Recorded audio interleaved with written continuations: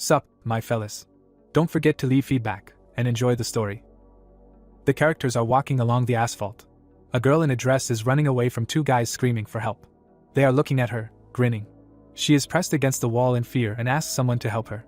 Someone demands that they leave her alone. The guys turn around in surprise at the character opposite.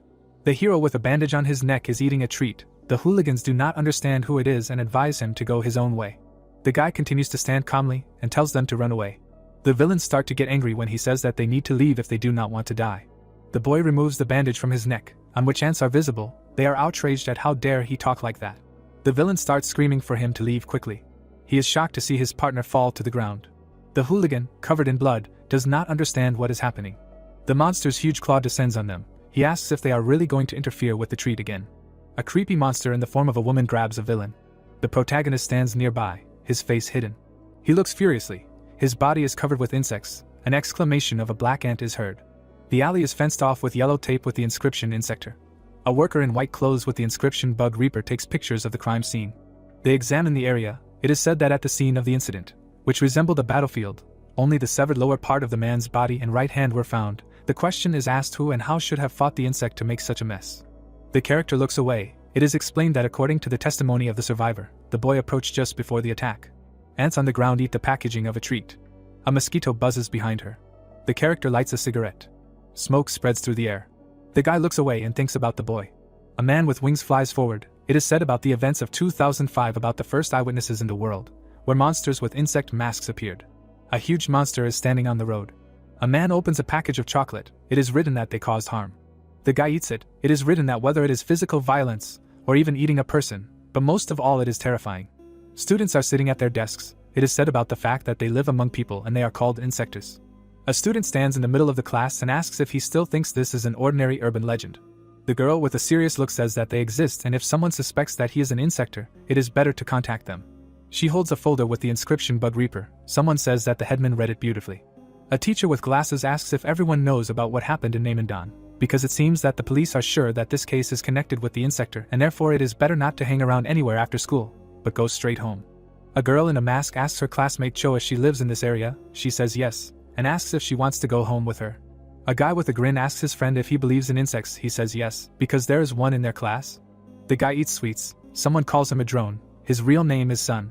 The teacher asks the students if everyone has completed the assignment he gave last time, warning that it will be assessed and will affect the overall grade. The girl is surprised to hear that she needs to collect all the homework and bring it to him. She agrees. In the background of the bell, someone shouts the headman. The guy stands in front of her and asks her not to hand in her homework. She asks why. Two guys are standing. One of them says that no one except her has done it, and if they are going to drown, then together. She replies that maybe she does not want this. The guy angrily asks if she really refuses, because he is offering in a good way. SAE stands up for her. The other one at this moment tells the masked one that she hasn't done anything either, and she doesn't need to side with the class monitor just because they are friends. The protagonist hands over a folder with the word ethics written on it. The guy holds out his homework. The class monitor thanks him sheepishly. Sun sits down at his desk. An ant is visible on his notebook.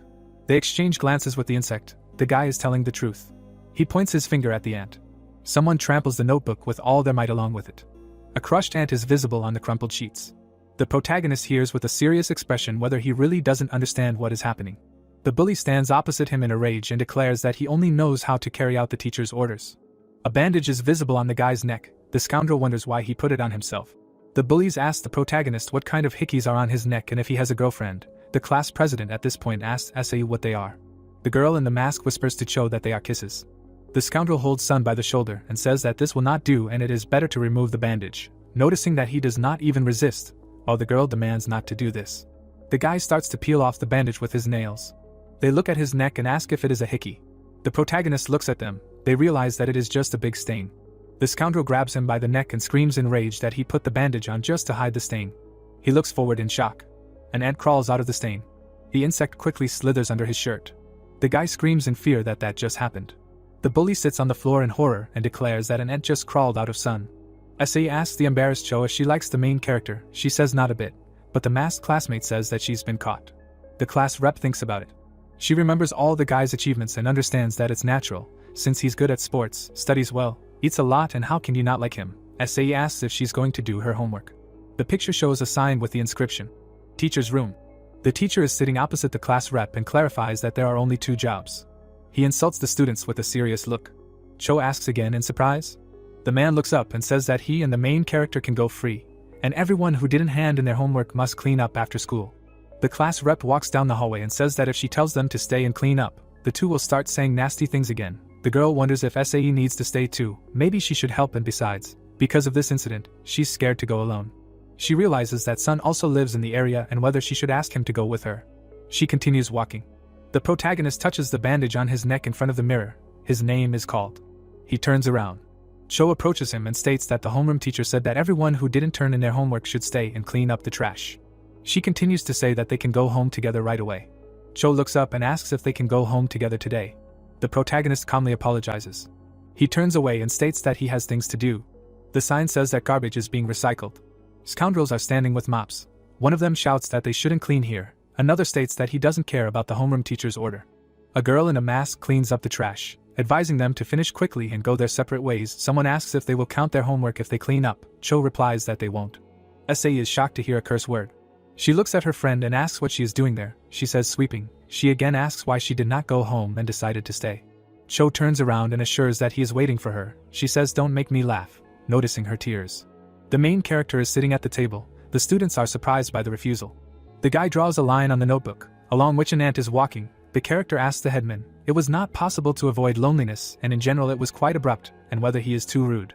Sun adjusts the bandage. It is written that she just does not know anything because he is good.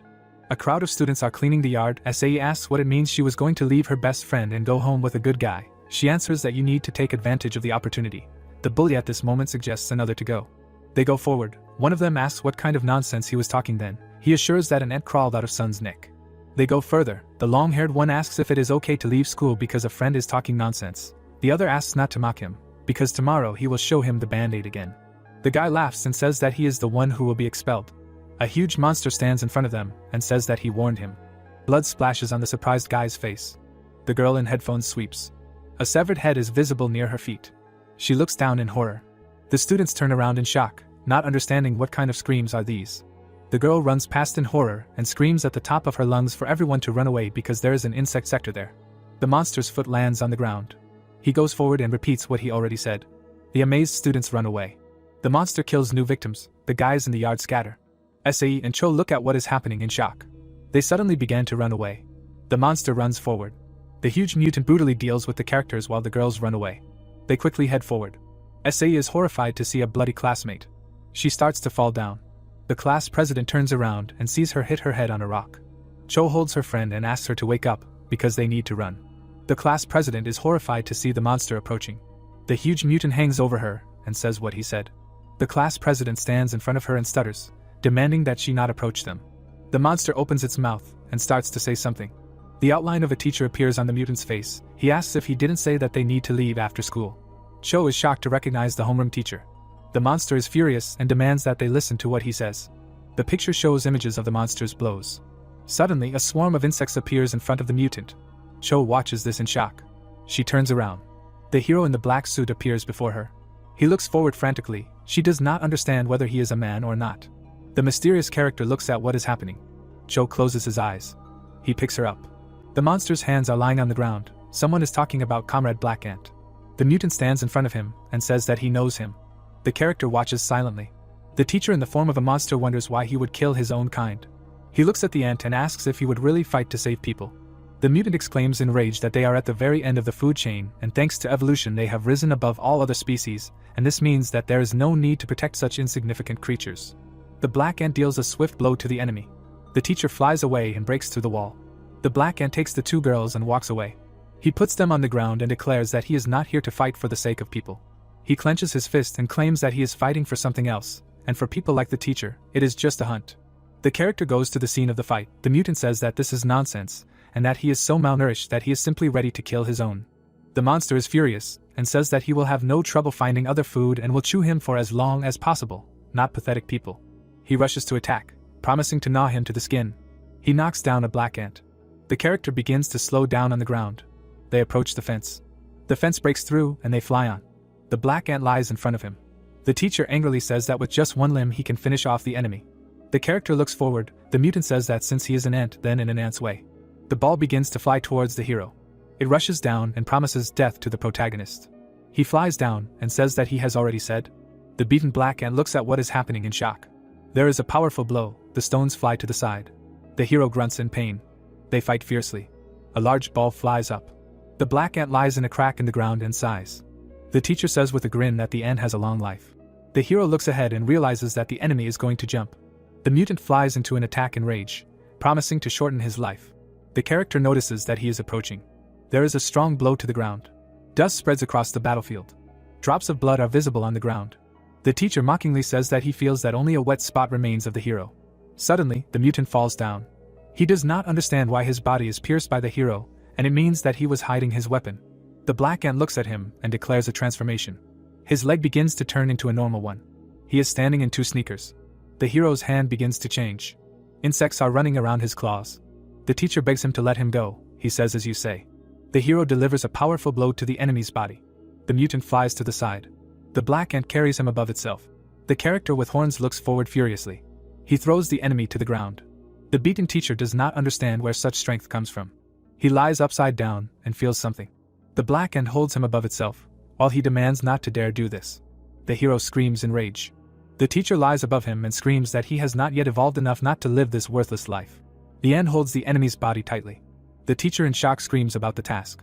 He is squeezed, he declares that he asked for it. The black ant deftly cuts his flesh into pieces. Broken glasses fall down. The black ant leaves from there, because he wants to eat. The character in the black suit turns into Sun. The guy walks forward among the trees. Insects are running around. The character in the gold suit comes out from behind a tree. The glasses are on the ground. Workers in white suits have cordoned off the scene. One of them demands to step aside and not take them off. The audience wonders if this is not the first grade of high school, and they are shocked that the homeroom teacher was an Insector. The long-haired guy stands next to the blonde and says that they are late again. He replies that from now on he was fully prepared and immediately rushed over. The fighter in the mask says that there is no other name for it except a battlefield, and the only explanation is that the same insects were fighting. The guy turns around and asks him why they suddenly started fighting each other. The beaten hooligan explains that before the girl attacked him, a boy appeared and told them to run away. The guy with a cigarette says that they fought for protection. A worker in a cap calls the boss and says that a schoolgirl who ran into a bug has come to. The hero with a cigarette in his teeth is surprised to hear that a black man saved her. A guy in glasses is giving an interview and says when asked if he was scared that he immediately informed the insect exterminators about it in order to save his friends. They are surprised by his courage. The guy with a grin takes out his phone and says that he managed to film something, asking if they want to see it. He looks at the smartphone screen in surprise and does not understand what is going on. A worker in a cap asks those walking behind him if he had filmed something. Would they have had to deal with what happened, and what use are the camera recordings or the black box, and maybe it is better to throw the journalists out of here. The guy in the hat tells another that they should not pay attention, because this is no longer some kind of urban legend, and it is time for the media to intervene. The blonde man in the mask seriously considers whether they will take this seriously until he personally becomes a victim, and it is difficult to believe in the existence of insects. Cho talks next to them on the phone that she can walk there herself, and they will see each other later. The village chief looks ahead in surprise. She sits next to the car and talks about smoking. They apologize. He puts out his cigarette. It is explained that it is an insect repellent. The picture shows the sunrise over the city. He asks that Cho is most likely shocked, clarifying if she can tell about the situation. The girl looks opposite and explains that when the monster was about to kill everyone, a black man appeared. The man in glasses asks again why she calls him a man. Cho remembers the image of the main character and says that he just looked like her, and she immediately passed out, and therefore does not remember much, but he was different from the enemy. The girl looks away and explains that he saved them. The man in green glasses asks if there are anyone who did not clean up. Cho stands opposite and states that there was one person, who in turn asks if he can find out who exactly. The action takes place in a large white building. The protagonist enters the room and tells the woman that he is home. She speaks to him affectionately. A granny with gray hair invites him to come in and eat. Sun stands in front of her. She declares that she specially prepared his favorite dishes. There is a whole mountain of delicious food on the table. The guy calmly turns to the grandmother. He says that he is not particularly hungry. The grandmother is shocked by this turn of events. The guy hears questions about whether he was crazy again. The grandmother touches him and asks if he is hurt. He apologizes for not being able to try her cooking. She claims that food is not important now, and the main thing is that he himself is okay. She says with a smile that she is glad about this. The grandson advises him to go to his room and rest. Sun turns around and says that there is no need to clear everything off the table, because he will eat tomorrow. The grandmother silently looks at the closed door. She wipes away tears and says that something is wrong with the boy, and today is no exception. Ants crawl forward. They talk about the most terrible creatures. A whole squad of insects goes further. The events take place in a tall white house. The picture shows a window. Ants crawl through a small crack.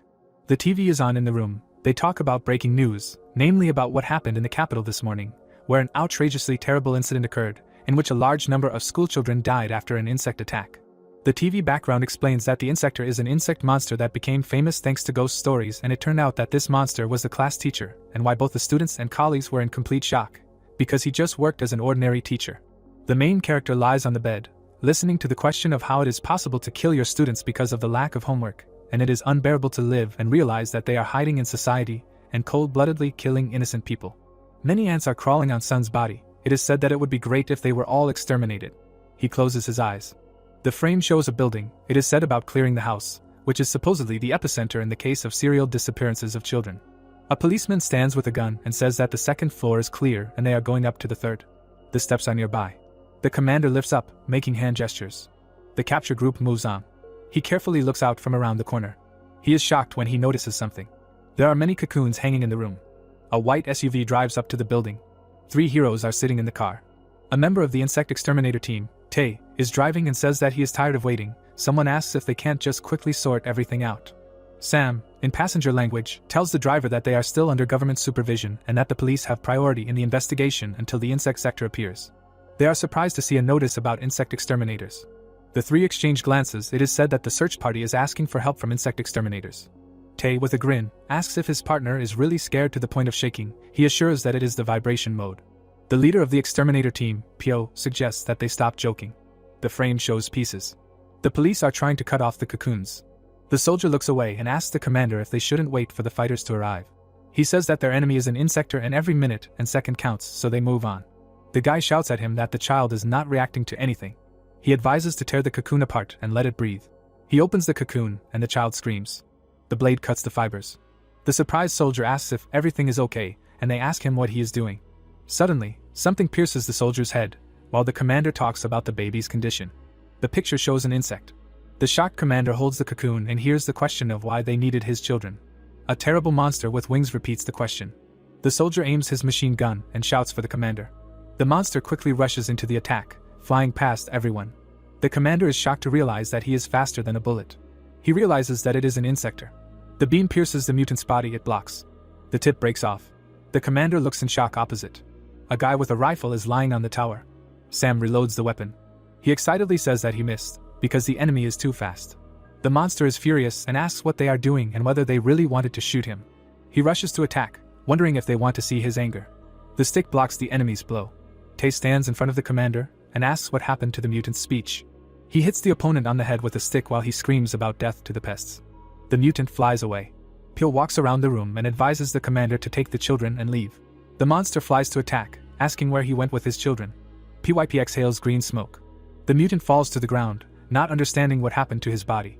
The leader in green glasses explains that the smoke intoxicated him and he will pay for everything. The monster is furious and says that it is not even a black ant that has come to him and the midge is categorically against it. Tae stands next to Pyo and says that he is actually a fly. The mutant shoots many arrows and shouts that they are not welcome here. Pyo spits out a cigarette. He attacks the flying projectiles with smoke. Tae fights them off with a stick. The mutant flies forward. The commander shouts to Sam that he is flying out the window and that they need to shoot. Pyo and Tae look at what is happening. Sam is lying on the floor with injuries and says that he attacked in just a second. They advise them to stay there because they will come now. The fighter tells the leader about the appearance of their enemy. The events take place in a building. It is said that after the incident with the class teacher, the Insector, the school was ordered to close for a week. Flowers are lying on the desks. It is explained that the dead children are still mourning.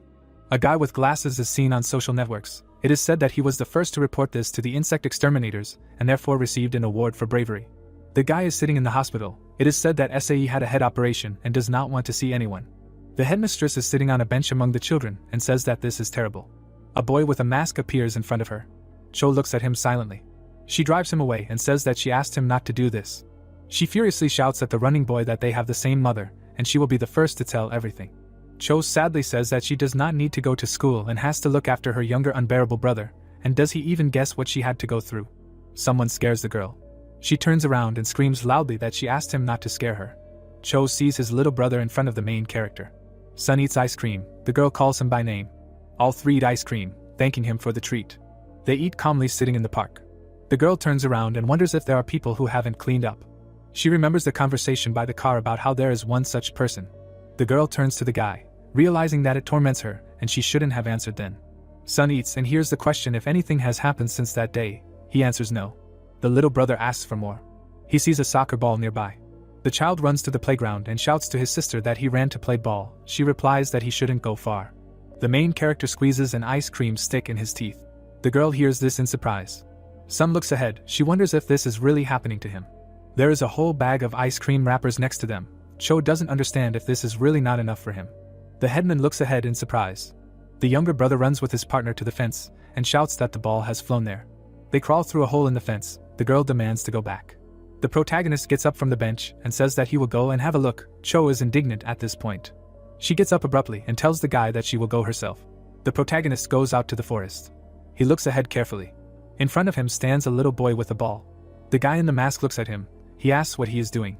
The younger brother stands opposite his sister. She asks why he immediately ran and whether he found the ball. He answers that Sun told him to go to her.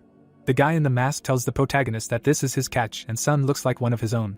The little boy tells him that he caught only one, but because of him he missed it, and in any case, he is in a terrible mood because yesterday the insect exterminators came and took all his supplies. Sun hears that this time he is forgiven, but if he interferes again, there will be no end to problems. The protagonist begins to transform. The boy in the mask is shocked to hear about the catch. Sun is half presented as a black ant and asks what he is talking about. The little monster is shocked. He squeezes a soccer ball and declares that it is him. It is about a black ant that hunts its own. The monster in the form of a little boy laughs and declares that he has been waiting for this meeting. He points his finger at the black ant and shouts that he is now a hot topic among his comrades because he feeds on them, asking if that is why he is next, calling him arrogant, and promising to put him in his place. The enraged boy screams how dare he go against the rules and eat his own kind. The monster screams in rage that he will smash him to smithereens. He attacks the black ant, screaming that he can also break the rules. He pierces the protagonist with a red beam. Part of the mask breaks. The monster flies around him. The black ant sees the red beams and hears that the enemy is fast and he cannot keep up and his mouth is already watering at the thought of murder. The protagonist holds his head and listens to the ridicule. He states that it is very noisy. In one movement, he catches the enemy. He crushes the monster's head. The black ant calmly looks down. Cho stands in shock in the frame. The protagonist wipes his face and goes to her. He hears the appeal.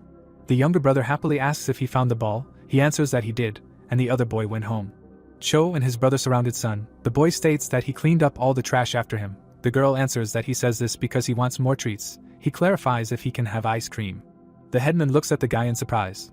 The protagonist looks happily at the child, who clarifies if he can take more. The girl realizes that he can smile. The girl holds the bag and asks again if they can really take all this with them. He answers that they can. He says with a serious look that he is already full. Cho looks away in surprise. Leaves are falling from green trees. A crushed mutant body is lying in the forest. Children are going to school. The protagonist is moving towards the entrance. The guys behind him are discussing something. The guy says that it was great to rest for a whole week, asking the girl he is talking to, as she seemed to say that she went with the guy to another city. The protagonist listens to them with a serious look. Cho is shocked to hear about the closure. The picture shows an announcement about the closure of the 3rd grade for an indefinite period. He looks at it. It says that the surviving students are asked to move their things to a new class. She notices the 5th grade. The girl is standing in the hallway and realizes that she is no longer the class monitor. The picture shows a sign with the inscription 1 to 5. The girl is sitting at her desk. She sadly looks at her smartphone.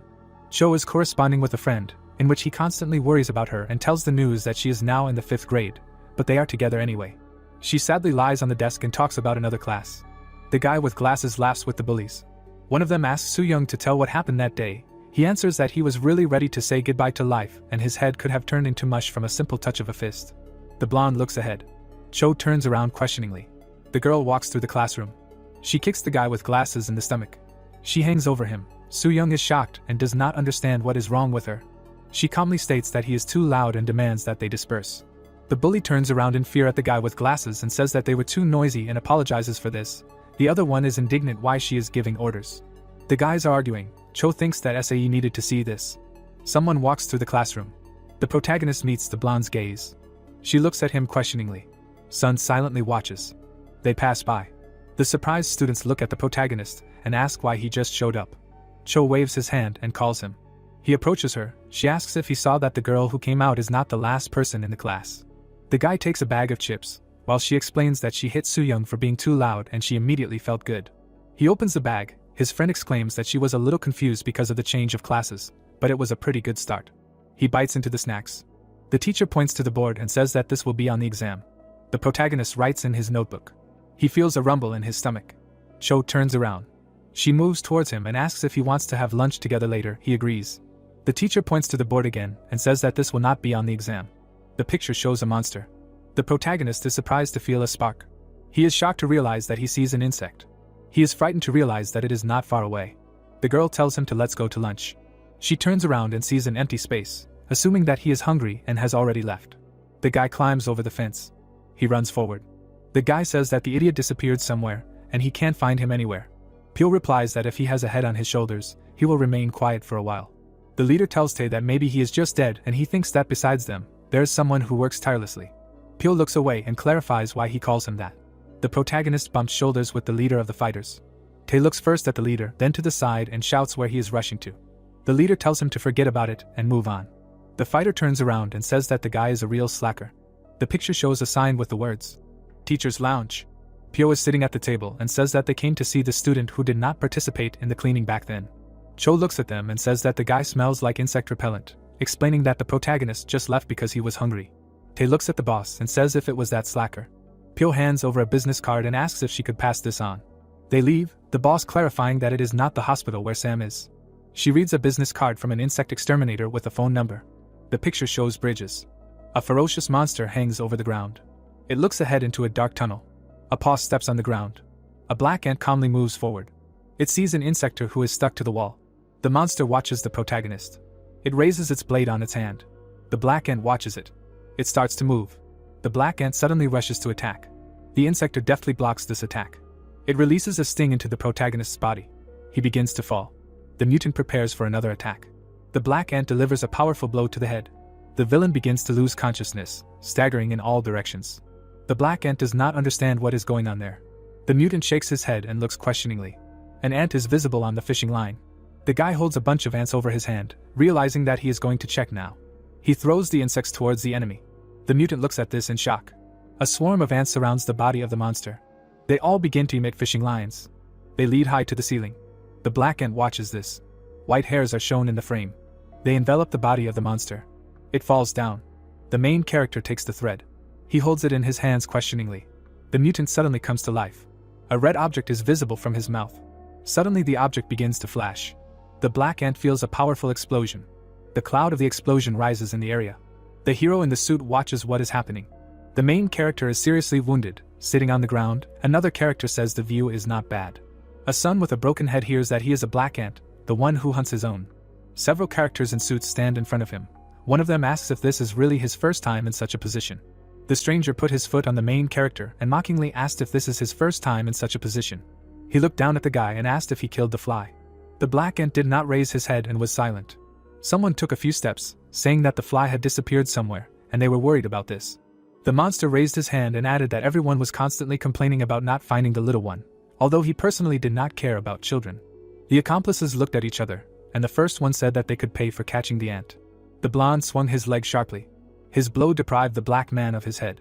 However, there was nothing inside, only a shell remained. The enemy looked at him with displeasure, realizing this. The partners shuddered and shouted at Silk to look up. The protagonist jumped from above, his eyes flashing. He brought down a blow on the opponent's head. Then he quickly pushed off the ground.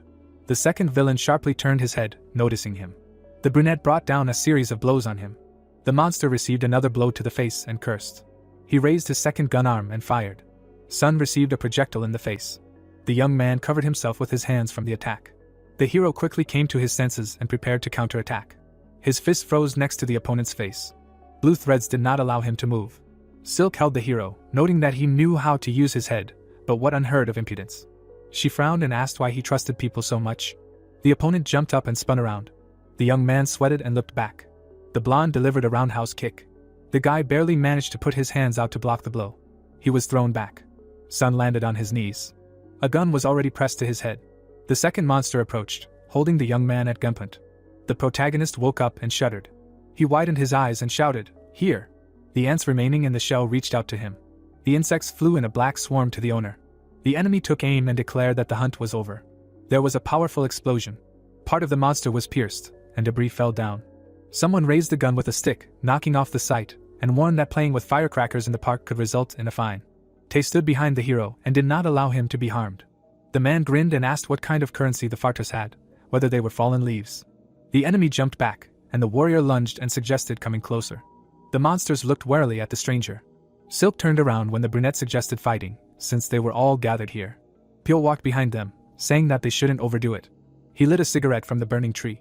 Then he exhaled greenish smoke and added that they would deal with them quickly. The protagonist sat with his head down, and the other monsters were surrounded by inspectors. Pyo raised his eyebrows and suggested cleaning. The creature with the gun took out a grenade and narrowed his eyes in displeasure.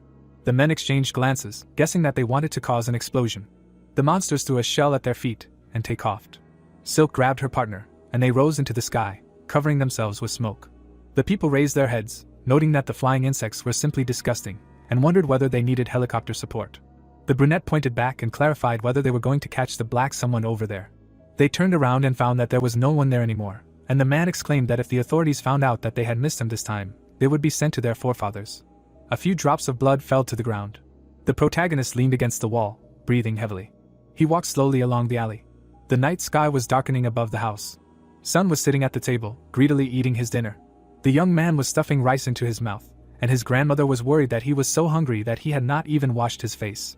She wiped away her tears, sitting opposite him, and asked if he had not had anything to eat today. The high school student brought a spoon to his mouth, and replied that he had not eaten a crumb and needed to eat something. He stuffed more food, explaining that he was wildly hungry. The guy entered the room after dinner. He closed the door behind him without making any unnecessary noise. Then his whole body shuddered. He clenched his teeth and remembered being asked why he would kill his own kind. Then the teacher was surprised that he would fight to save people. The young man unbuttoned his shirt, under which a rash was visible on his skin. He imagined the fluffy boy who was indignant that he dared to go against the rules and eat his own kind. The hero's entire body was covered in small wounds and black spots, and he himself thought that he did not care about the rules and would continue to eat them whole and completely. Ants were crawling inside him, eating his flesh. Sun knelt down and screamed in pain, and now it became clear that he simply did not want to be eaten. The moon was shining above the abandoned building. A man in a white suit was walking inside. He was dragging 3 wrapped bodies behind him. There was a metal door ahead. The man carried the victims into the cell. They lay in a row in the refrigerator. The blonde picked up another body. Her eyes widened as the victim begged to be saved. He was placed inside with the others. The girl walked out, ignoring the man's words. She closed the door as he begged for mercy. Someone slammed his fist on the table and shouted that they were only supposed to catch a black ant with bait. The old man gritted his teeth and said that he did not expect the insect exterminators to suddenly show up. He looked at the girl and noted that this would not do and they needed more supplies of people. Yijin took off her protective suit and asked not to be mistaken, because she was not doing this out of great love. The interlocutor frowned and asked again. He approached, leaning on his prosthetic leg. The old man tugged at her sleeve, and she was indignant. The man narrowed his eyes, remembering the main character, and noted that her uniform was similar to the one the kid was wearing. The interlocutor glared and asked if Yijin knew who the black ant really was. The blonde pulled his hand away and exclaimed how she knew that boy. The old man looked at her and demanded to find out and kill him, to which she asked if he really thought he was doing all this dirty work just to kill the boy. The girl was about to tell her what her goal was, but she was suddenly grabbed by the throat. The man looked at her menacingly and reminded her that he himself did everything possible when she asked for help, and this useless bitch thought that she would get away clean in the end. They both turned around when they heard barking. The dog frowned and barked loudly. A man was running along the ground. A bald man in shorts was walking away from the building with the dog. The old man looked out the window. He went to the monitor. One of the cameras showed that the door of the cold storage room was open, and he asked if the girl had forgotten to lock it. The blonde rubbed her neck and said that was out of the question. The man put his hands behind his back and said that he was turning a blind eye to her mistakes, because they were human. The old man waved his hand, which had turned orange, and suggested ending their conversation. Yijin glanced at him and said that she had had enough, and their partnership was over. The man snapped his fingers. At that moment, the man on the street froze and screamed, screaming to let him go and get rid of the heat, and the dog was gnawing at his leg. Dots lit up on his chest like a bomb while he asked them to stop. An explosion sounded outside the window, reflected on the faces of the interlocutors. The man looked at her and reminded her that she knew how he dealt with things that began to interfere with him. Dots lit up on the blonde's chest, and she goggled. The old man's eyes flashed, and he ordered that a black ant be killed. A line formed in the school cafeteria. The boy held out his tray and asked for more sausages, but the woman replied that first graders in high school weren't allowed extras. The bespectacled boy glanced sideways at the table where the main character was actively eating. Everyone looked at the pile of plates next to him in surprise. Cho looked thoughtfully at her classmate and muttered that he was eating much more than usual. The brunette aggressively stuffed his mouth while the girl wondered what had happened to him. Suddenly, the young man shuddered. The spoon fell to the floor. His eyes widened in realization. The ants had started eating him from the inside again. The hero hugged himself, feeling the bites, and the woman anxiously asked if his stomach hurt. The bespectacled boy grinned and expressed indignation that someone couldn't give him an unfortunate neighbor, and someone else ate an unlimited number of portions. He approached the brunette and asked if his father was really the principal of the school. Cho frowned and demanded that he get lost since he didn't know anything, especially since the hero had paid for those 10 portions. Sun sweated and gritted his teeth while the annoying classmate muttered that the amount of food eaten exceeded the human limit. The student leaned towards the hero and asked if he was an insector. Everyone glanced at them, and silence fell in the cafeteria. Yijin looked in their direction while the former classmate shouted that this idiot was crossing all boundaries, but the bully continued to say that the young man wasn't even cleaning. The protagonist froze, his eyes wide, and the bespectacled man reminded him that the man in the white suit had also come here for his soul, and the guy immediately turned pale and began to tremble. It was not without reason. One of the ants inside Sun's body stopped. It dug its pincers into the flesh. The brunette's eyes widened in pain, and the bespectacled man just asked if it was suspicious. The schoolboy was foaming at the mouth and trying to prove that the hero was weird and hiding something. Suddenly, Sun grabbed him by the face with his hand. He lifted the bully off the floor. The interlocutor stared at him in fear. Cho jumped up and asked the protagonist to calm down. The bespectacled boy was thrown back and crashed into a girl with a tray. The hero turned around and ran away. Yijin silently glanced sideways at him. Soo-young was sitting on the floor with a portion of sausages on his head. The guy was climbing the stairs, thinking only about how hungry he was. Ahead was the door to the roof. The bandage came off, and the ants, which had become even stronger, crawled over his body. The protagonist arched and opened his mouth with a scream, and a black monster burst out of his neck. The young man tensed up and screamed in pain. He shuddered when he heard Yijin above him, saying that he seemed to be shouting to the world that he was a black ant. Antennae began to appear on her head, while the girl warned that she personally had no complaints against him. She pushed off the threads and landed in front of him. The high school girl turned into silk, and the hero saw an insector in front of him. Sun immediately rushed at her, opening his mouth. The blonde folded her arms and said that for the sake of her goal, she would kill him. She swung, creating threads between her fingers. The opponents merged in a blow, attacking each other. An ant crawled along the young man's cheek. He opened his cloudy eyes. Then he froze, bulging them. The hero found himself in an unfamiliar place. Huge insects pulled his limbs in different directions, and the guy screamed in pain. The ants carried him along the tunnel, while he screamed to leave him alone. Black pincers appeared above his head. The tip approached his neck, and a voice said that it was not enough. Suddenly, a red ant bit into a black one, pushing it away from the hero. The boy threw his head back in surprise. Blood splashed in the darkness. The brunette was sitting in front of a huge red ant that had killed all the others. Sun's eyes widened. He sat up on his bed. The boy ran his finger over his neck and noted that the pain had subsided.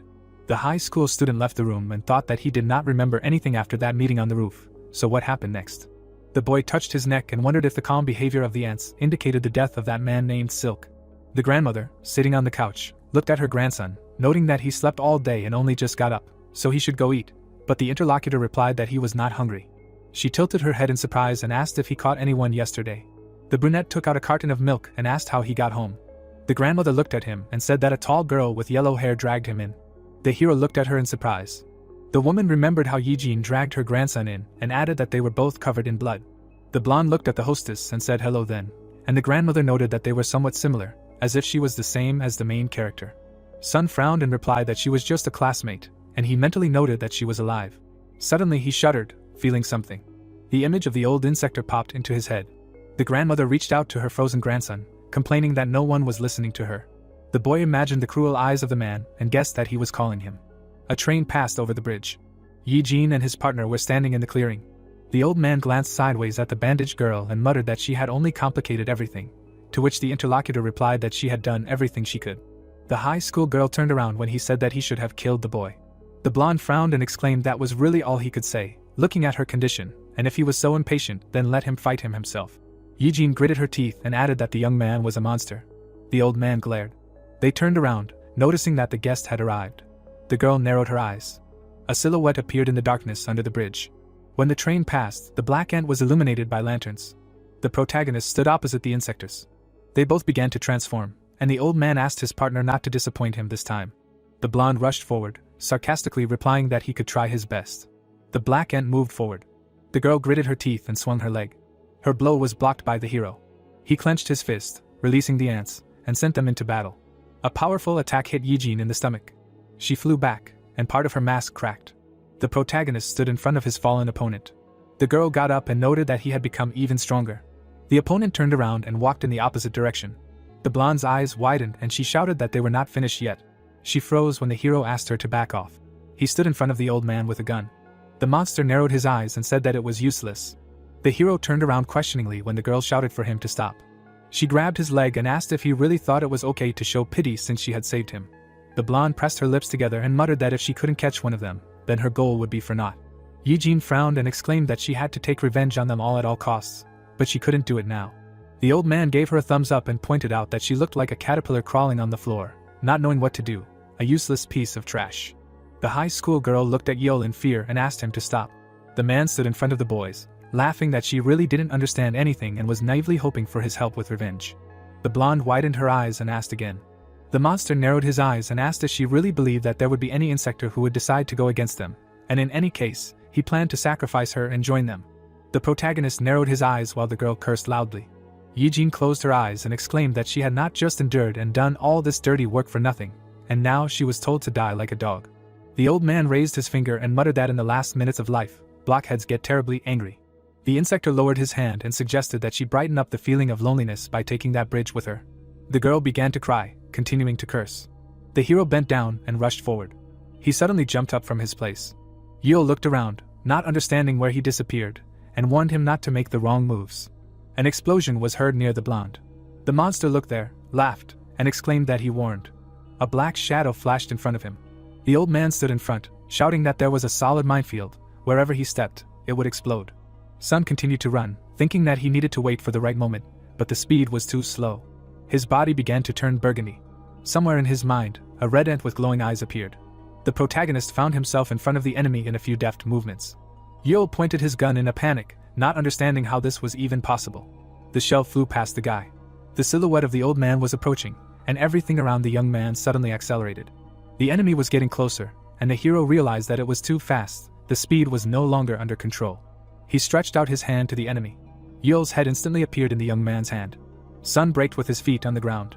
The hero stood in the form of a red ant, holding the enemy's limb and not understanding where such a powerful force came from. The lawn was blazing at the sights of explosions. The girl's eyes widened in shock. A red ant stood in front of her. Its eyes were sparkling. The hero raised his hand. It gradually turned black again. On the ground nearby lay the remains of Yeol. The boy took a few steps, throwing off the transformation. Insects flew off his body, and he offered them to attack the prey. The ants covered the monster's head. The blonde looked at all this, dumbfounded. The young man stopped. He looked down at his classmate. It was difficult to catch the emotions in his eyes. The girl looked at him in fear. Then she meekly closed her eyes, waiting for death. Sun silently passed by her. The blonde shrank and called out to him. She looked back and asked him to stop for a minute and talk. Yijin stood up and asked what his plan was, since he decided to save her. She looked at the boy, wondering what he had in mind, since he was fighting with his own. The hero turned around and instead of answering, asked him to tell her what happened yesterday when the ant went crazy. The woman widened her eyes in surprise and asked if he really didn't remember anything. She remembered how she had gotten up from the floor, bleeding, and was trying to figure out who he was. A black monster with a mouth crawled out of the protagonist's shoulder, and the girl thought that she had never heard of such insectors. The black mouth opened and rushed at her. She froze in front of her face when a voice demanded that he stop. The hero squeezed the monster and asked him not to be selfish. The monster looked back at him. He opened his mouth in rage. The brunette's eyes rolled back. Yijin jumped on top of the ant and tied it with threads so that it could not reach its owner. The blonde gritted her teeth, noting that she had accidentally turned back, but she was curious why the enemy wanted to harm himself. A red ant appeared on the young man's chest. The hero suddenly opened his eyes and screamed. Then the black ant scattered, throwing the girl away. Sun sank to the floor, and the classmate looked at him in shock, asking who he was. The brunette lowered his head, and the insects began to return to his body. The blonde froze, wondering if she should finish him off right now, but then an idea came to her mind. She imagined the black ant, and assumed that he was the only dark horse that could kill them all. The hero looked at the interlocutor, who said that this was exactly why she saved him back then. She stood in front of the boy, asking him to think carefully, because now he was their target. The blonde looked at him and explained that since Yeol was dead, it meant that the supply of people would decrease, and they would dig deeper and find the boy, but he would not be their only target. The girl frowned and explained that his family, friends, and even casual acquaintances would be victims. Yijin narrowed her eyes and said that she would help, and suggested that they fight together, since it would be harder alone. The protagonist turned and asked again. He moved toward the girl, saying that she just needed someone to hold on to, since she was no good for anything herself, but he was not at all interested in them, and he did not want to waste his energy on them. The guy extended his hand to her face. Ants crawled out of his body. The interlocutors looked at each other, and he said that he was going to eat them all. Sun grabbed the blonde by the face. Her eyes widened, and the ants began to crawl into her mouth. A train passed over the bridge, and a scream was heard nearby. The next day, high school. Class 1 to 5. The teacher stood in front of the students and suggested that they start roll call. The main one was scribbling something in a notebook when his name was called, and answered the man. He picked up a pen and drew a red ant while the teacher continued reading the students' names. The brunette didn't move when Yijin was called. The class monitor looked at the empty desk, and the teacher concluded that the blonde hadn't arrived yet.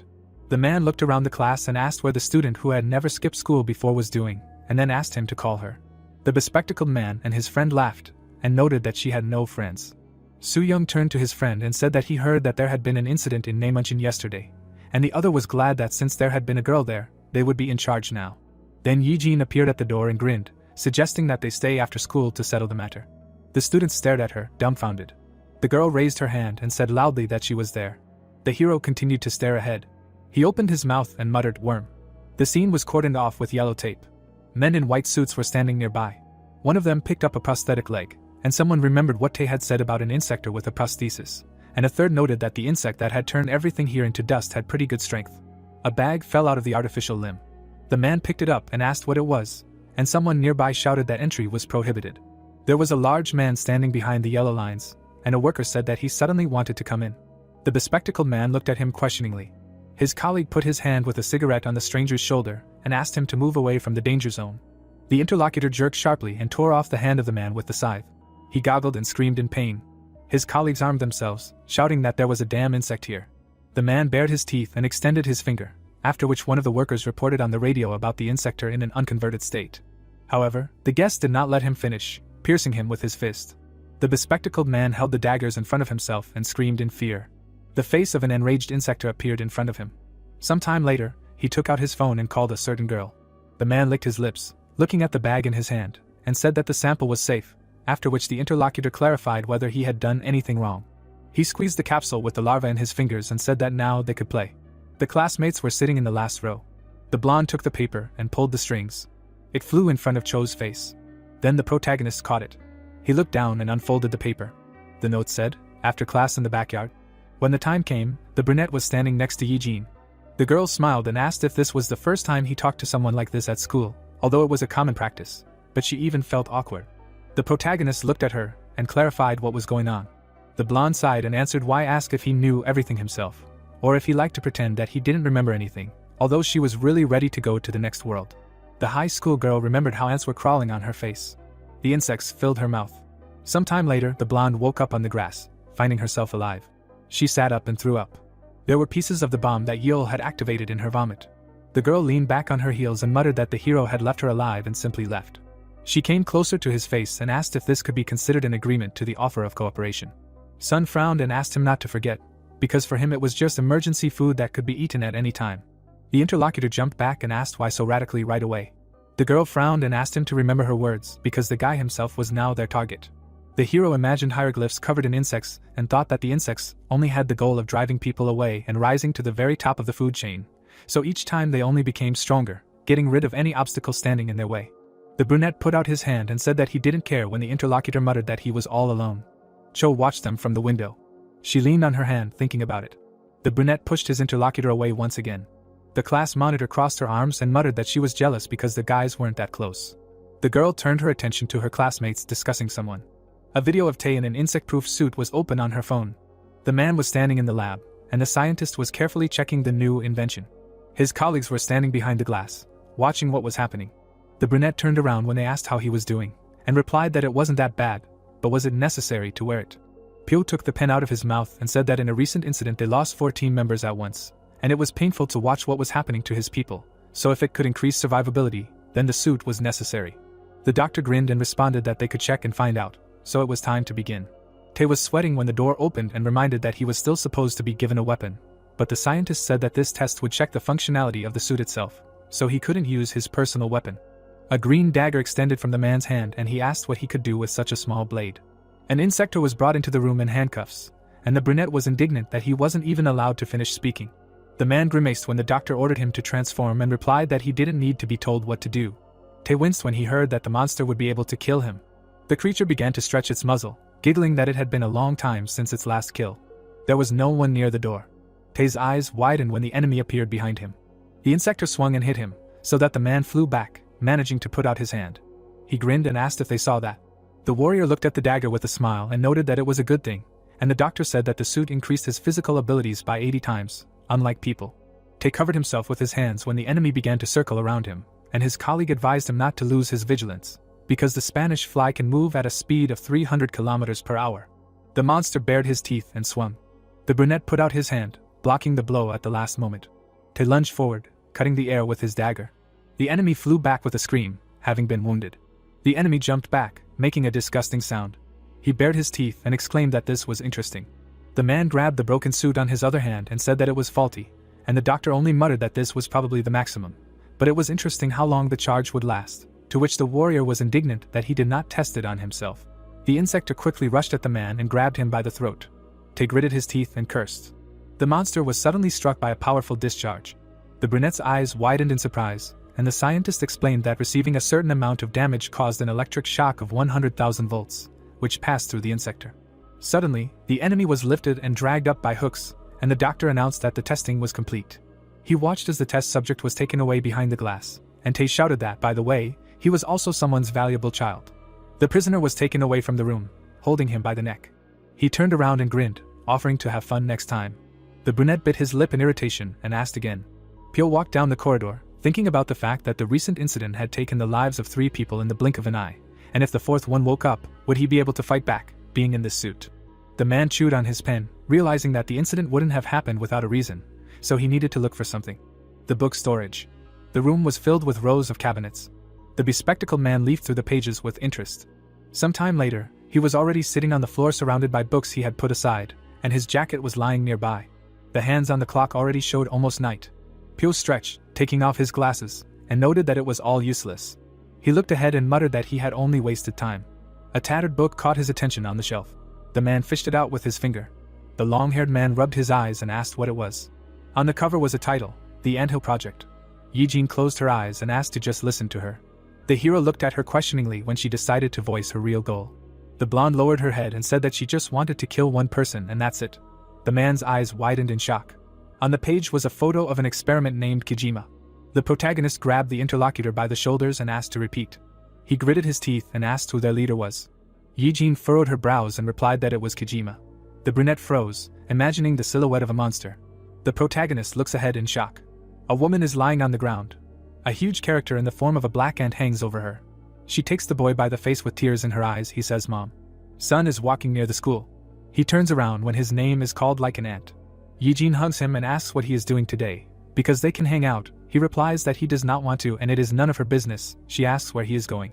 The protagonist removes his hand from his neck. She asks if he is not going to hunt, because there is also game near him. He replies that there is no need to exaggerate, and she is one tooth. She sighs and says that she hoped to eat meat to celebrate the union. Son clenches his teeth and angrily asks about the meat, reminding him that she doesn't eat people.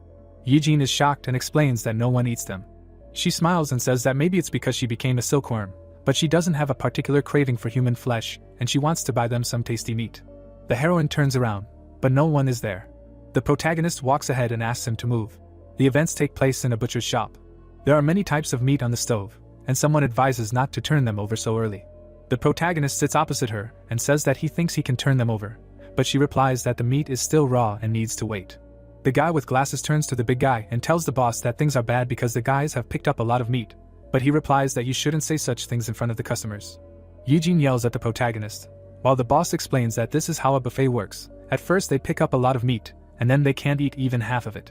Son is all anticipation. The boss's assistant asks what if they leave a lot of meat and they have a fine, the amount of which depends on the portion left, so there is nothing to worry about. The boss calmly explains that, besides, if he is worried about how much schoolchildren can eat, then he will not be a businessman. His partner calls him in shock. They stand in front of the guys. The man says that everything is fine and there is nothing to worry about. The main character holds out a lot of meat to his mouth. Someone shouts that 2 at once is a violation of the rules. Yijin is also getting ready to eat, saying that he does not know how to eat at all and it is better to do it with vegetables. The boss looks at them in shock, not understanding what this is all about. Yijin, sprawled on a chair, asks how Sun knows Kojima. A memory of his dying mother appears. He looks away and says that he does not really know. She smirks and says that everything that was connected with family or something else turns out to be true and that she has nothing special either. The picture shows a screaming girl covered in blood. It says that he killed both mom and dad. She is on her knees. It says that she still can't forget his last words. The black monster left, saying not to kill his own and he doesn't need weaklings. He advised to wake up his comrades. The main character eats a few pieces. Yijin demands to be a little more serious. She raises the worker's hand and says that because he ate 2 at a time, there is almost nothing left.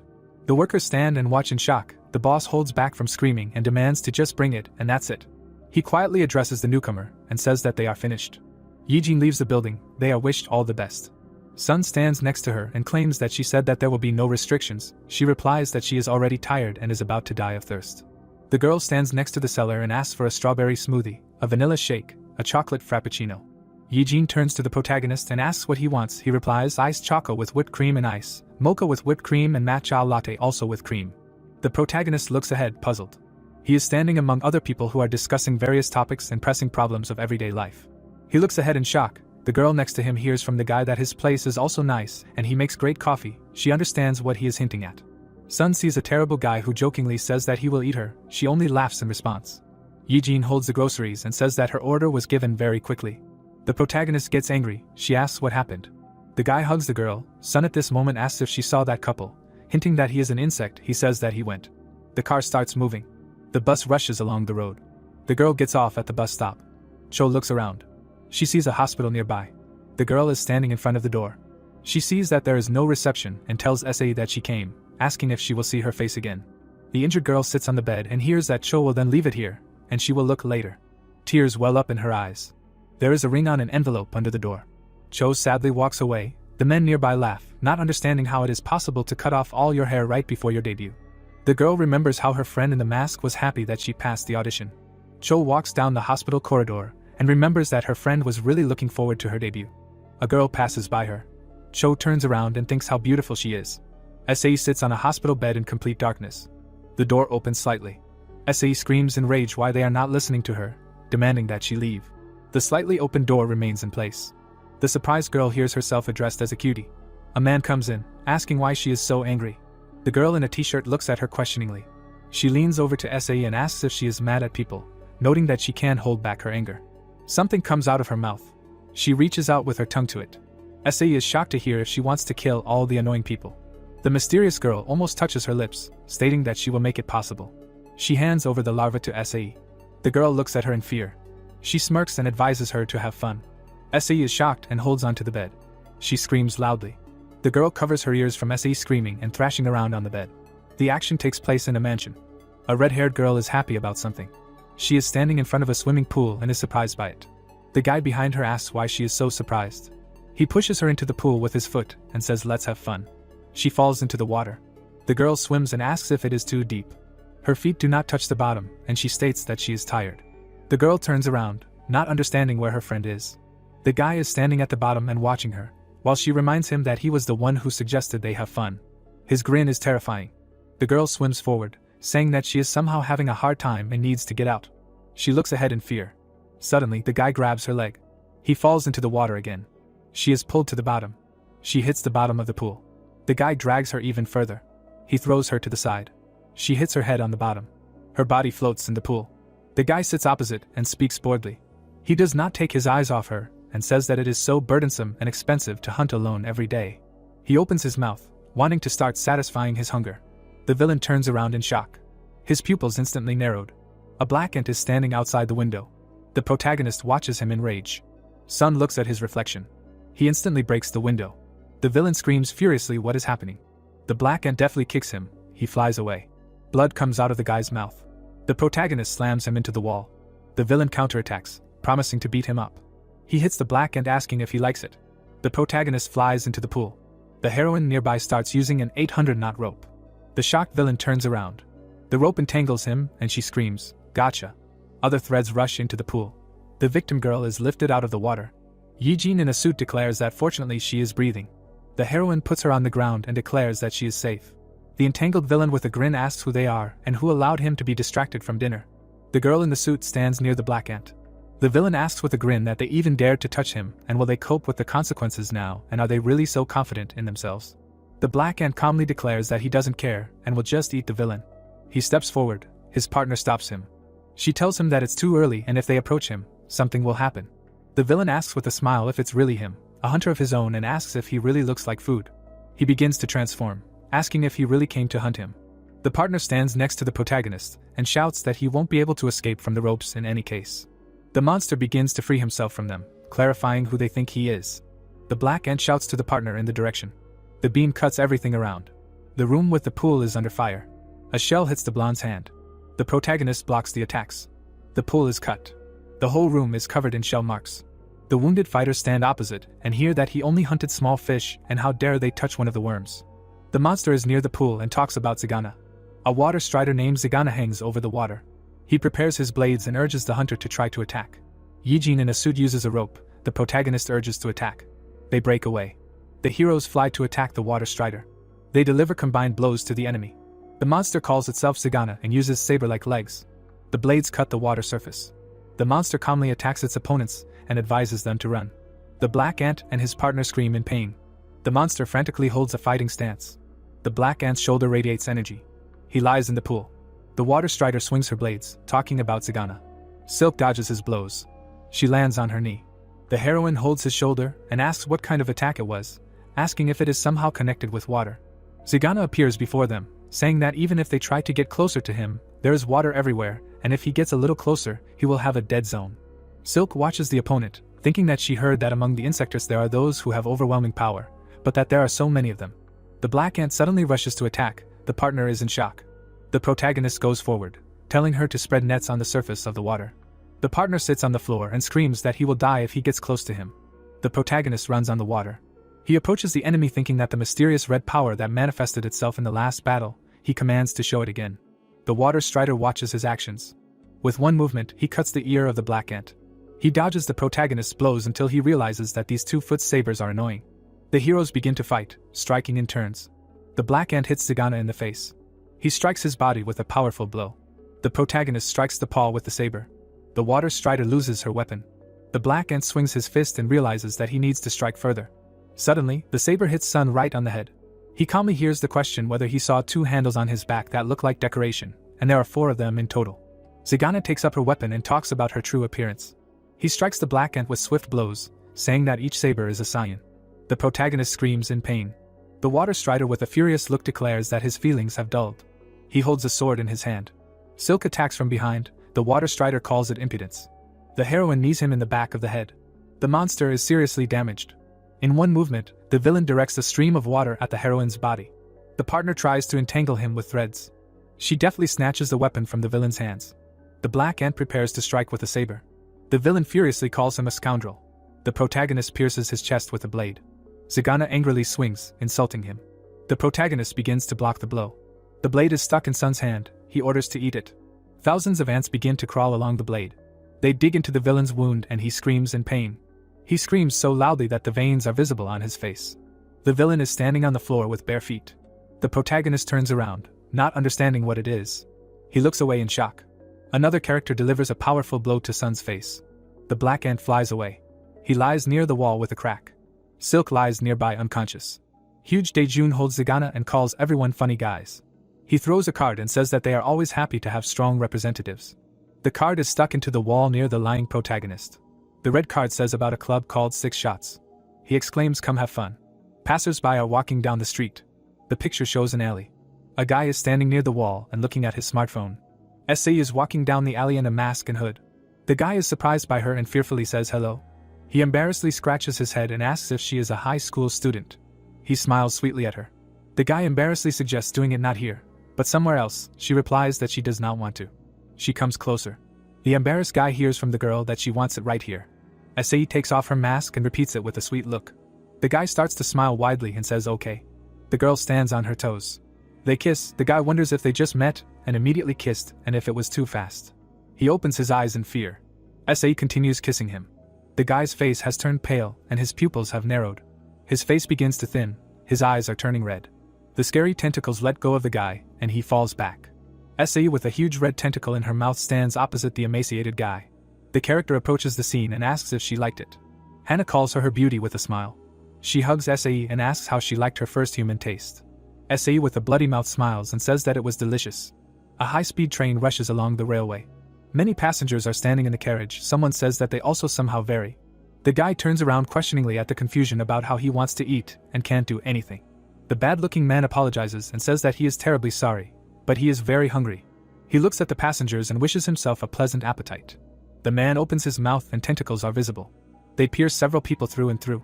The other passengers start screaming in shock. In the long carriage, the tentacles pierce person after person. Bloody characters lie on the floor and seats. The girl walks with other students along the trees. Cho moves along the path with a calm look. She looks ahead in surprise.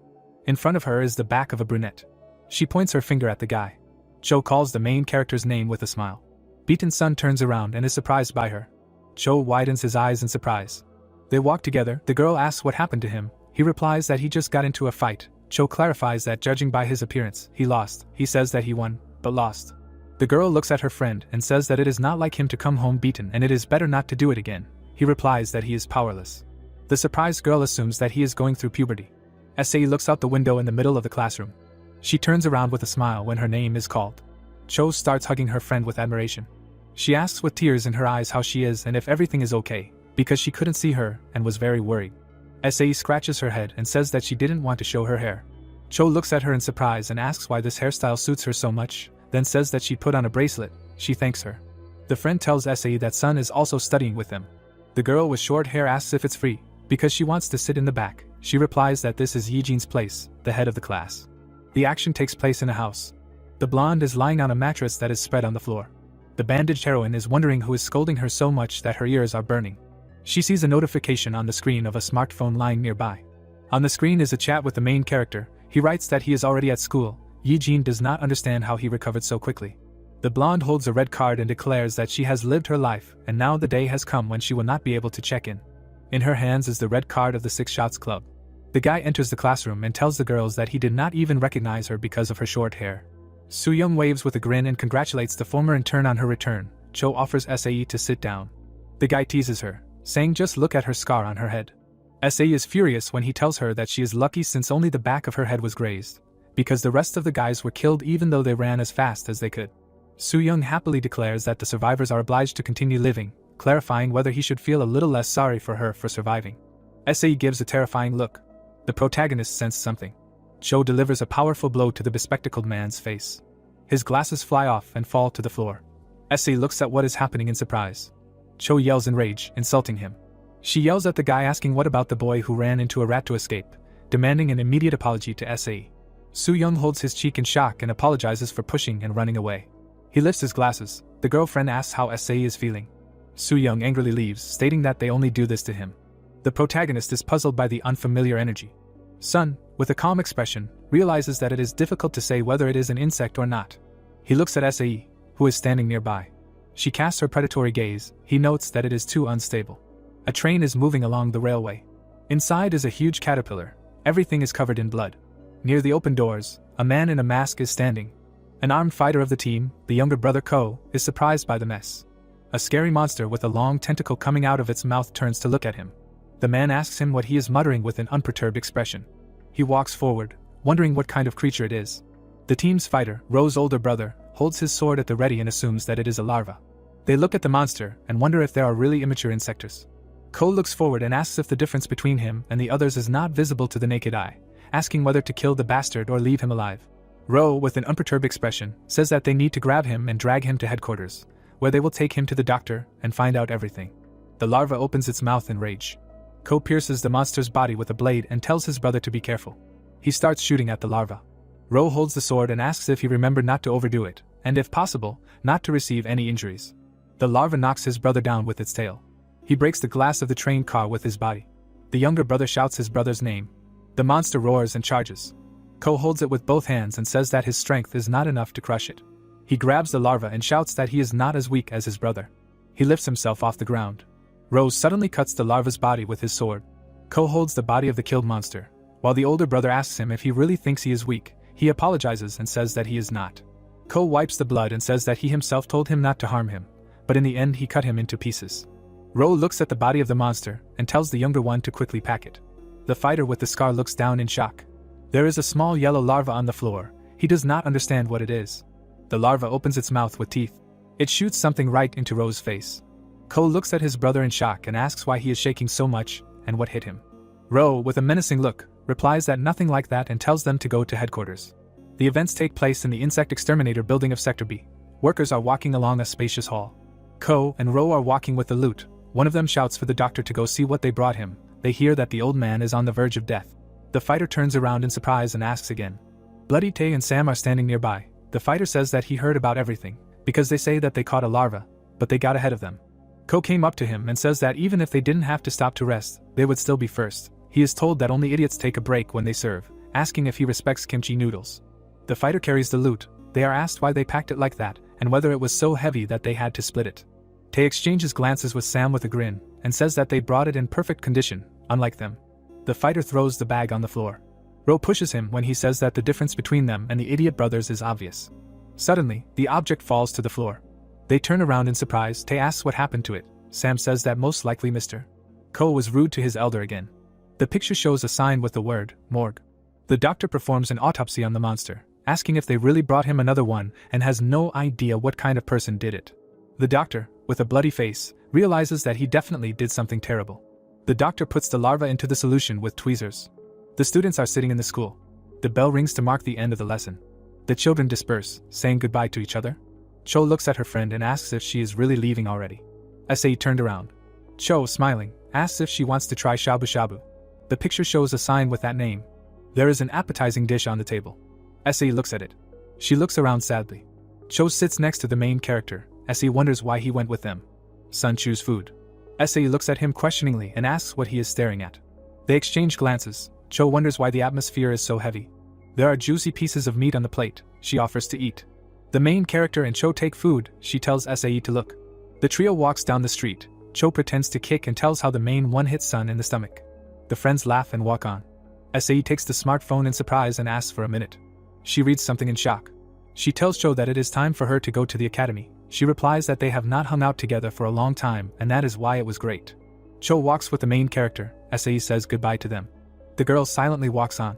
The main character, holding a drink in his hands, turns to look at her. Cho walks next to Sun and says that it is great that her friend looks much better than she imagined and that they should also go for a walk tomorrow.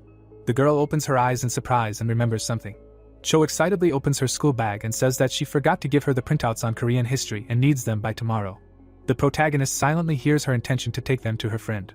Cho waves his hand at him and apologizes, saying that he is going first. Sun grabs her hand. The girl turns around in surprise at her friend. The protagonist asks her with a serious face not to leave. Sa is talking on the phone. They ask her where she is. She answers that she has arrived. They tell her a white sedan. The man in the car waves his hand at her and says, "I am here." The bespectacled man offers her to get into the car. The girl licks her lips. The protagonist holds his friend and explains that she has just been discharged from the hospital. Embarrassed, Cho hears that the teacher will also understand her situation. Sun stands in front of her and offers to go home. The guy stands next to Soo-young and asks if the former intern is there. Sa gets into the car. One of them tells the other that he got into trouble because of her. They see a smiling man driving and say that their father has a nice car and they are even envious. The other asks if he really thinks it is their dad. Soo-young smirks and says that she doesn't actually have a father. He mentally says that she is finished. The picture shows the beautiful lights of a night city. A character in shoes is walking along the asphalt. Passers-by turn around to look at the blonde. She goes on. Yijin in a blue jacket walks and realizes that since it is a club she had to dress up, and she hopes that they will not check her ID. The picture shows the red building of the Six Shots Club. The heroine is standing in front of it. She looks at it with admiration. Yijin looks at the line in shock and wonders if this huge building is really a club. She furiously writes to the black ant to get dressed and quickly leave for the Six Guns Club. She realizes that she needs help. The blonde starts to get nervous. Someone is standing behind her. Surprised, Yijin hears someone wanting to talk to her. The person asks her if this is her first time here. The blonde is shocked to recognize the same guy. The guy looks at her with a grin and says that her voice seems familiar.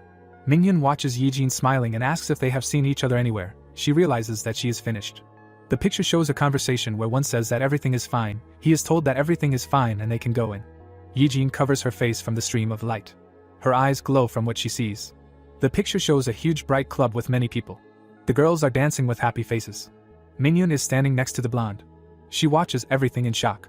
The girl sees a disco ball and exclaims that it is very bright. Mingyun looks at her with a grin and asks if she is happy to get inside. Yijin starts reaching for it, stating that it is very shiny, explaining that she is a silkworm and is vulnerable to light. The delighted girl realizes that this is not the time for this. She excitedly turns to the villain and explains that there is a good atmosphere. He replies that the atmosphere comes alive on its own if there is such a visual. People dance to the song. She realizes that this is just a club as a cover to get information related to insects. She puts her hand in her pocket and realizes that since this is how things turned out, she needs to move on. Yijin smirks, takes out a red card and states that she came by invitation. Mingyun says that she is not here. He clarifies if she is a guest of the other side. He asks if they will go have fun then. Munjian leads her along, answering the question of how much longer, that they have already arrived. He points to the elevator and says that they just need to get in and go down. Yijin stands in front of the large doors and wonders why it is so big. Mingyun goes inside and explains that the entrance must be appropriate for expensive VIP guests. She is shocked to realize that her room is smaller than the elevator. He leans the map against him and says that they don't give invitations to just anyone. Mingyun looks at the blonde and assumes that she knows the boss. He asks the girl what she became after waking up, a butterfly or a praying mantis. She replies that she is a dog beetle. He specifies that she is a dung beetle. The blonde stands next to him and asks what he became. He replies that he is an American giant water strider. The board shows the floor. He says that they have arrived. The doors open. The guy says that he is sure that she will really like it when she sees everything with her own eyes. She realizes that they are gathering here to drink. Yijin is shocked to see a bright light. Monsters are standing among people and screaming die. A large mutant attacks people with a gun. The crowd loudly shouts that they should stop looking around. Another one replies that he specifically bet on people. The guy explains that this is the VIP area of the club's 6 shots. The fighter furiously pierces the insect's throat. A group of fighters cuts the lying monster. Everyone shouts to kill him. The picture shows a fighting pit with spectators. It is said that this is an illegal place. Yijin watches this in shock. The picture shows a huge leg. A giant Goliath beetle jack towers over the people. He furiously roars at them. He stomps his mighty leg.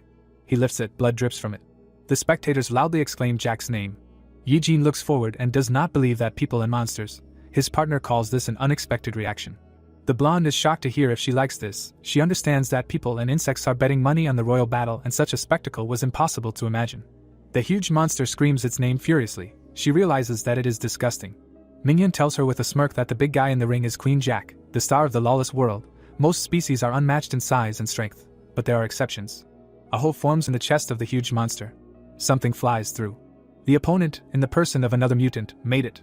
The blonde and the villain see this in surprise. He says that this idiot came out again. The red hero looks forward furiously. Mingyun says that it is easy to lose. Yijin does not take his eyes off and asks if there is any meaning to this violence. The red fighter raises his hand. While the guy explains that people are excited and amused, and Insectors earn honors, she asks again. The villain says that this is so that other species will be jealous because you got the chance to turn into an insect. Mingyun explains with a grin that such an opportunity is only given once and that you can't become one just by force, and above all, the mood must be right. She looks at him and realizes that he most likely also went through all the disgusting processes and reached the current position. He says that of course there are other ways to become insects. Mingyun holds up a bag and asks if she is interested in such a thing. He puts it in Yijin's hand. She looks at the insect in the bag and wonders what it is. They suddenly hear a call.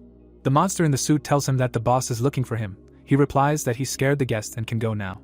Mingyun turns around to say wait here for a while, but notices something. She puts the red card. The guy looks forward and shouts hey. Yijin says with a smile that she suddenly needs to go to the toilet, but he replies that there is one here too. The elevator doors close. She leans against the wall and sighs, saying that she seems to have gone crazy. She mentally tells Sun to be afraid of the next day. Mingyun sadly says that the prey got away. At this time the assistant reminds him again. In one motion, he hits him in the face. Mingyun's hand is covered in blood. He says that he warned him to leave. The students go to school. The blonde opens the door to the classroom. The protagonist looks at her in surprise. She exclaims his name. She kicks him, but he deftly dodges. She tries to beat him with her bag in rage, asking if he knows what circles of hell she had to go through, asking if he ate well. She exhales and says that in any case, she dug up wildly important information. The girls whisper behind their backs, asking if she heard. The blonde turns around and does not understand why such an atmosphere. Cho comes in with SAE and tells about his brother. Yijin understands that she came and she is disgusted. Cho looks opposite in surprise. He and SAE are standing at the entrance to the classroom, not understanding what is happening. The girl with a sweet look asks what has been happening to them since this morning and if something happened. All the students are watching them in shock, whispering about their uncle. Cho turns to SAE. They say that she was an intern and such a close relationship. She takes her friend by the hand and asks what they are carrying, not understanding what is going on at all. The blonde asks the main character who this beautiful cutie is. She replies that she is Cho's friend. Yijin and Sun watch what is happening and she says that the atmosphere in the classroom is not very good and there is not a single calm day in this school. The main character bites a stick with his teeth. Cho pulls SAE by the hand and asks her to go. Someone asks where they are going. Soo-young with a grin asks if she wants to know the whole point of the scandal. The guy with glasses stands in front of them and explains that yesterday SAE got into an expensive car, and his friend asked if it was his father, but he in turn denied this assumption. He laughs and explains that he said that she does not have a father. Cho is shocked to hear that the man's face was too mean and he is overcome with anxiety, because he was still awarded the title of honorary citizen, and they without hesitation got into a taxi and followed. The guy with glasses shows the screen of his smartphone, stating that bad feelings never fail him. Soo-young shows a photo of the man and SAE, stating that this is her downfall. He makes a terrible grimace and says that this is a pathetic end. The guy with glasses stands in front of them and asks SAE not to blame him for her not becoming an idol. He points to the screen and says that she was hopeless from the beginning. SAE watches silently. Yijin is furious that this idiot is getting on her nerves again, asking if it would be better to hit him again. Sun says that it is an option. The protagonist with a serious face feels the vibrations of unstable energy, this time dangerous. Cho furiously asks Soo-young if he is in his right mind. She swings her fist. The bespectacled man screams in fear. SAE takes her friend by the shoulders and stops her. She leans towards her. She comes even closer. SAE whispers to Cho to leave. The girl looks at her friend in surprise. She says with a smile that she will figure it out herself. The door slowly closes. Cho stands in front of the closed door. The guy laughs with Soo-young and asks his friend about how he almost got into trouble again. He replies that if she had hit him, he would have immediately gone to complain to the school anti-violence committee. SAE starts laughing loudly. The girl with a smirk says that she originally planned to stay here longer. The protagonist stands next to the blonde and says no. The guy grabs his friend by the shoulder and says that he will go to her. The bully comes up to SAE from behind and offers to apologize. He grabs her by the shoulder and with a grin asks how much she is taking. A swollen vein is visible on her neck. He says that he recently made good money on delivery. He smiles and offers to meet in private. SAE's face has turned into a monster. Yijin and Sun are shocked and understand. The bully exclaims in fear. The girl hits him in the face with one blow, and he flies away. Another student screams in shock about an insect. The girls run away, screaming loudly. SAE in the form of a monster raises her hand. Her hand lengthens and flies towards the students. Cho is frightened when she hears strange sounds behind the door. She looks ahead in shock. A chair props the door, the girl calls SAE and knocks. The frightened classmates stand in the other corner of the classroom from the monster. They are terrified and don't know what to do because the door is locked. Yijin asks seriously if they should intervene. He replies that there are too many eyes. SAE stands opposite and turns to Soo-young. She calmly demands that he come to her. The frightened students watch what is happening. The guy comes forward. He watches her in horror. SAE lets go of her long arm and grabs him by the neck. The smartphone falls to the floor. She lifts it high above the ground and declares that it is all because of him, that her dream was trampled and everything turned out this way. She screams in rage that it is all his fault. Soo-young chokes and insults the insect. The tentacles from his mouth rush to attack. She almost touches his face. Someone shouts stop. The protagonist calmly demands to stop. He goes forward and says that having done such a stupid thing, he asks SAE how she will look Cho in the eyes. A girl knocks on the door and asks if SAE is okay and what is going on. Cho knocks loudly on the door and demands to open it. Soo-young is barely breathing and calls her a lousy insect. He is dying and screams for everyone not to look, but to call for help, asking if they really want to lose their heads. The students look at each other excitedly. Soo-young hangs above the floor and declares that they are all useless, asking Sun and the blonde not to stand there, but to report what happened. The protagonist, with an unperturbed look, hears him beg to call the insect exterminators. SAE, in the form of a monster, scoffs.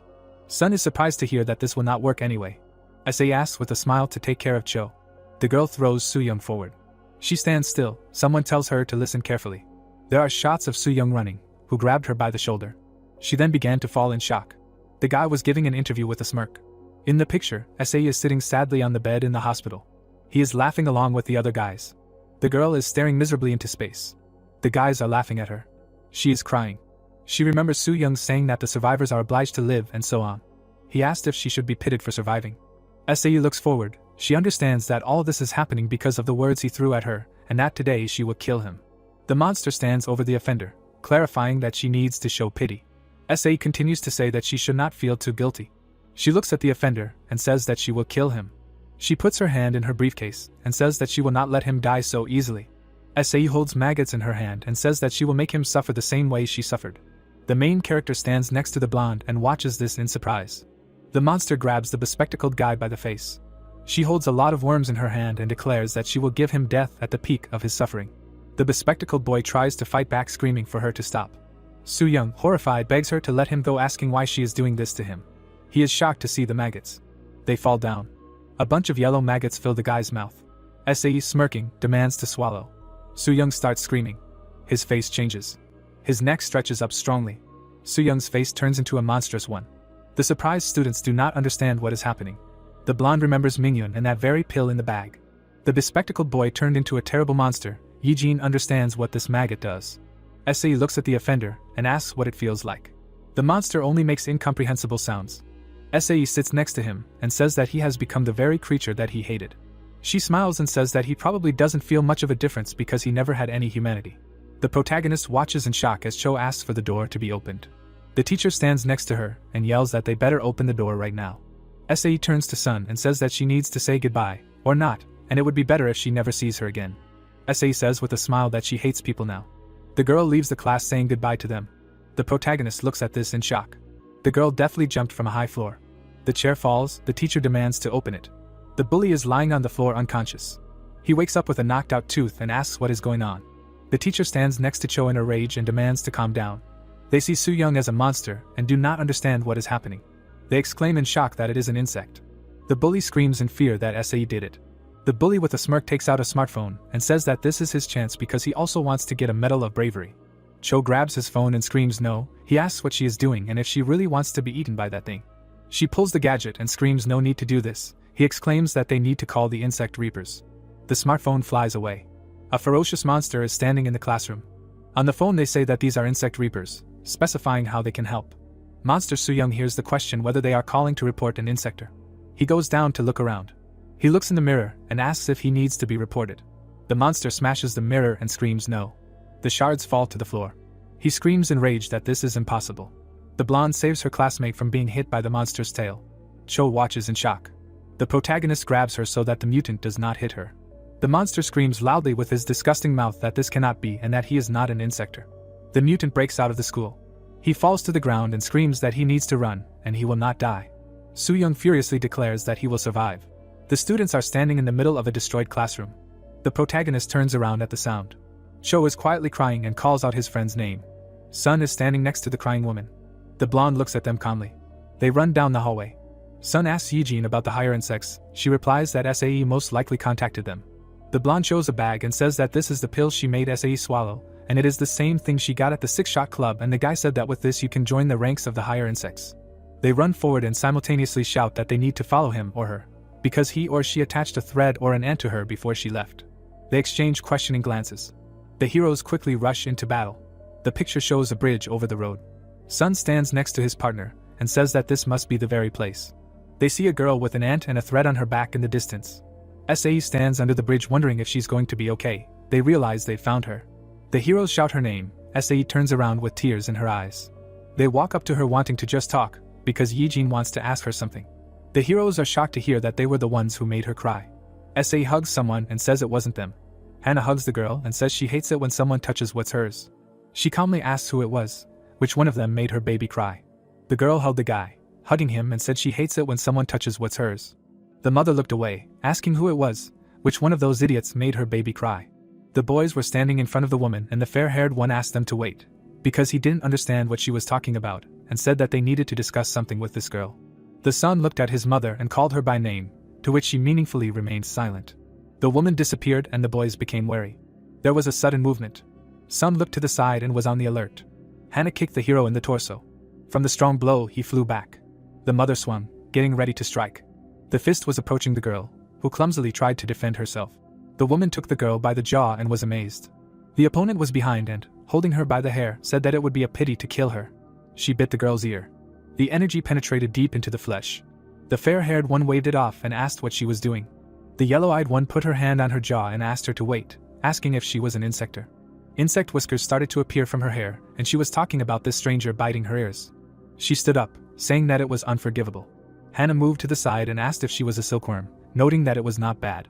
She looked back and thought that meant there would be a second one. Sun jumped at his mother, going to strike, and she thought that he was also an insector. The hero landed on the surface and the opponent dodged. He looked back. The woman was standing behind and said that he would not be able to catch her with such clumsy movements. She looked forward and said that disappearing right before your eyes was her specialty. The silkworm looked forward and asked what to do with her and said that she was impossible to catch at all, to which he replied that they should try again. The boy looked to the side and asked about the protagonist being an insector too. The boy jumped forward. He was approaching the target, and he said that she had told him the same thing, but she cut herself off. A wound appeared on her neck. The guys were attacking her and Hannah was surrounded by threads. She looked away and asked how dare she. MC was approaching the woman. He hit the enemy in the face. The mother looked at the guy and blood flew out of her mouth. A weapon appeared on her hand and she was angry that she was being beaten by brats. The woman pierced Sun's body through and through. He looked at her hand and made sounds of pain. The opponent looked away. She looked at the guy and asked what he was and why his blood was red. The girl ran to help the guy and screamed his name. The enemy pointed a second weapon at her. The spear crashed into his partner's shoulder. She looked forward and did not understand what was happening. The silkworm bowed his head and said that it did not hurt at all. The girl licked the blood and said it tasted like human, and said oh well, it didn't mean anything anyway. The impact sites suddenly swelled and glowed red and she ordered it to explode. Hannah looked at the guy whose chest was exploding and behind her the girl was losing her arm. The partners were holding their wounds and making sounds of pain. The woman's hand was turning red and she said it shouldn't be like that. She looked at her fist and said she was just getting started. The son stood in front of the guys and asked her to wait, saying it was a misunderstanding because these two were his clients. The guys looked ahead in surprise while he said that they wanted to evaluate the pill, and he told them to look for him here. Hannah leaned towards the boy and asked if it was true, which he confirmed. She looked away and thought. The mother smiled and asked, well, what did he say? What could he have said earlier? The woman ran back and said that if she had taken a little more, she would have killed them both. She showed a bag of pills and said that she only had one left. The girl wanted to say that they would come later, but Sun interrupted her, saying that they did not need her right now and asked her to just say what it was, to which Hannah asked that they had not told him yet. The woman stood in front of her son and said that it was a cool pill that gave the insector strength, and the more the better. The boy watched what was happening while she said that if a person ate it, he would turn into a mutant larva, and if he ate the larva, the effect would double compared to the pill itself. The partners asked again and were perplexed. The athletes ran to them and the interlocutors said that they would understand everything when they saw it, and noted that this was perfect timing. The boys turned to the side and were apologized to which one of them said what song he was listening to. Hannah put a pill in the mouth of one of them. The veins on the guy's face appeared and his skin changed color. He turned into a larva. The boys looked forward and the girl said that she could not believe that she saw this again. The mother looked away and said that this was an apology for what happened and asked if he would become stronger if he ate this. The insect looked forward and she asked him to enjoy it. She put her hand on the guy's shoulder and suggested that he go, while he said that if Sun wanted more, he could ask Hannah at the club. He looked back and was enveloped in green energy. The silkworm looked forward and asked what they should do now. The athlete looked at the insect and did not understand what was happening. The hero swung and was about to strike. He struck the head. The white-haired girl stood behind and ordered him to stop. The girl put her hand on his shoulder and asked what was wrong and told him to stop while she asked if he really wanted to eat the larva. The man looked at the creature while she asked him not to do it, saying that it was not normal. The protagonist looked away and said that it was a test. He extended his hand and ordered him to eat it. MC stood in front of the creature and said there were black particles in the sky. The blonde looked away and couldn't believe what was happening. Sun looked away. The guy covered himself with his hands and asked what was wrong with these ants. The partner stood behind and asked why go so far and said that he was a normal person a few seconds ago, to which he said that he was, but now he is not.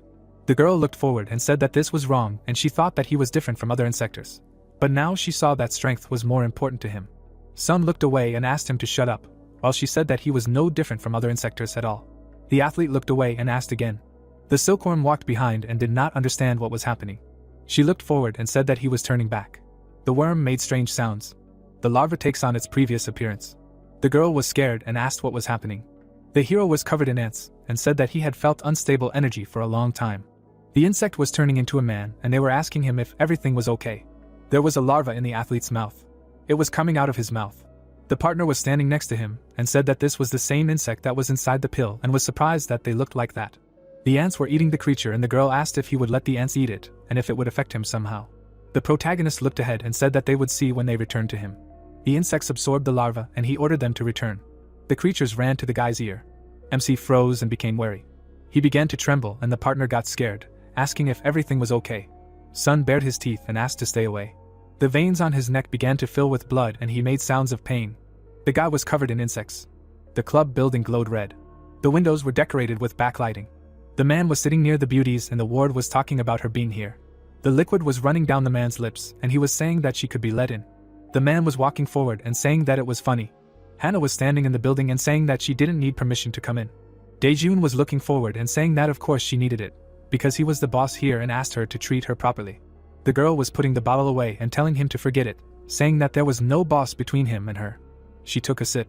The interlocutor was holding the bottle in her hands and asking if he wanted it, to which he looked at her questioningly. The man was looking away and asking what was wrong with her hand and suggested that she had gotten into a fight, to which she replied that it was business.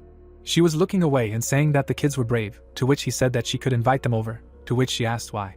Daejun ate something from the girl's hands and said that they had problems with people and they could use some pawns, to which she replied that she didn't care and asked why he called her. The man looked ahead and asked her not to be so impatient, and said that a large number of pills had gone missing yesterday, and said that 50 to be exact. Hannah turned her head and, after asking again, suggested that he had been robbed, to which he asked her to stop. The man leaned his body forward and said that she had no right to talk about him like that.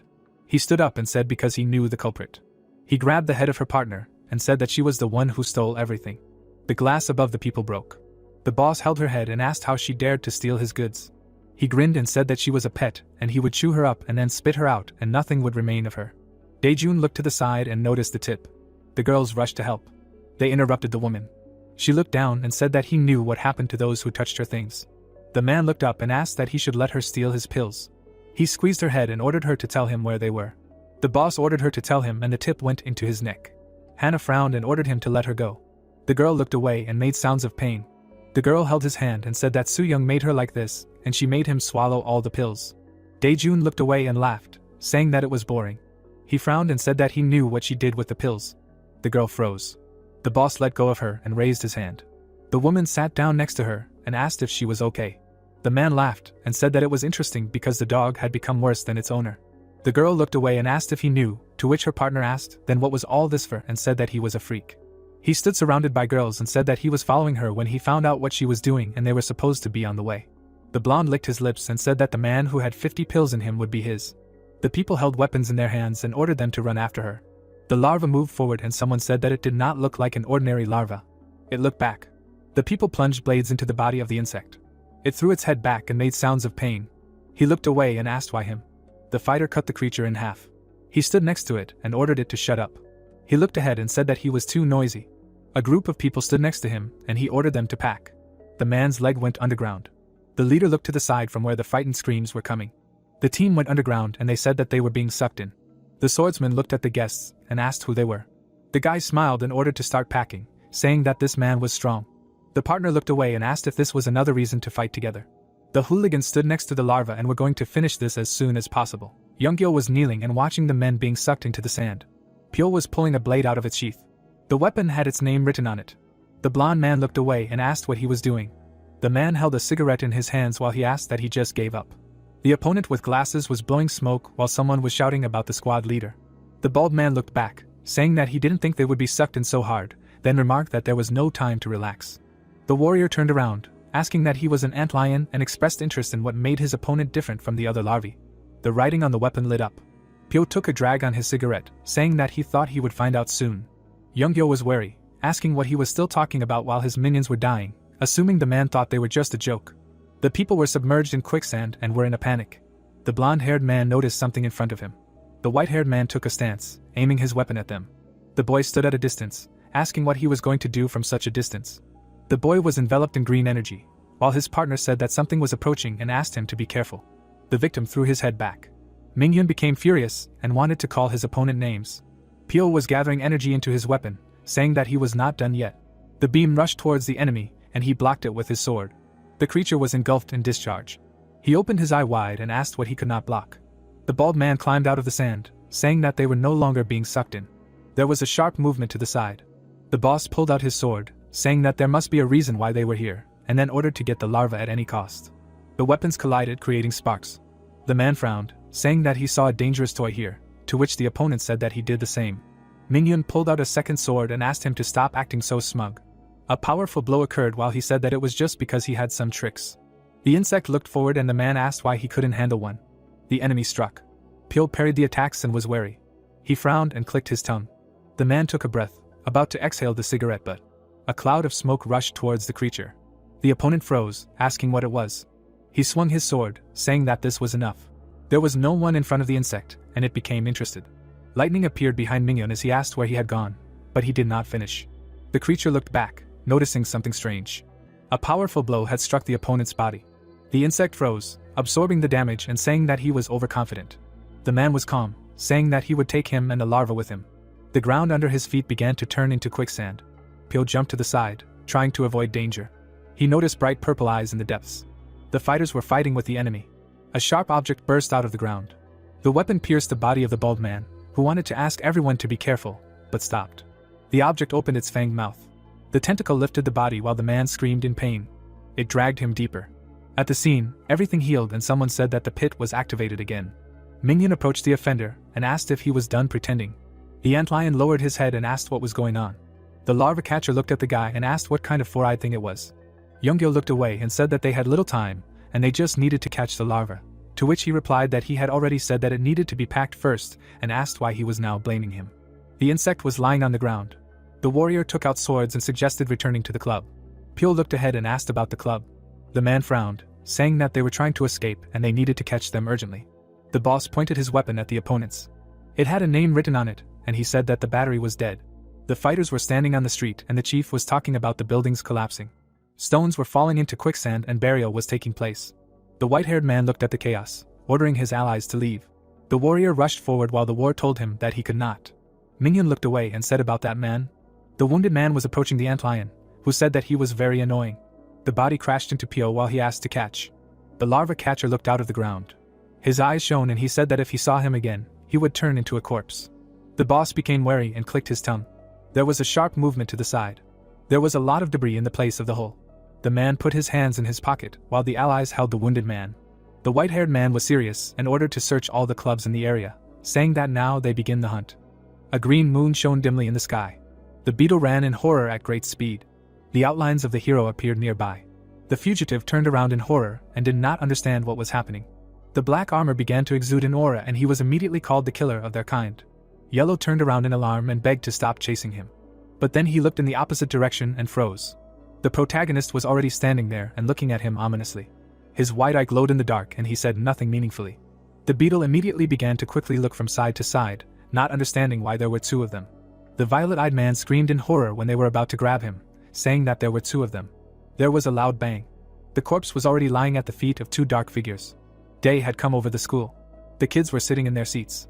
The bullies had already drawn on the desk, calling the owner a monster, and were surprised that they had left a flower on it. The bully looked in the mirror, and examining the hole in his teeth, he swore, saying that it looked like he would have to pour money into treatment. At that moment, the two girls were silently sitting in their seats, not raising their eyes.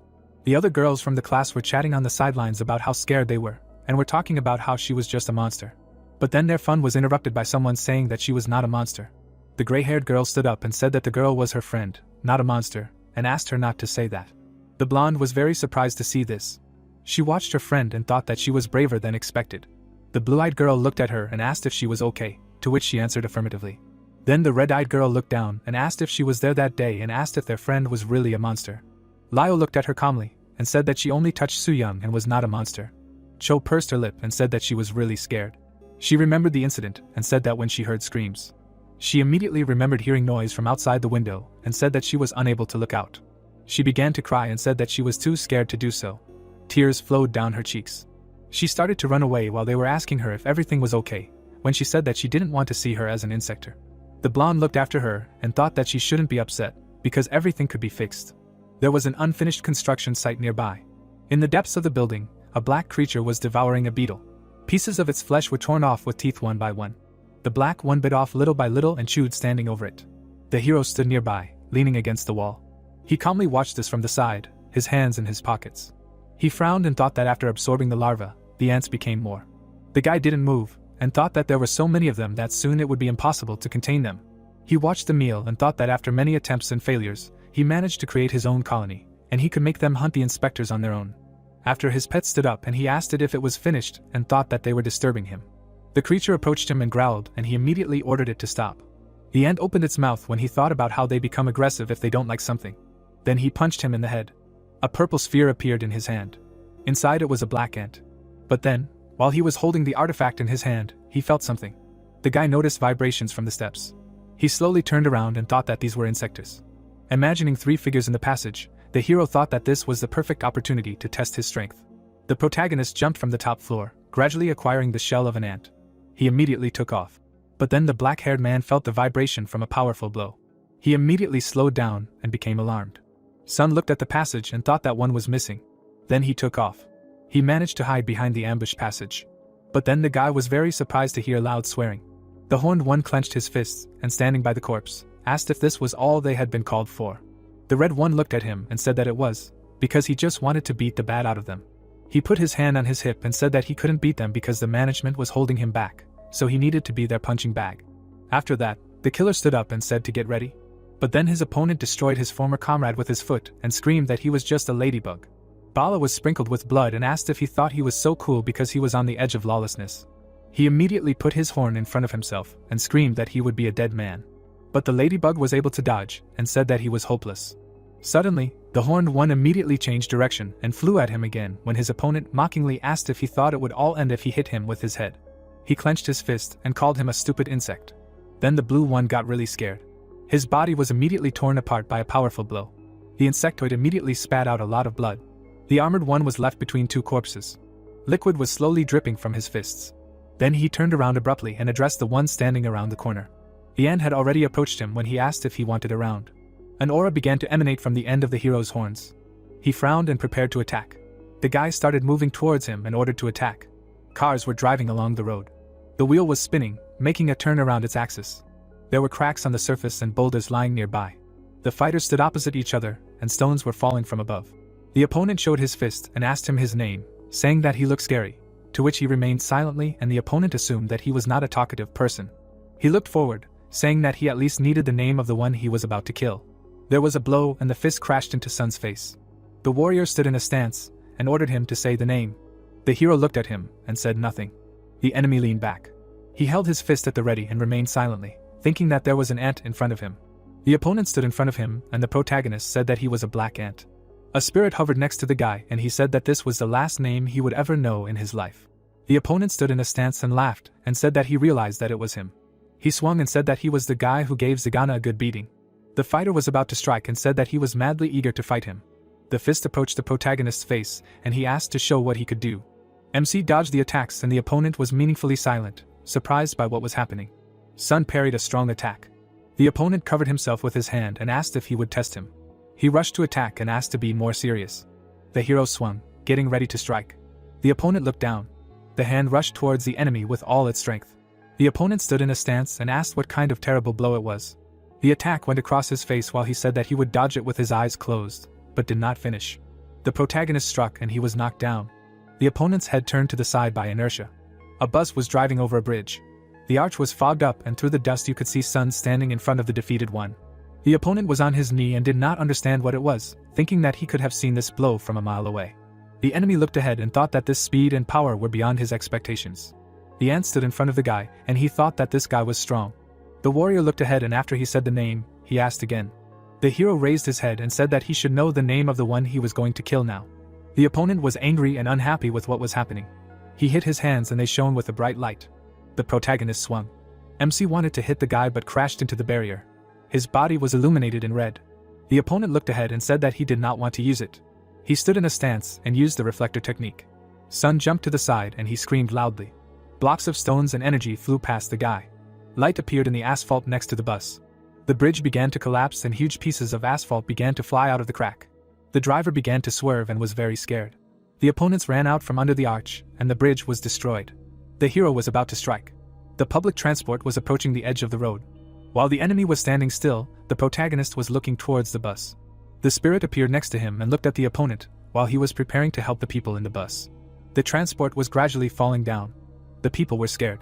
MC rushed forward. He crashed into the front of the bus and tried to stop the fall. He landed in the water and held the car back. MC looked away and grunted. He became wary after being called a loser. The fighter held the spirit in his hands and asked him what he thought, that such a pathetic trick would be enough to stop him. He threw his companion aside. Together they held the bus. The wheels were on the road. They examined the public transport. Scared people got out of the car and thanked those. The warrior looked forward. Sun looked into his eyes. The opponent leaned over and asked him not to get distracted anymore. He rushed to attack and said that it was time for the second round. The hero looked ahead and clicked his tongue. He blocked the other's attack. The hero struck and the enemy leaned to the side. The mask on the other's face was broken and he was meaningfully silent. The protagonist lifted him by the neck. The spirit approached the head, intending to eat him. MC looked away and meaningfully remained silent. He watched the enemy's body fall. He frowned and made sounds of pain. Sun left, and he also talked about a black ant and promised to crush it. The hero looked ahead and behind him lay an unconscious body. Clouds were gathering over the residential area. Cho walked in the alley and talked to her mother on the phone, and said that she went out to study. The child watched the girls say that she looked for Seijin every day after school and did not understand why she told him everything. A guy stood behind the girl. While she said that she would not mind finding her, then this is not true, and said that she really does sports. She moved the phone away, from which she could hear the order to lie and the question that anything could happen to her, from her ear, and resignedly said that she was on her way. The mother hung up and the girl, looking ahead, said that she would kill the snitch. She looked around and said that was enough for today. Cho looked back and became interested. Youngyo was standing in front of her, and saying that he knew about Seijin. He looked ahead and assumed that she was the interlocutor's friend. The night illuminated the city with a dim light. The guys were walking through the forest. The girl walked behind the guy and asked if he knew exactly where she was, to which he said that she should not even ask. The athlete looked ahead and asked how he knew her, to which he mumbled. He looked back and said that he was her colleague at work. Red-Eyed looked back after she suggested that he was a fellow Insector, and he was very surprised. The blonde smiled and asked how she was doing. He looked ahead and said that she was fine and said that the girl was stuck with Hannah, and she did not let go so easily, and compared it to an illness. Cho smiled and thought about what she said and suggested that she seemed to be fine. The girl looked away and said that she would probably go, and noted that she just wanted to know how she was, to which the companion asked her if she was sure about that. The blonde looked around and said that she thought she had made good friends like this one, to which he spat and asked again. Youngyo smiled and asked what she had just said to her friend. They stood opposite each other, and he said that because of her he would feel like a fraud. Something moved in the darkness, and he said that he was hungry, as she could see. Cho was scared after hearing that he brought her here to eat her. The larvae were growling as they moved through the trees, and the boy was saying that he couldn't wait for Seijin to find out. The victim trembled and did not believe what was happening. The insector spread his hands while the creatures crawled towards him, and he said that her friend would be torn apart and eaten by her own. The athlete took a step back and asked what he was talking about. He grinned and said that he never liked that girl. The monsters moved among said, and she did not know what Youngyo had to overcome to become like that. The creatures were sucked into the ground, and he managed to achieve only this result because he discovered his true alter ego, like an antlion. Hannah protected Seijin, and she did not have to do anything simply because she had this disease. The blonde was in a stupor, and her interlocutor asked her what had shocked her so much, and said that he would never understand people. The girl rushed to run away, and he asked her where she was going. He began to transform and said that it was too late. Cho looked up and screamed in fear. She began to be sucked into the ground and continued to scream. The ant looked ahead and ordered to feast. The worms rushed to the victim, and the guy ordered to finish it off. The athlete closed her eyes and screamed even louder. The heads of the creatures separated from the body. She covered herself with her hands and expressed disgust. The creature flew from above. The ant threw back its head and became wary. The fighter did a somersault and landed on the surface. He lowered his head in displeasure and made a strange sound. The blonde was wrapped in a rope. The creature, buried waist deep in the ground, asked what he was doing there. The fighter rose up. He grinned and said that the dirty old man once called him by name. The silkworm walked along the taut threads. Cho freed herself from the silk. She fell to the surface. The athlete looked at the savior, who ordered her to run away. Silk looked away and ordered to do it quickly. The blonde looked forward and thanked him. He stood near the severed heads and was angry. The worms were approaching him. The creature came too close. In one movement, the silkworm wrapped the enemies in silk.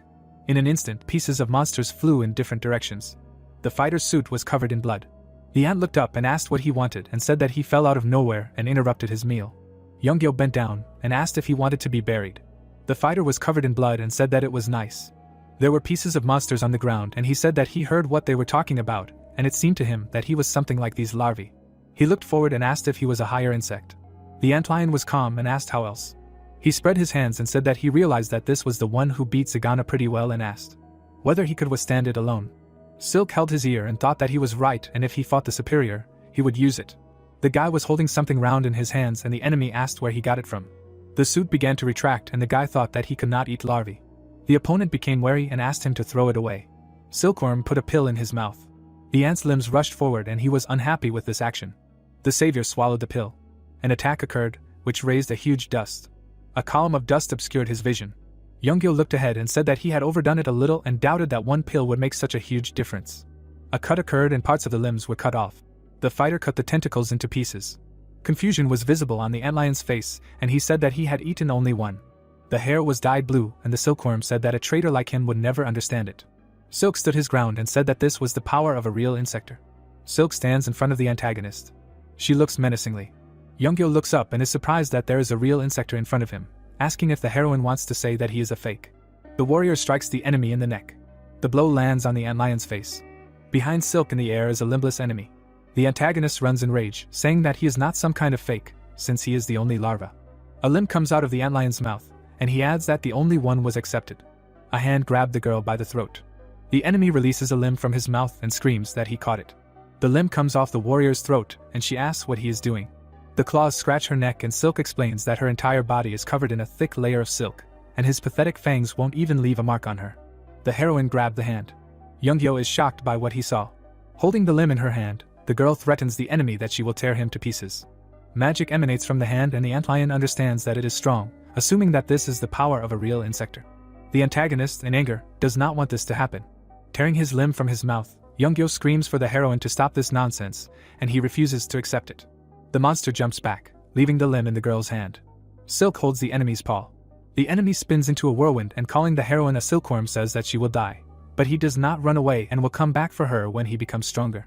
With one eye wide open, the antlion adds that it can still evolve. Stripes flash before the antagonist's eye. His body flies apart.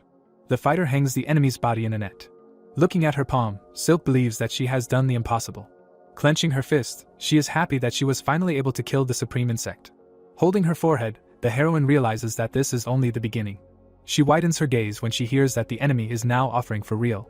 Silk sees a claw in front of her when her opponent realizes that she is here. The antagonist approaches, declaring that he is going to serve.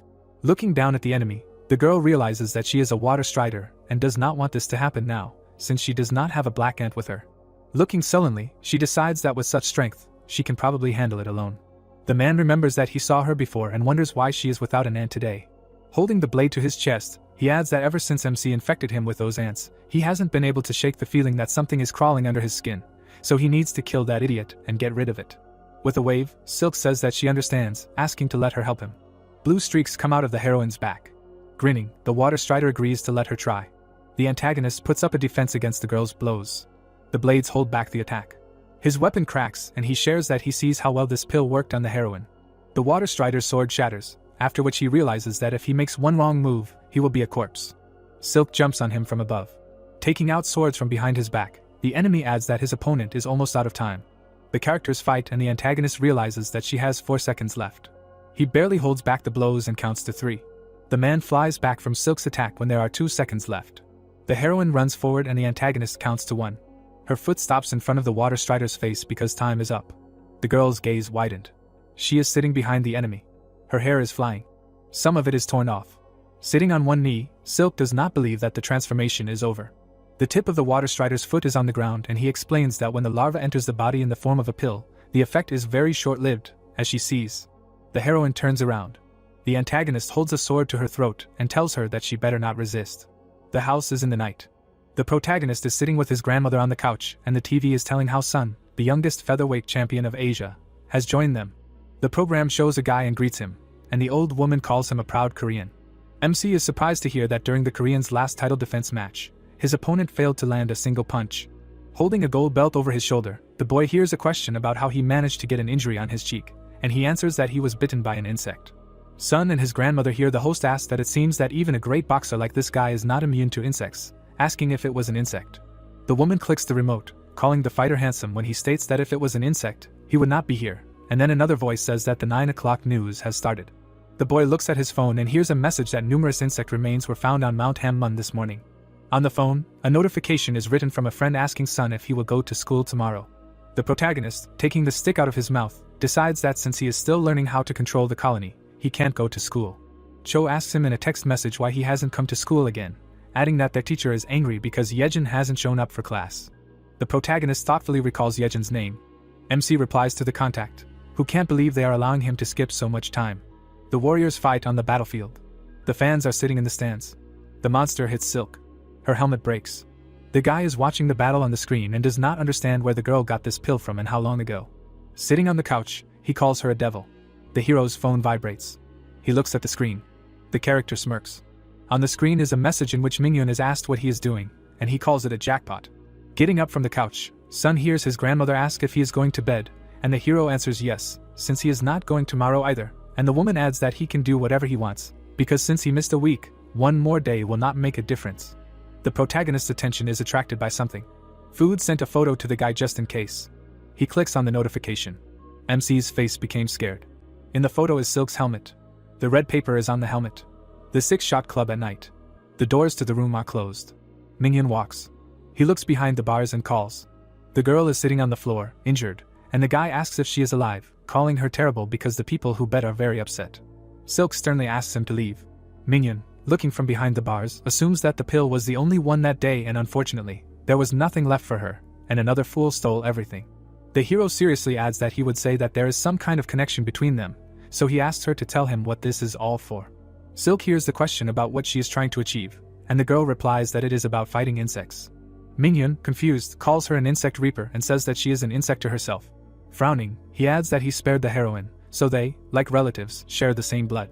The girl looks menacingly ahead, after saying that the next match will start soon, and she needs to prepare. As Mingyun leaves, he announces that he has a special match for her. There is a lot of smoke above the arena. An insect has stepped onto the ground. The beast announces into the microphone that he has good news for them.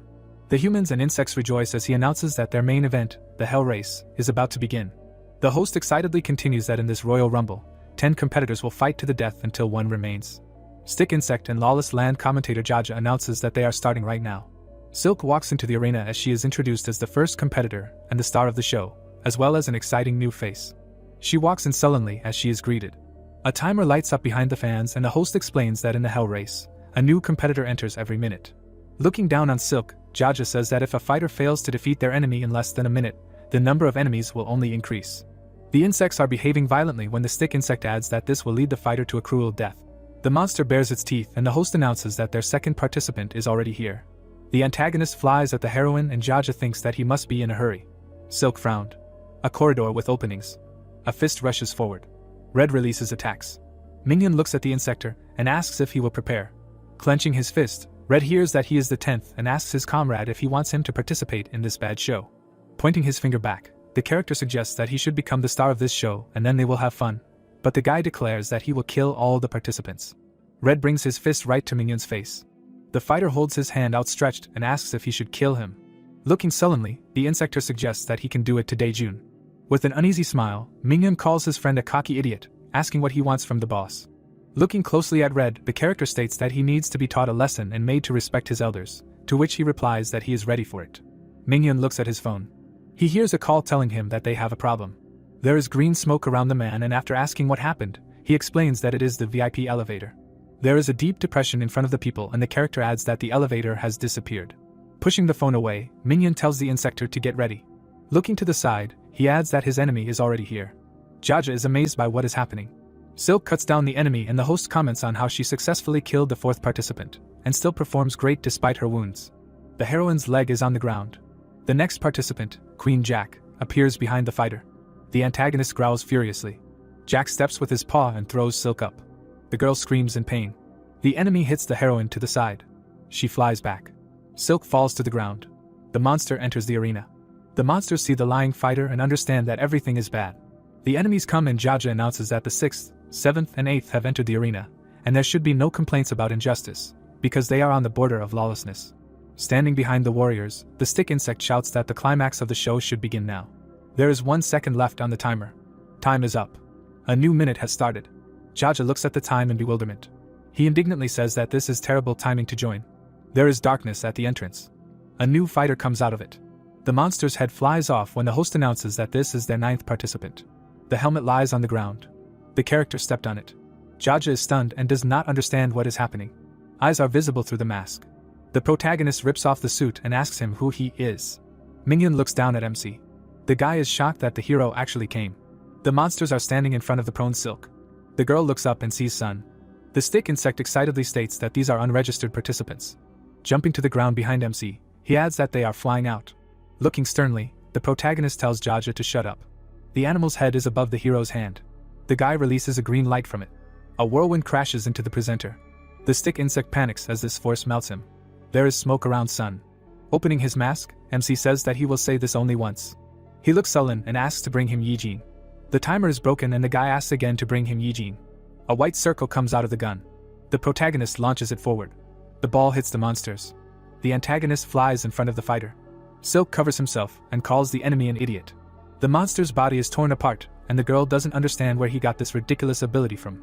She greets Sun loudly and asks if he wants to kill her too. MC hears Silk scream that she is here.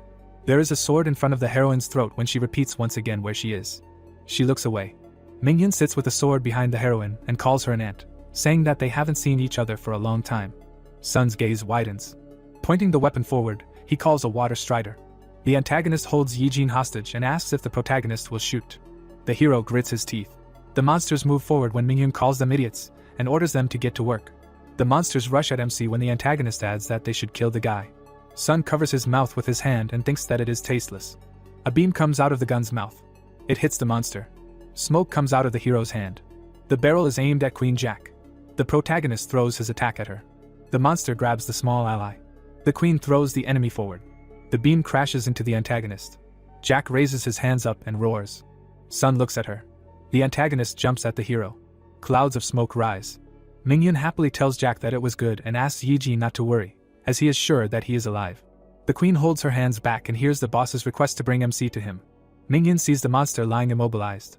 He rudely asks what she is doing, asking to bring the protagonist alive. Jack's face melts. An explosion tears apart the queen's body. Mingyan is confused. Sun comes out of the antagonist's body.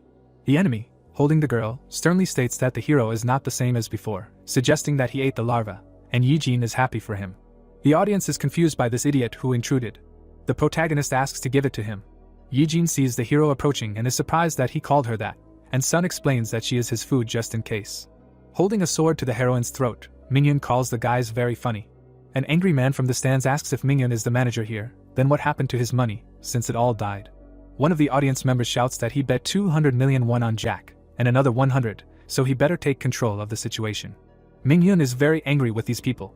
Turning around, he seriously wants to express his deepest apologies on behalf of the staff, promising to return the people's money in full.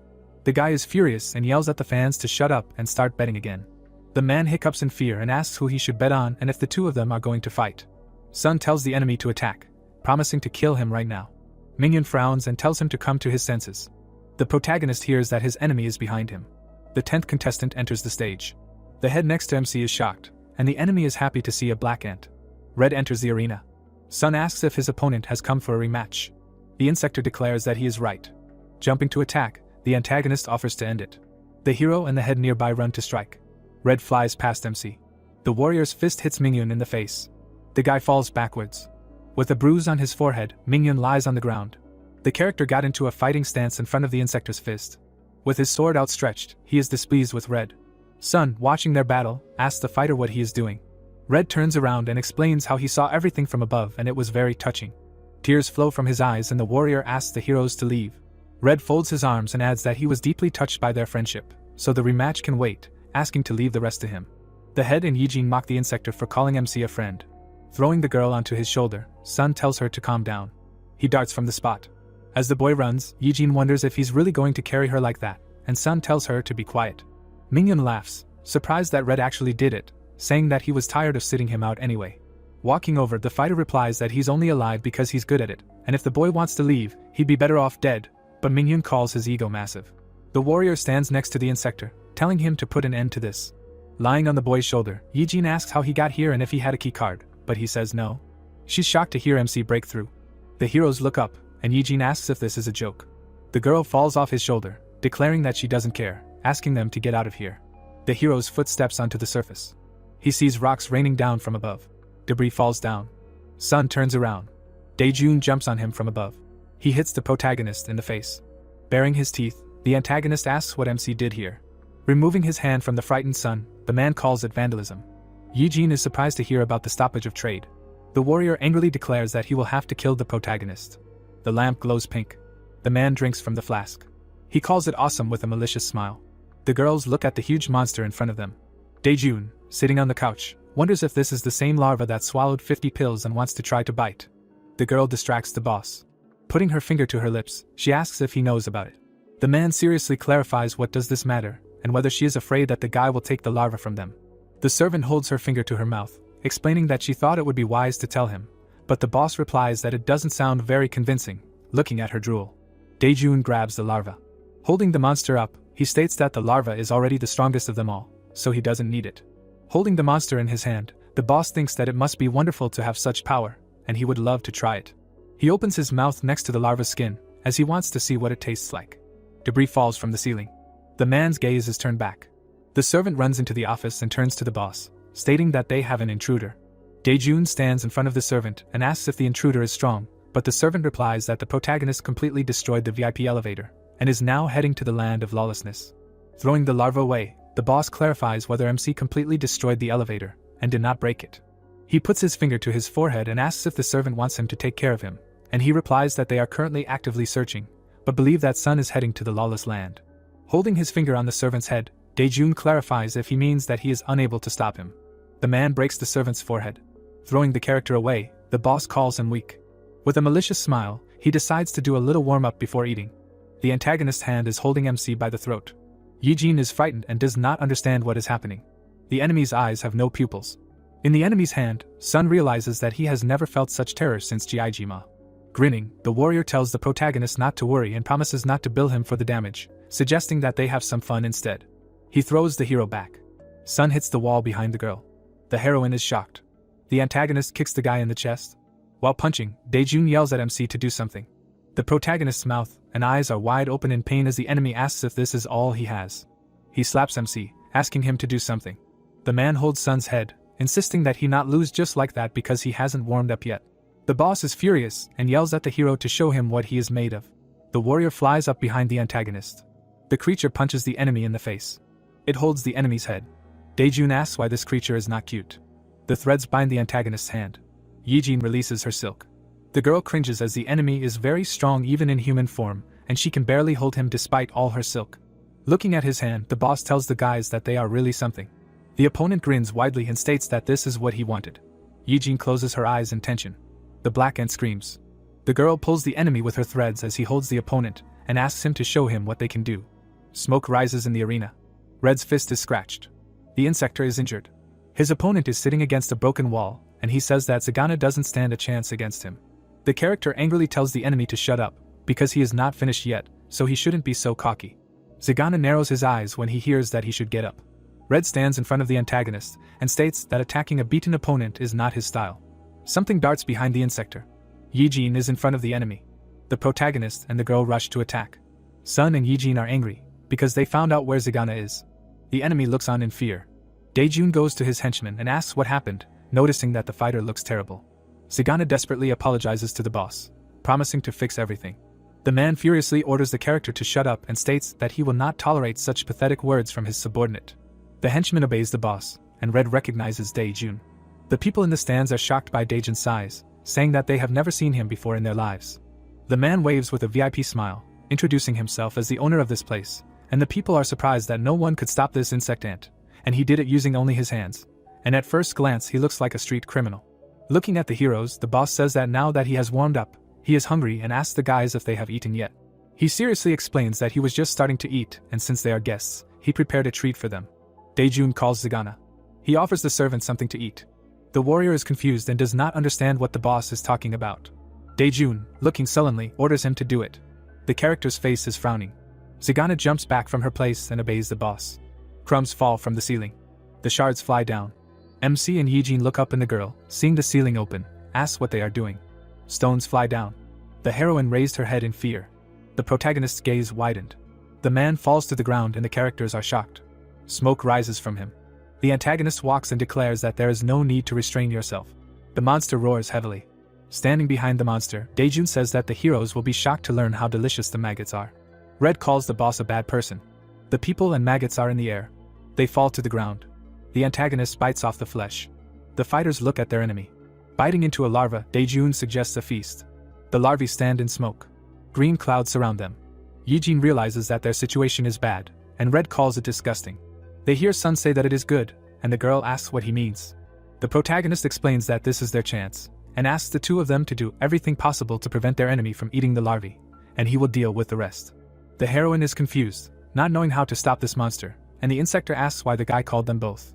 Red proudly states that they can leave it to him, and Daejun asks who he is. The enemy stands in front of the heroes and asks what they are waiting for, and the Insector introduces himself as Red, and the girl as Yijin. Opening the larva, Daejun tells them to do whatever they want, because it is a feast anyway, and they will not be able to taste them anymore. He happily sees a small caterpillar in the flesh of a larva. Taking it, Daejun calls the insect delicious. Red narrows his eyes. He approaches the antagonist, who puts a larva in his mouth.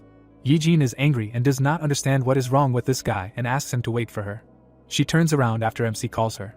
Sun asks her to run away. Looking at the hero, Yijin does not understand what he is saying, but the guy says that he only has one goal, to save her, so let her leave everything to him. The girl looks at him seriously. With a smirk, she asks what is wrong with him, adding that she did not know that Sun had such a side. The heroine, standing in front of the protagonist, tells him to forget about it and asks if it is necessary to delay the enemy so that he does not eat the larvae, and after an affirmative answer asks him not to delay. She flew away. The guy calls the blot. The entity flies away after the order to absorb everything. The blot opened its mouth over the larva. Releasing his powers, Sun tells them all to move forward. Black stripes hit the monster. Raising his hand, he sees that only these remain. Red brings his fist to Daejun and calls him. The enemy bites the hero's limb with his teeth. He holds back the Insector's hand and he understands his situation. Taking Red's face with his hand, the antagonist tells him not to interfere. Throwing the Insector back, he screams that he is still eating. The audience is amazed at what they see. People see how threads appeared behind Red. Silk holds the hero back and he remembers that this is something familiar to him. Yijin yells at the Insector to return to the enemy, and she will help him. Jumping to attack, Red states that he accepted her command. Daejun turns around when he hears not to eat it. The warrior's fist lights up Red for a barrier punch.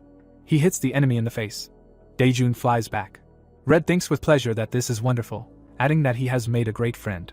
The hero swings his arm for another attack. He strikes the antagonist. Daejun's feet slide on the ground. The man staggers back. There is smoke in front of the Insector, and he asks what is funny, and Yijin does not want him to say what she is thinking. The boss has seen through the larva. He smiles maliciously, realizing his strength. Daejun runs to counterattack, stating that this is what he likes. Red is surprised by the blow from such a distance. The fighter puts up a barrier shield in front of him. The shock wave blows away the spectators and the girl. Yijin is shocked by what he sees. Red stands in front of the audience and is amazed by the power of the opponent's blow from a normal wind. Daejun watches with a smile, deciding that it's time to continue, because the food does not wait, and the Insector is surprised that he did not even transform. As he leaves, the boss says that he is going to eat it all, but Red does not understand where he went. Running up from behind to strike, the warrior declares that this is not the end. Yijin panics, screaming for him not to do this, since he can no longer produce silk. The antagonist turns around and hits the Insector in the chest. The hero sighs heavily and remembers his barrier. Daejun kicks him in the face. Red hits the wall hard. His helmet fell off his face, and he lies on the ground. Yijin is sitting on his knee. She looks at what is happening in confusion. The girl sees the enemy eating the larvae and thinks that it is hopeless, and that they will not be able to defeat him. While Daejun chews on the caterpillar, she calls this man a real monster. The antagonist looks at the larva crawling away. His hand reaches for the insect. Grabbing it, the boss licks his lips and says that this is the 5th one in a row, and he begins to feel that he is done warming up. The man decides that it is time to finish. The larva screams and Daejun does not understand what is wrong with its face. The head of the caterpillar appears from the mouth of the antagonist. The protagonist calmly orders them to go back. Green smoke comes out of the caterpillar. Tossing the larva in his hand, MC says that this is the last one. Daejun screams in rage that it belongs to him. Sun clenched his fist. Putting the insect in his mouth, he says that this was the 10th. His skin expands. With a smirk, the boss does not believe that the guy just took it from him. His gaze widened in anger. The people run away in fear. Standing in front of MC, the antagonist states that he does not know what he did. He aggressively shouts that he will make sure to swallow him whole before he finishes digesting. Sun emits a black light. The enemy sees the hero calling for black ants to gather. Black creatures appear. There are more of them. The protagonist orders his ants to go now. They reach out to the enemy after the order to absorb him. The guy was surrounded by black silhouettes. The blonde looked away in surprise and said, "Son." The man smiled evilly and said, "This is fascinating, but even if he has 11 of his own, they don't stand a chance against him." A monster was sitting on the brunette's shoulder. The creatures rushed forward when the hero ordered them to swallow him to the last piece. Daejun opened his mouth wide, laughed and replied, "Yes, they are starting, let them come."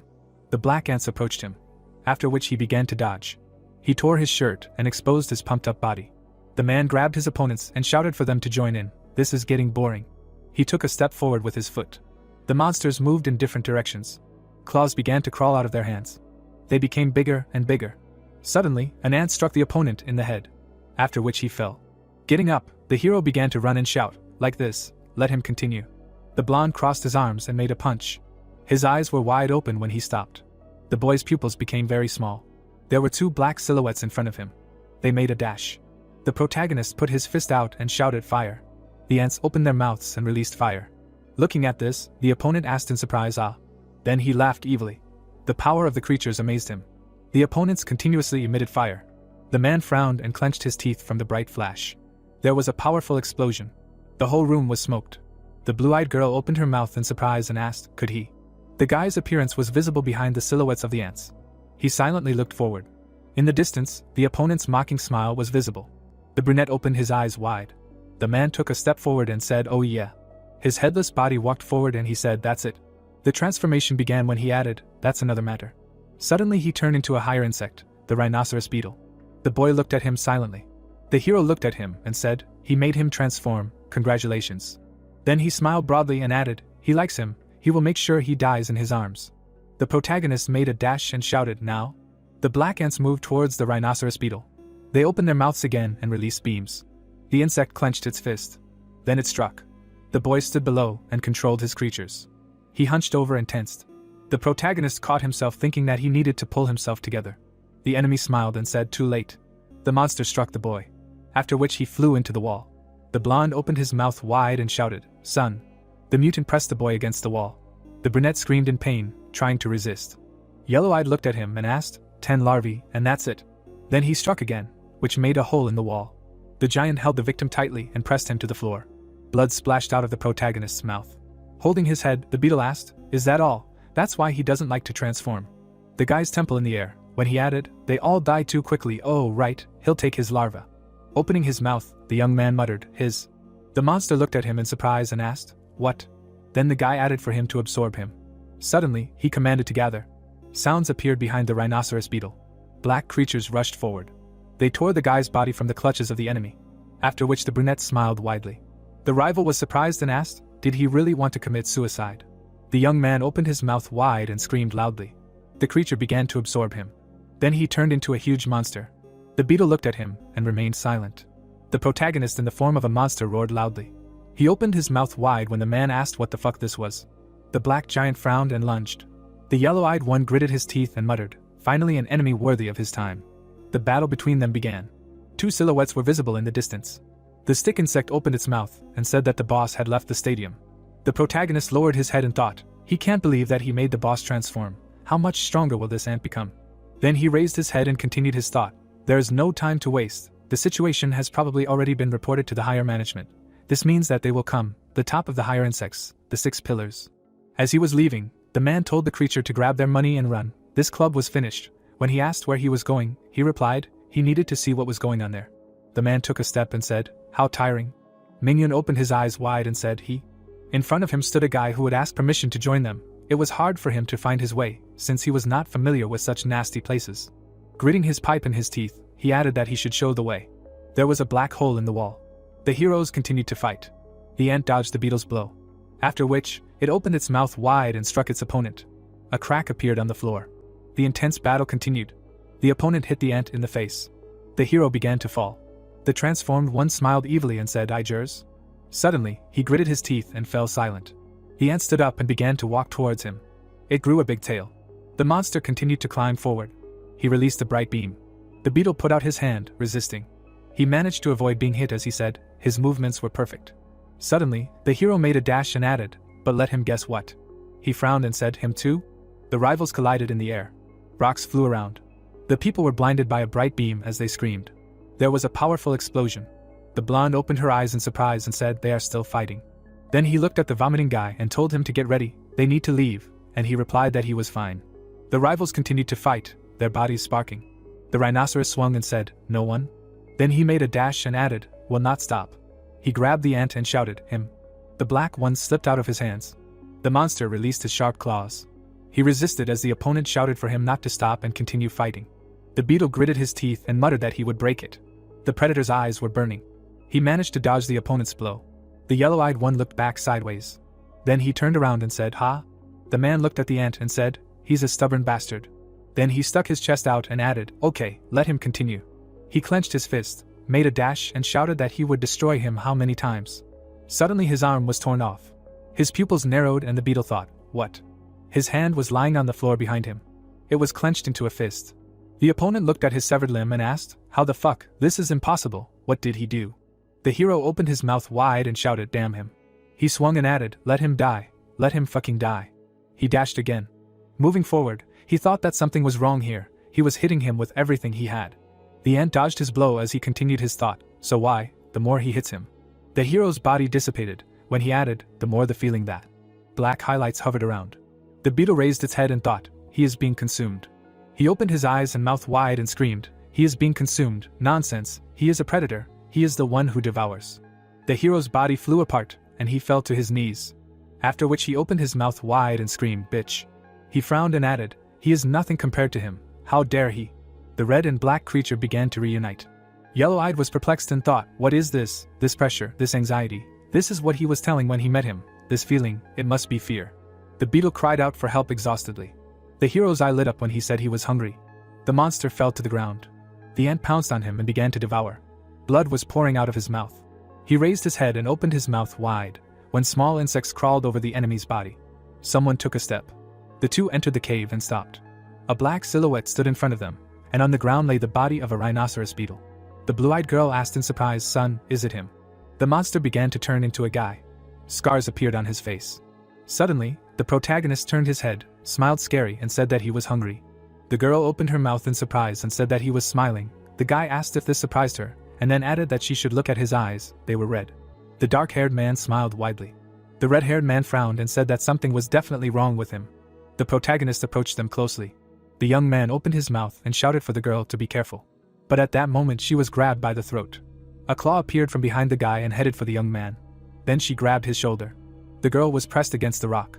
Her eyes widened in fear and she asked what Kami's son was doing. He just smiled and said it was time for a meal.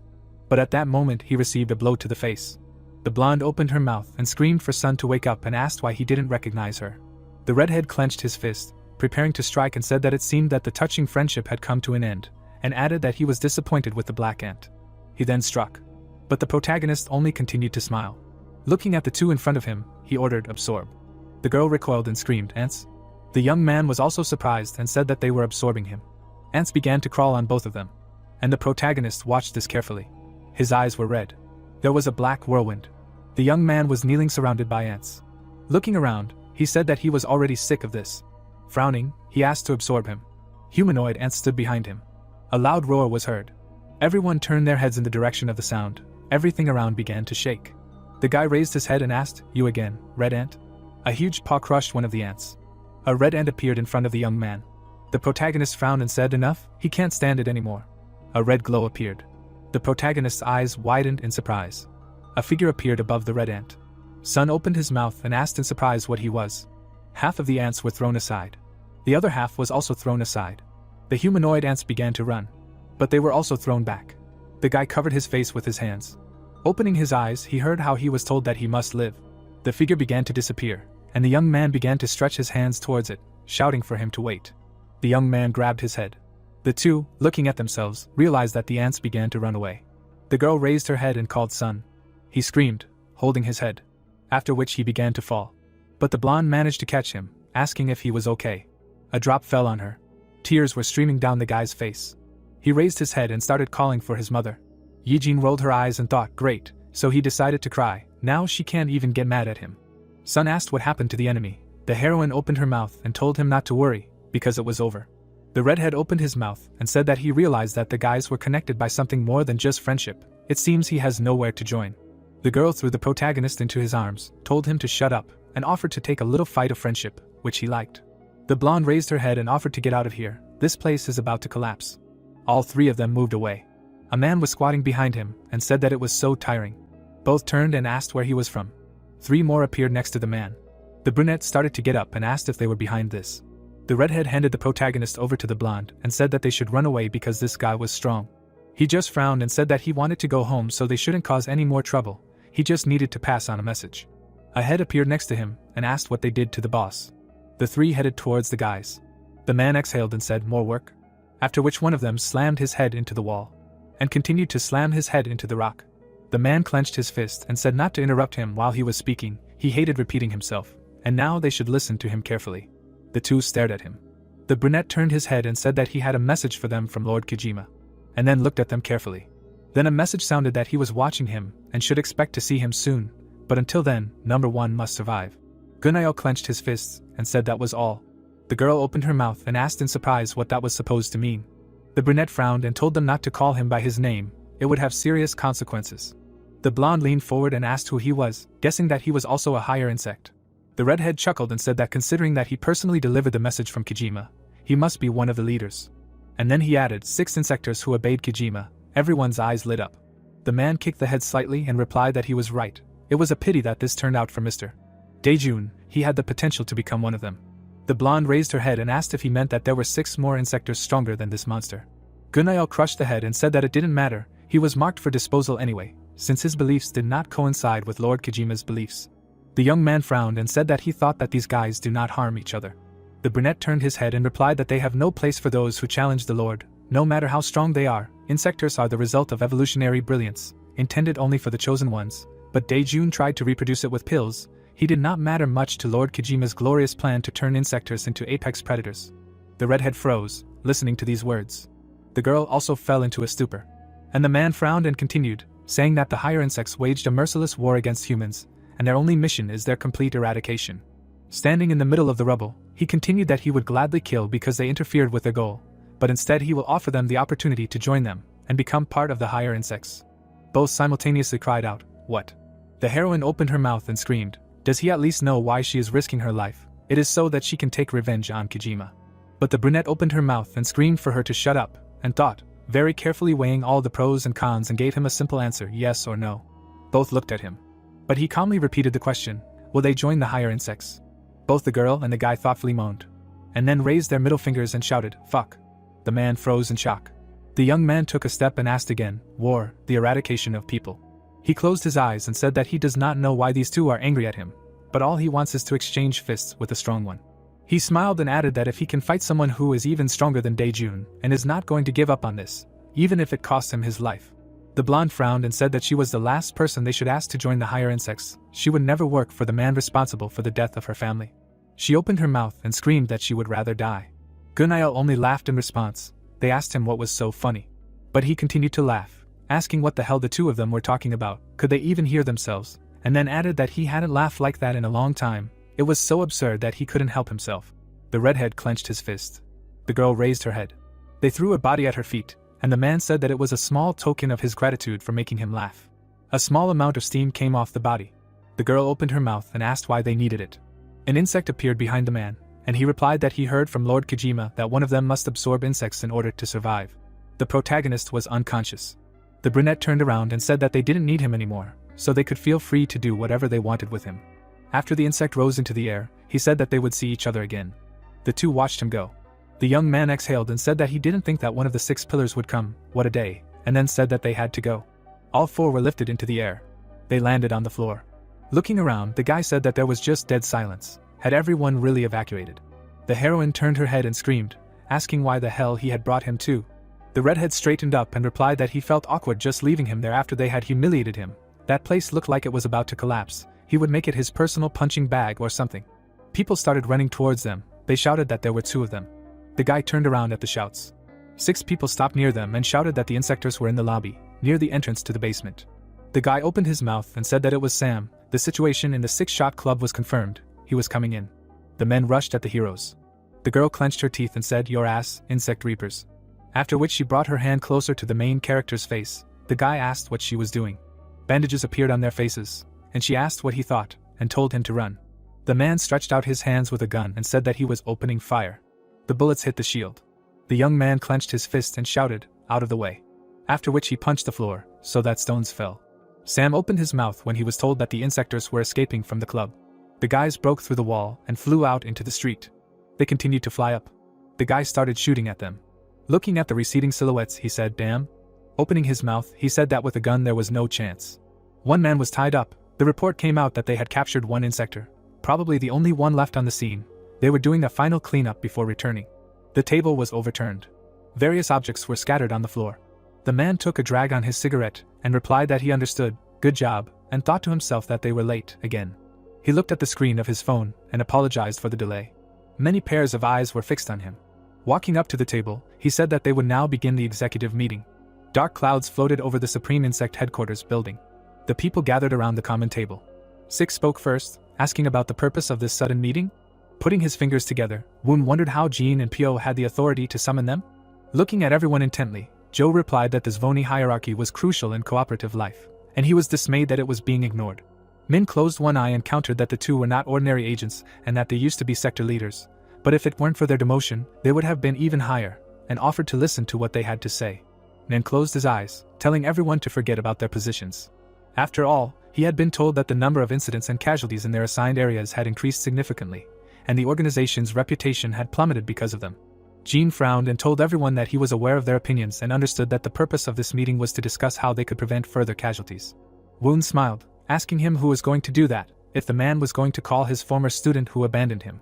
The guy pointed at him and added that he knew a guy who had been promoted to combat master for his exceptional performance after being injected with insect genes, but Nan asked not to talk about him in front of Jean. The man himself imagined the strength of this guy, hearing that he risked everything by agreeing to this experiment to save his teacher. And now he is a top-notch agent and a master of combat, but the man treats him coldly. Looking at him intently, he also inquired what is wrong with insect genes, otherwise it looks more like envy. Everyone silently looked at Woon, who said that he just wanted to ask. But looking tense, he powerfully replied that they are insect reapers. The organization that exterminates them does not understand what this insect is doing here. His gaze became more threatening as he suggested killing him. Woon gritted his teeth, clearly annoyed by the way he was called. Yun tiredly raised his head, demanding that they be quiet and get it over with. Smoke was coming out of Pyo's cigarette as he suggested to begin. The man came closer to the table, noting that their sector has lost many times, but he did not gather everyone here to apologize. He lowered his head, adding that the purpose of this meeting was to prepare for a possible war with the insects. Jean, folding his arms, asked if the insects were sending an army? The other man presented silhouettes of insects, saying that there had been a noticeable change in their behavior recently, although at first glance it might seem that they existed on their own. He presented a certain diagram, explaining that they had formed the highest insects, the top, consisting of the strongest and smartest, apparently following a systematic order. Min was visibly surprised to hear Nan say that this name indicated their desire to rise to the top of the food chain. Sun, frowning, said that he had met one before, and it was definitely stronger than the average insect. The guy next to him noted that these insects had begun to think about something. Pyo took something out of his pocket, saying that this is why they needed something that would make them retreat. So, a certain project appeared in his hand, and he called it a countermeasure. On the cover, it was written that it was the Ant Castle project. Some people reached for the project, wondering who the people in the pictures were. Jean picked up the book. Opening it, he saw the name Kijima. Looking up, he asked what kind of book it was, hearing someone's voice say that he would explain. A doctor appeared nearby, saying that he did not know where the book was found, but he would appreciate it if the guy stopped. An older man walked towards the others, saying that this brought back some unpleasant memories. Pyo put down his cigarette, asking if he wrote it, and he heard the answer no. The doctor looked into the eyes of the interlocutor, saying that his student did it. Pyo threw away the cigarette, asking the interlocutor what he knew about it, and whether he was directly involved, to which the man replied that he himself was in charge of this project. He recalled a symbol, explaining that the Ant Castle was a highly confidential research project conducted back when the Insect Reapers were just a research institute, its purpose being to create a countermeasure against the Insectors. Then, imagining the silhouettes of 3 people, he explained that the project was incredibly successful, and 3 samples were created. A burning building appeared in his mind, as one day an explosion of unknown origin occurred, burning everything around. He remembered the tied-up man, saying that only 1 sample was recovered. Pyo's gaze changed. He looked at the doctor, asking where the sample was now, and why was this information never divulged. The doctor shook his head, answering that this was all he knew, and orders from above kept him in the dark as well. Pyo also turned away, repeating the word that one subject survived. But the doctor leaned forward, saying that if he was looking for a way to combat the insectors, they had something. A sinister smile appeared on the man's face as he spoke about the injection of insect genes. Everyone at the table turned to look at him. One of the people present glared at him. The doctor, clenching his fists, said that his and Jin's opposition had prevented its widespread implementation, but it was undeniably effective. A look of insane delight appeared on his face as he said that it had already been proven to work in the field, and that the wound sector had a special unit entirely made up of agents with insect genes. And let's not forget about former member Jean, who was now an outstanding special agent. Waving his arms, the doctor said that he had always been talented, but thanks to this procedure, he had become so outstanding that he would soon be promoted to sector leader. The experiment was much more dangerous back then, but thanks to it, the process was much more stable. His fist slammed down on the table. The cracks on the tabletop grew larger. The doctor looked at the broken table in horror. Jean, sitting at the other end, turned to him. The man asked confusedly what was wrong. His face began to sweat when he heard that it was enough. Jean was still clenching his fist, demanding that he not say another word. Woon stood up from his seat, saying that the man was still as grumpy as always, thinking that he was so much better than everyone else, and that his arrogance would cause more people to die. He then walked up to the doctor, telling him not to let him influence him, and that he appreciated his work. He then put his hand on his shoulder, asking if there was a schedule of training procedures for his team. They all headed towards the exit together. Footsteps were heard. Pyo stopped next to Jean, who apologized, explaining that they kept mentioning him, and eventually he lost his temper. Clouds floated over the long building of the insect reapers. Blood splattered on the walls. The man's body was covered in many wounds. He sat on his knees in front of his opponent, not understanding what was wrong with him. The eyes of him were glowing bright red. He plunged his blade into the man, saying that he needed to evolve. A locked door appeared in front of him, and he kept repeating the words about evolution. So he put his finger on the scanner. The door began to open. A silhouette began to appear from the open door. The guy was looking at him with a smile, saying that he had been waiting for so long. A dark creature was coming out. It had several bright eyes on its face. The signal beacon on the ceiling was glowing brightly. Kijima was shrouded in fog. The creature came out into the corridor. The guy who freed him joyfully addressed him. He fell to his knees in front of him, asking to grant them evolution. Kijima extended his hand to him. So he grabbed his head. The guy was smiling widely. But his mood changed when he heard the indignation that a simple mutant dared to demand evolution.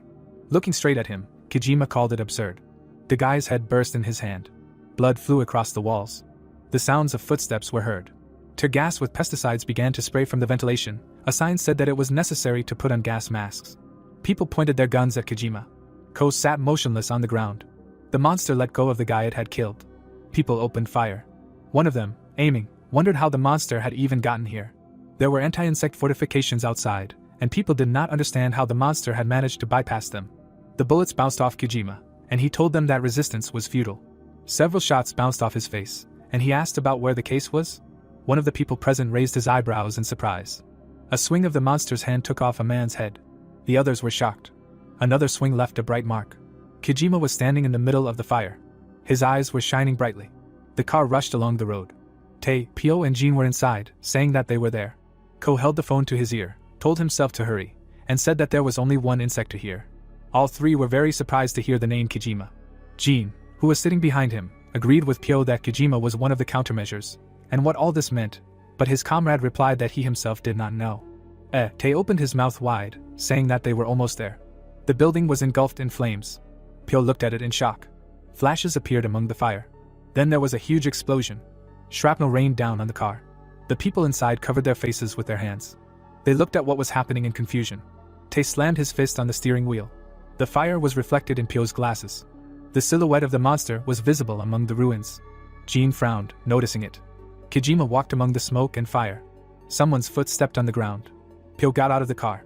Taking out a cigarette, he told Tae to go back to headquarters, but heard that his comrade wanted to fight with him.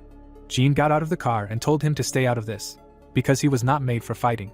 He grabbed the handle of his weapon, saying that it was his. His comrade lit the cigarette, telling him not to worry, because he would not stand in his way. Pyo blew smoke from his mouth, adding that he also wanted a piece of the enemy.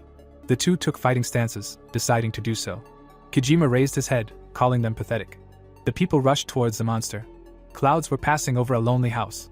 A bright light was burning inside. Yijin looked around, saying that this was a nice place, and that she could swear that every Insector had a nice house except her. The girl noticed a glow nearby, saying that it was unfair. Yijin spread her hands in confusion, wondering what all that was. There were many awards on the shelf. Among them, she noticed a photo of him, Chang, with a caption saying that he was untouched in battle and invincible. The guy was wiping his head, saying that it was hard to avoid blood tests in big arenas, so he was happy with it. He put a towel on his shoulder, saying that the girl should take a shower too, because she stinks. Looking at him, Yijin replied that it was very easy for him, but she had a very small apartment, and it must be nice to make money by beating up people. But the interlocutor noted that it was quite difficult to hold back your blows when fighting people. Chiang, despite her, asked if she also fought people. The girl replied that she did. Later, he put the first aid kit on the table. The guy was unconscious on the bed. His eyes were closed.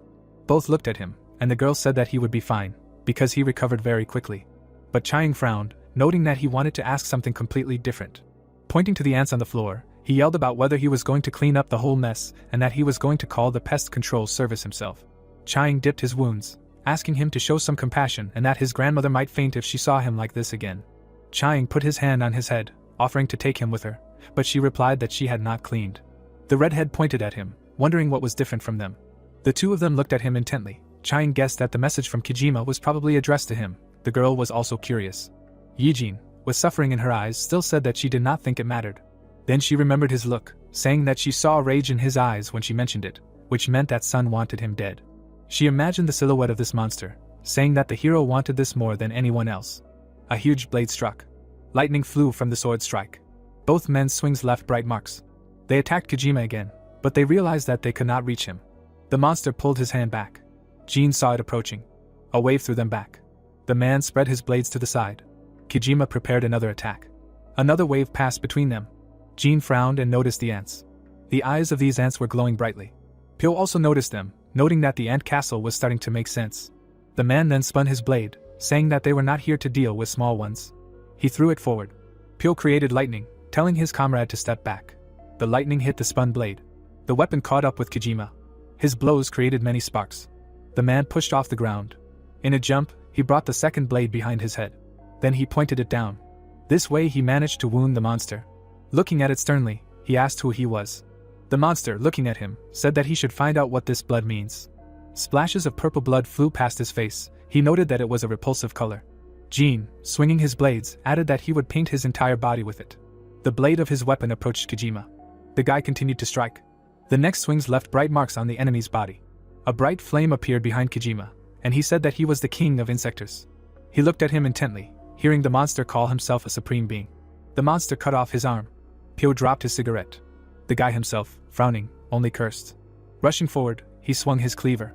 Kijima also lost one arm. Jin fell to the ground with it. Looking at him, the monster said that he was strong. The guy got to his feet when he asked him what else he could do, because this was the limit of human capabilities.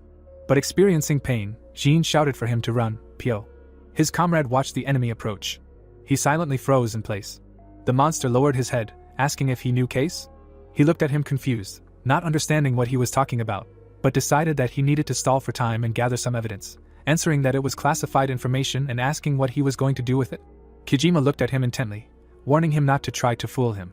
Imagining a silhouette of a person, he explained that this was what stored the power, and with it, the insect sectors could become immortal. Pyo's gaze became more wary. Suddenly, the car crashed into the enemy. Tae held on tightly to the steering wheel, screaming for the insect to finally die. The wheels squealed. The monster lifted it off the ground. He looked at the guy behind the wheel, saying that their fight was useless. The monster split the car. A powerful explosion sounded. Tae managed to get out of it and told Pyo that he bought some time. Turning around, the guy asked Jin to run with him, but he heard a question about how long he could hold out. The fire was reflected in the man's glasses, and he said that their enemy was a monster. Kijima calmly walked among the fire. Noticing something, he looked up. A missile was heading his way. He held out his hand in front of it. The light from the explosion was blinding. A helicopter was flying above them. Pyo turned around himself, hearing Sam ask if he was okay. The guy was holding a hand grenade launcher and apologizing for being late. Tae was helping his wounded comrade. Another explosion sounded. Everyone loaded up, and the helicopter flew away. Kijima, standing in the fire, watched them fly away. Several dragonflies flew across the sky. The sun was shining brightly on the walls of the school. Above the entrance was a sign stating that this was room 125. Sun and Yijin were sitting in the classroom. The girl sighed deeply. The hero silently looked at the screen of his phone. There were several unanswered messages. At that moment, the girl opened her mouth wide, screaming that she wanted to go on a school trip and did not understand why they decided to reschedule it while they were gone, because she could not even check, because she lost her phone. Frowning, she decided that they would go on their own. Standing up, he asked how they were going to get there. Yijin covered her face with her hand.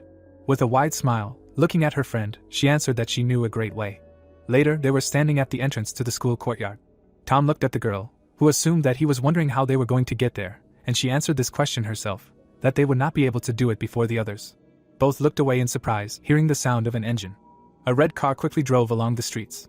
It stopped right in front of the friends. The sounds of music came from the car. Its door opened. Chang looked at the two, calling them spoiled. Then he smiled broadly, inviting her to go for a ride. Yijin tried to hide her delight and said that the front seat was hers. Everyone got in, and the girl was delighted that the guy was so cool and rich. The hero looked at the phone screen again. But there he asked his grandmother how far it was to the excursion site, and also answered that he could handle it himself.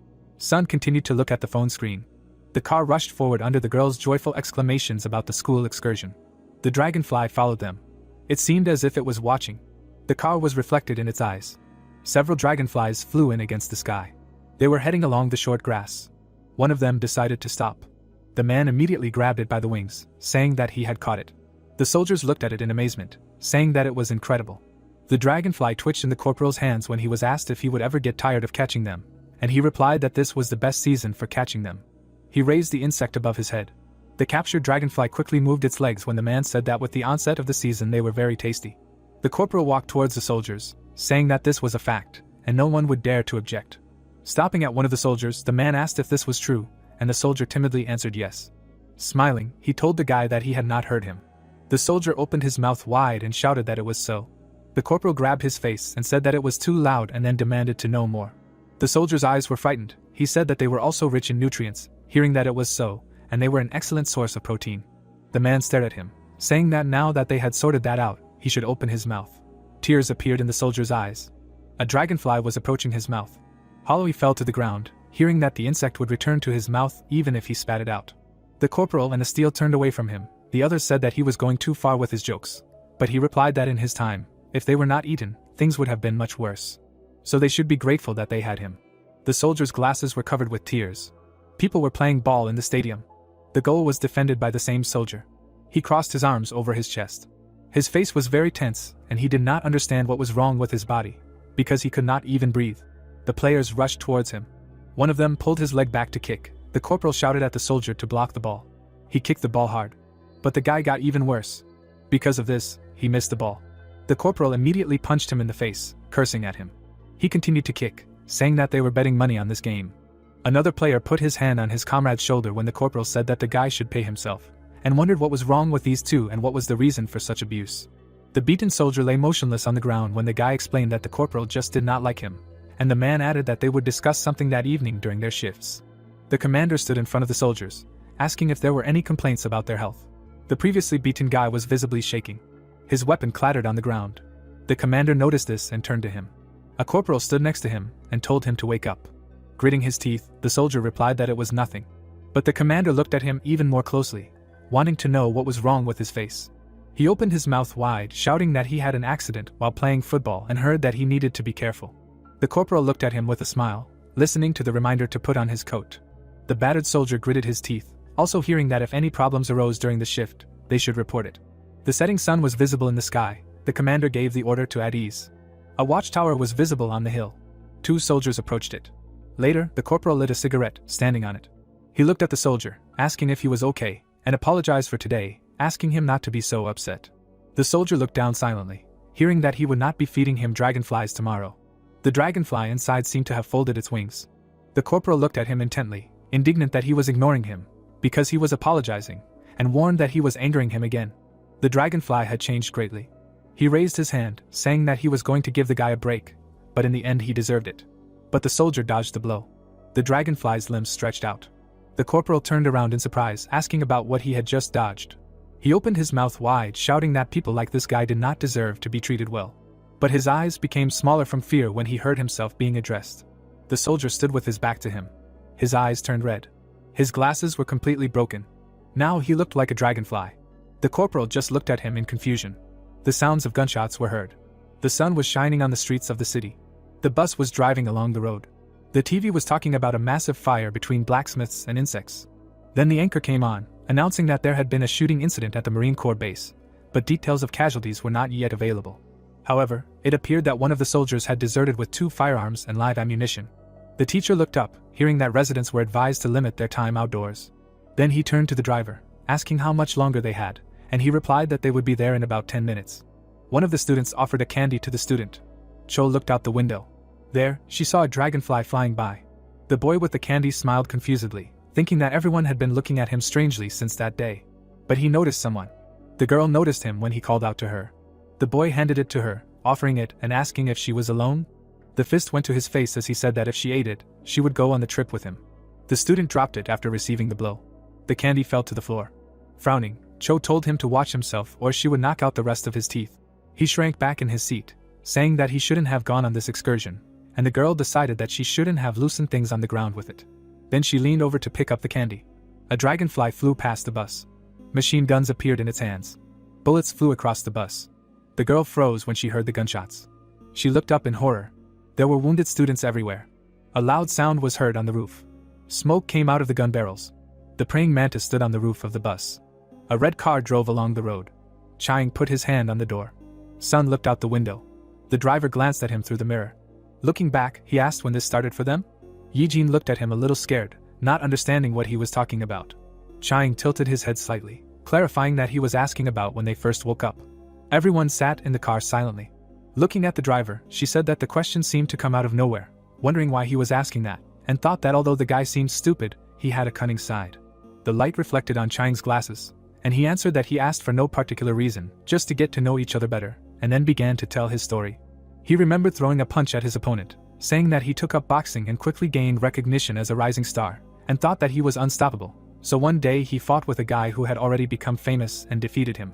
The next day, a gang surrounded him, giving him a real beating. The boy was badly beaten and thought at that moment that it was a shame and he couldn't believe that he was losing to these thugs just because they outnumbered him, so he wouldn't stand for it and would kill them all. His body changed as his anger consumed him and he evolved. There were many traces of blood on his body, so at first he was shocked to learn that he was an insector, and later he couldn't help but wonder why he turned into a harmless ladybug. The girl looked into a microscope, in which she said that people on average swallow 100 different insects in their lifetime. She imagined various insects that bit, stung, or climbed into their mouths.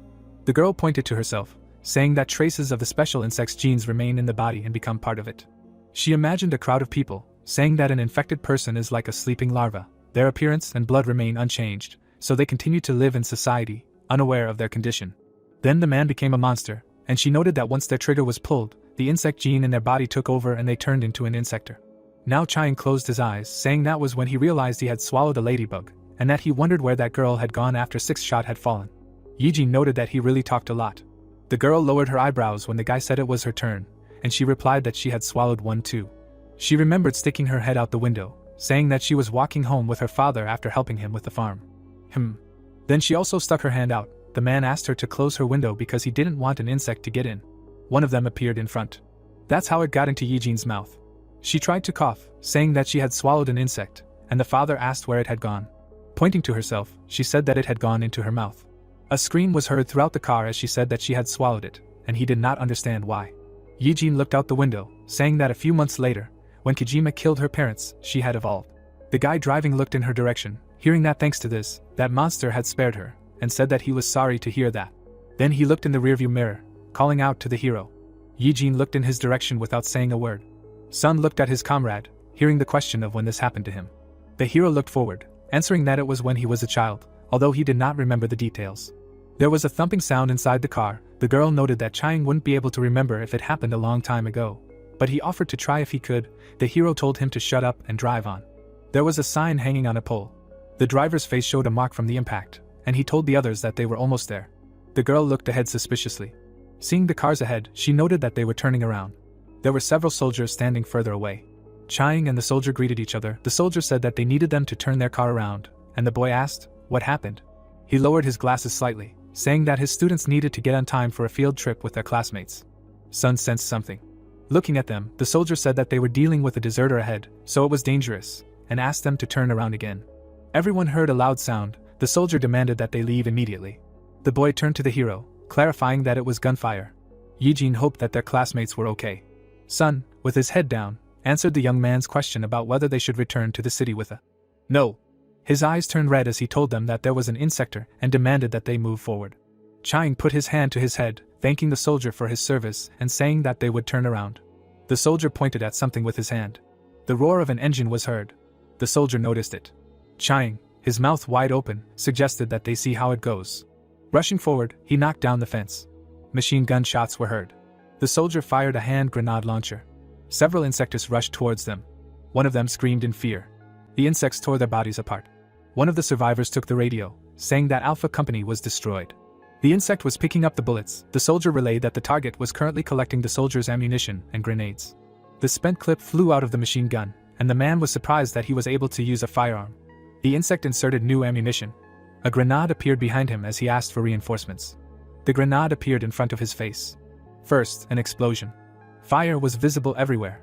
But the flames were getting smaller. The shocked soldier covered his head with his hands. Raising his head, he asked who was in front of him. Nan stood behind the others, telling the soldier not to worry. She put her hand on his shoulder, telling him to leave it to the insect reapers. Then she looked behind him. The insector pointed the machine gun in their direction. Clenching her fist, the girl told him not to be impudent. Bright lightning surrounded her hand, and she was surprised that the insect thought it could handle people. The insect began to shoot. The girl's assistants covered her from the bullets. Then they rushed towards him. The insector noticed this. He started shooting again. He retreated, continuing to fire. The bullets bounced off, leaving bright sparks. His opponents managed to knock the guns out of their hands. Then the insector was struck by electricity. Nan rushed towards him, surprised that he had become an insect to use a gun. Clenching her fist, the girl added that it would not help. Lightning covered her hand at maximum power. So she struck the insect. The wings were badly damaged. The insector sat motionless on the ground. He opened his mouth wide and screamed. The girl quickly approached him. She managed to strike again. Her fist approached the insect's face. Part of its mask was broken. Nan pulled her hand back again, saying that the insect should finally die. The insector seemed to see the corporal in front of him. His eyes became smaller from fear, and he asked her not to do this. But the girl struck. She looked down at him, hearing his request to stop. Lying on the ground, the boy asked him to stop it. The girl was surprised to see this. Lying on the ground, the insector addressed her as a corporal. She watched him silently. Turning to the others, the girl noticed that it seemed like the boy was still sane, and ordered them to detain him. The arm he had lost earlier had grown back. He remembered everything that had happened to him. Then he opened his mouth wide again, asking what he had done to deserve this. Sharp claws appeared on the calloused hand. Nan noticed this. Dragonflies flew out of the insector's hands. 2 of her assistants died. Their blood splashed on her. The girl fell to the ground, dead. The monster stood surrounded by its dragonflies. Nan opened her mouth wide, outraged by what he had done. The insect flapped its wings. Asay pointed his hand towards her. Nan's palm began to glow brightly. All the dragonflies were struck by lightning. Her eyes began to glow brighter. She told the insect that she would kill it. Asay was about to fly away. But the girl prepared an attack. A bright ball burst from her hands. So the ball hit the insector. It seemed that he began to fall to the ground. But soon he rushed forward again. The girl frowned and cursed. Nan ran after him. The road was cordoned off, and the people standing on it heard the request not to approach. Yijin landed carefully on her foot. She approached one of the buses. Inside there was a sign that this was the senior group bus. Yijin looked inside. Seeing the bloody chairs, she only wondered where everyone had gone. Chiang looked at his interlocutor in surprise. The man in front of him spread his arms, saying that when they arrived, there was no one on the bus. The girl in the bus looked out the window. The red-haired guy shook his head. Sun ran along the forest. He held the phone to his ear, saying that he was trying his best, and asked about his class. The hero frowned when he heard that they weren't there. Yijin was talking to him on the phone, telling him that the only possible explanation for their disappearance was that they were probably hidden to be eaten later. The boy jerked when he heard the words that they needed to be found before it was too late. Sun ended the call, saying that he understood. Then he peeled off his bandage. The ants surrounded him. A moment later, the hero changed his appearance. His eyes were shining brightly. Cho was confused, turning to her classmates. But everyone around her was dead. Suddenly, she noticed something. Asay took a deep breath. He went inside the bus. There, he saw dead people. The girl tried to carefully look out. Seeing that he was no longer inside, she thought that he went back outside. Then she took the phone in her hand, realizing that it was too dangerous to leave now and had to report it. A drop fell on the phone screen. Cho raised her head. Asay was right above her. He seemed to be smiling, wishing himself a pleasant appetite. Then he opened his mouth wide. Someone's silhouette was visible ahead. Looking closely, she saw a dead person. This scared her greatly. Cho froze silently among the corpses. There were dead people everywhere. This sight made her shudder. Then the girl looked to the side. There was a large hole in the wall of the room. A loud sound was heard from outside. Then Asay appeared. Cho pretended to be unconscious. The insector's eyes glowed brightly, and he greeted the lance corporal. The insect flew inside. So he began to eat the corpse, saying that he was hungry. Crouching down, Asay wished himself a pleasant appetite. The girl closed her eyes. Ase was tearing flesh with his mouth. Blood was flying everywhere. His eyes began to change. Following this, his body changed too. Standing up again, he thanked her for the treat. Cho covered her mouth with her hands, thinking that she needed to get out of here. Tears appeared in her eyes, anticipating that she might be eaten. Suddenly, she felt a vibration in her pocket. The girl lowered her eyes, looking at it. The monster noticed it too. A phone appeared in her hand. But what she saw surprised her. It was a call from Sun. Cho turned down the volume. Then, bringing the phone to her ear, she heard a question asking if she was okay. The monster was walking towards her, when the hero was already telling the girl to wait. Cho silently looked at the phone, hearing that he would come and save her. Ase was standing over her. She turned towards him. He looked at her intently. A moment later, he grabbed her by the throat. With tears in her eyes, Cho demanded that she let her go. The monster stared at her, hearing demands to let her go. He remembered how the corporal held him by the throat, demanding to open his mouth. Then the boy held his hand, asking him to let go. But he saw only the distorted face of the elder. Also now, looking at the girl, Ase clarified about the order in the summer. Cho just opened her mouth wide, trying to breathe. Fear was visible in her eyes. Ase held her at arm's length. The girl only thought about the hero's words, that he would save her. Opening his mouth, the monster reached out to her. Several ants appeared.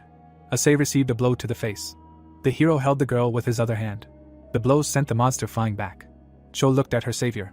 Part of Ase's hand was still on her neck. And yet, she fell to the floor. The girl looked up.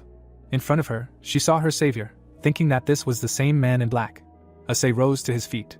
Seeing the hero in front of him, he said that an intruder had been detected. Sun took the dark ball in his hands. He threw it forward. A dark creature appeared nearby. Ase's hand began to grow again.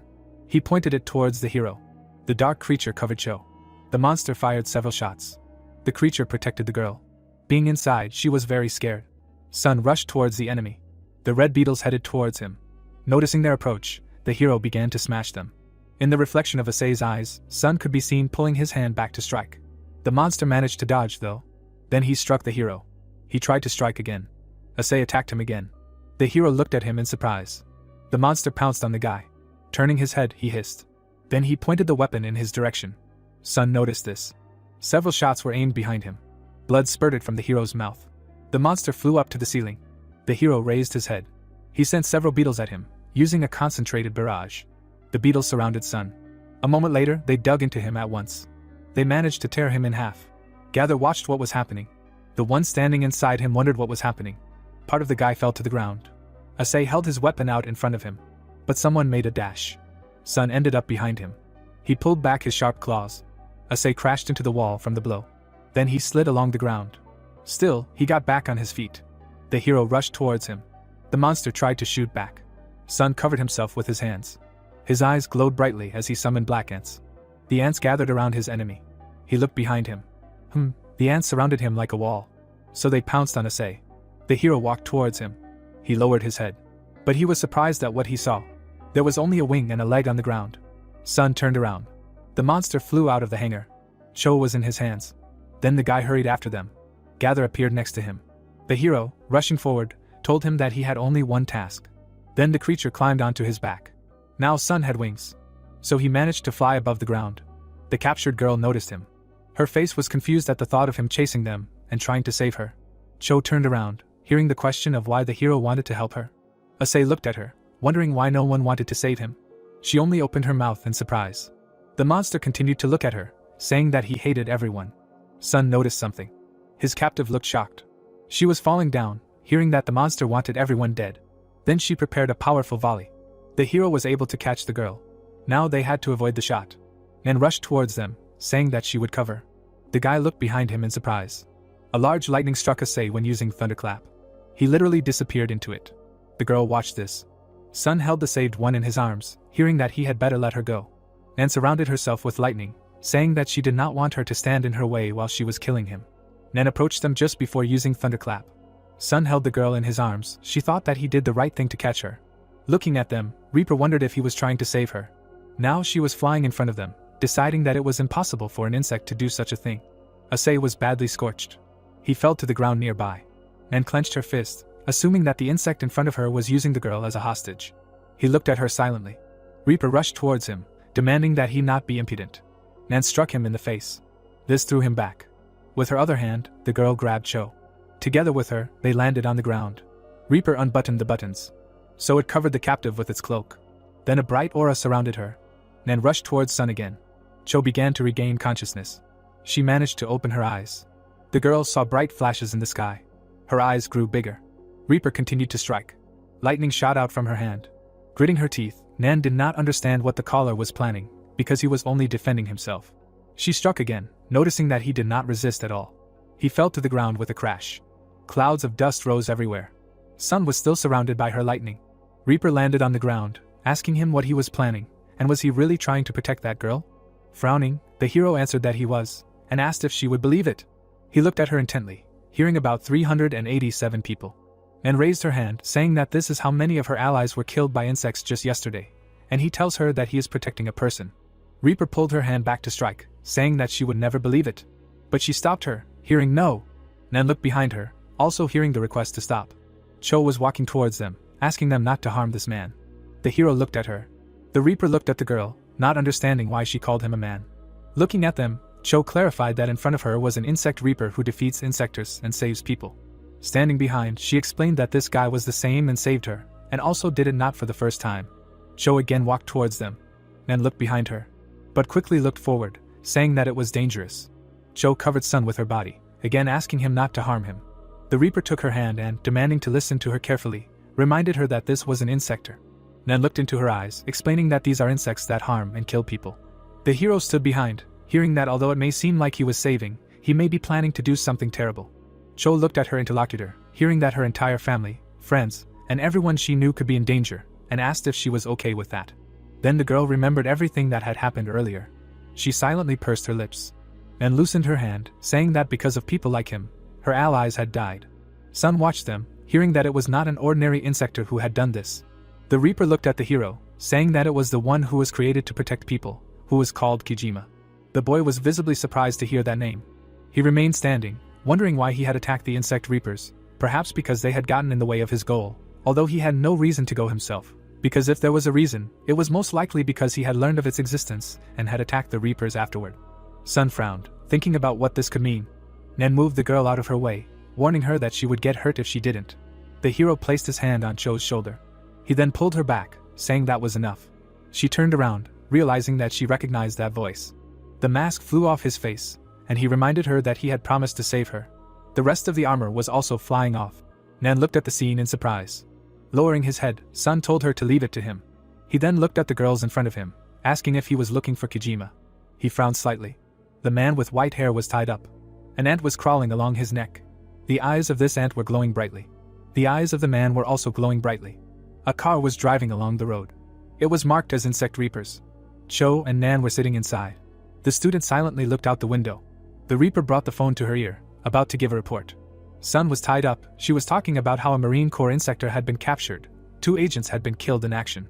The hero lowered his head silently. The Reaper also said that she had captured a black ant that had information about the case, and they were currently on their way to the medical center. He looked up, hearing that they would begin interrogating him as soon as they arrived, and that was why she was asking for action. The car pulled up to the medical center. The camera scanned it. Nan looked out the window and said that she was the head of the sector, and heard that she could drive by. The red car stopped in front of the building. Yijin and Chiang were sitting inside.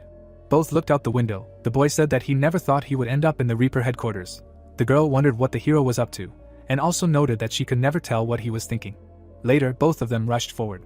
Yijin noticed something. She stopped her comrade with a blow of her hand. Rubbing his neck, the boy asked, "What's wrong?" A group of people was visible ahead. Noticing the hero's tied hands, she noted that it looked like he was captured. The veins on their faces were tense, and they didn't understand what was happening here. They both began their transformation. Chiang said he would take care of the purple girl and Yijin should meet the others, but she was indignant that he was ordering her around. Then she slapped him in the face. He turned around, asking her to calm down, but the girl said that it was not her. Someone's footsteps were heard. Both of them bent down to the ground. Gather was standing in front of them. A dark trail was rising from him. The two of them saw a vortex in front of them. The ants conveyed a message for them to do nothing. Gather nodded when they asked about it being a message from Sun. Seeing the ant writing, they also thought that the hero wanted them to follow them. Then both of them walked along the forest, arguing that they were just about to save him. Chiang suggested going back to the car.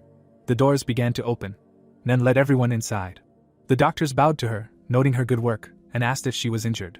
The Reaper nudged Cho, telling her that everything was fine and asking her to take care of the survivor of the incident. The woman approached her, asking her to follow her to the procedure room.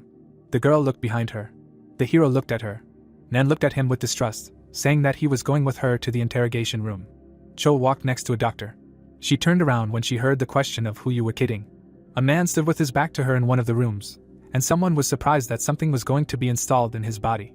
The man opened his mouth wide, clearly resisting this. The man put his hand on his shoulder, asking Jean to calm down, because he understood his feelings, and this was only what the researchers and doctors recommended. Looking at Cho's face, the man thought that he knew this man. The doctor turned to her, saying that because of the incident yesterday, it was quite hectic in here, and asked her to go first. The scientists were examining the severed arm. The man was outraged that they had first wanted to inject insect genes into them, and now they were offering to transplant insect parts. His face was badly burned, and he noted that Pyo knew him. He remembered standing in front of the guy, hearing that he was going to do this. Then he smiled widely, saying that this was the only way to protect everyone, and he was going to inject the insect gene, asking for forgiveness for this. Jean was left without an arm and a leg, and said that he was angry at his student for taking the insect gene, and even cut all ties with him, not knowing that he did it for him. Frowning, the man added that he could not rely on insects after everything he did, and besides, his beliefs still had not changed. Pyo adjusted his glasses, clarifying that now he was going to fight like this. He smiled, noting that he was not surprised, calling the interlocutor the greatest insect reaper in the world, even without an arm and a leg. Jean looked at him with a smile, answering that he would still be more useful in battle than his interlocutor. Pyo looked at the phone. Then he brought it to his ear. His face changed from what he heard. Then he headed for the exit, saying that he was going for a smoke break. The sound of his footsteps was heard in the corridor. The man saw Sun ahead. He looked at him intently. The hero also noticed him. Nan also turned to him, asking how Jean was. Everyone was standing in the middle of the corridor, answered that he was doing fine. Pyo also asked if this was the same student. The guy looked at the man when he was told that he knew about Kijima's target and that he was number 1 from the ant castle project. Pyo frowned, hearing that it was a black ant. Then he remembered the old photo. The 3 of them sat at the same table. A group of people were watching them. A man with glasses was silently looking at him. A magazine was open in front of him, and he was thinking about how he was sure that the woman in the photo was number 1. Pyo looked at the boy again, surprised that it was the same child, saying that he would ask a few questions. Looking intently at Sun, he spoke about the insect king Kijima being a product of the ant castle project, asking if they were similar. The hero, looking at his interlocutor, replied that he would not like to be treated the same way, and that he did not remember much from his childhood, but he knew who he was.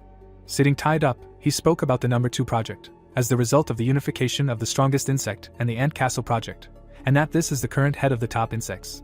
Pyo held the notes in his hands, asking about the case, and thinking that even the current leaders do not know anything about it. If so, can the information from this guy be trusted? The hero answered that it is the one who covers everything up and creates. His eyes turned red when he added that it is his brother. Nan looked at him in surprise. A group of people began to discuss this. Looking at the hero with the girl, Pyo clarified that he knows where he is and asked if he can send them there. But the guy replied that he called the person who takes care of him, and they are already on their way.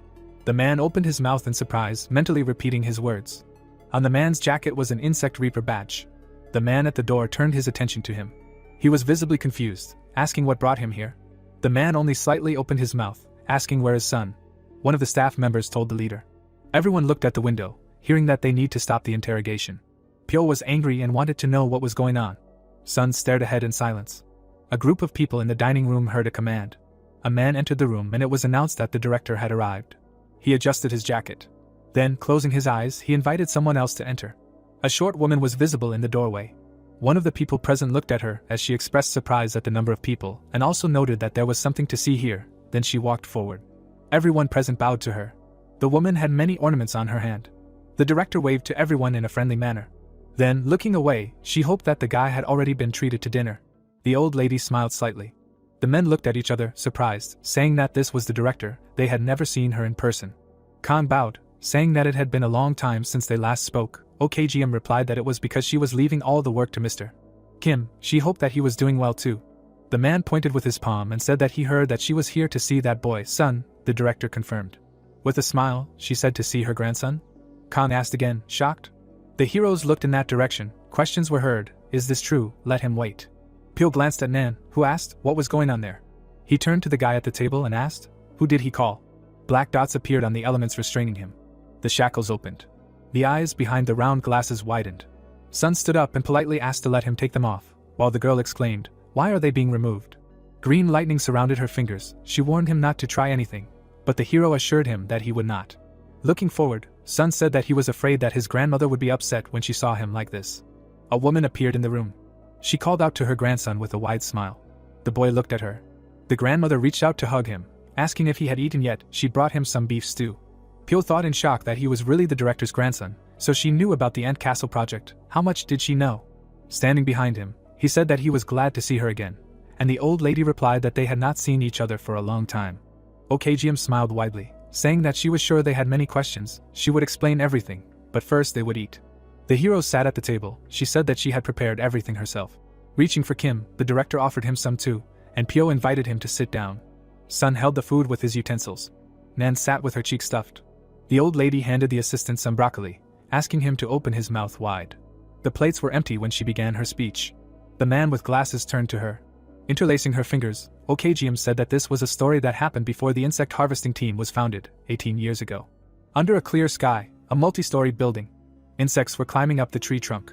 Above the door was a sign that read the president's office. Kim held up a document, saying that it was a review of the sales report for the first half of 2005, but the director stopped him. She held up a phone and apologized, explaining that she was talking to her son. The man in uniform held the phone, and when asked how he was doing, he said that he was feeling great, all thanks to the food she sent him. Everyone at the station was praising the beef stew.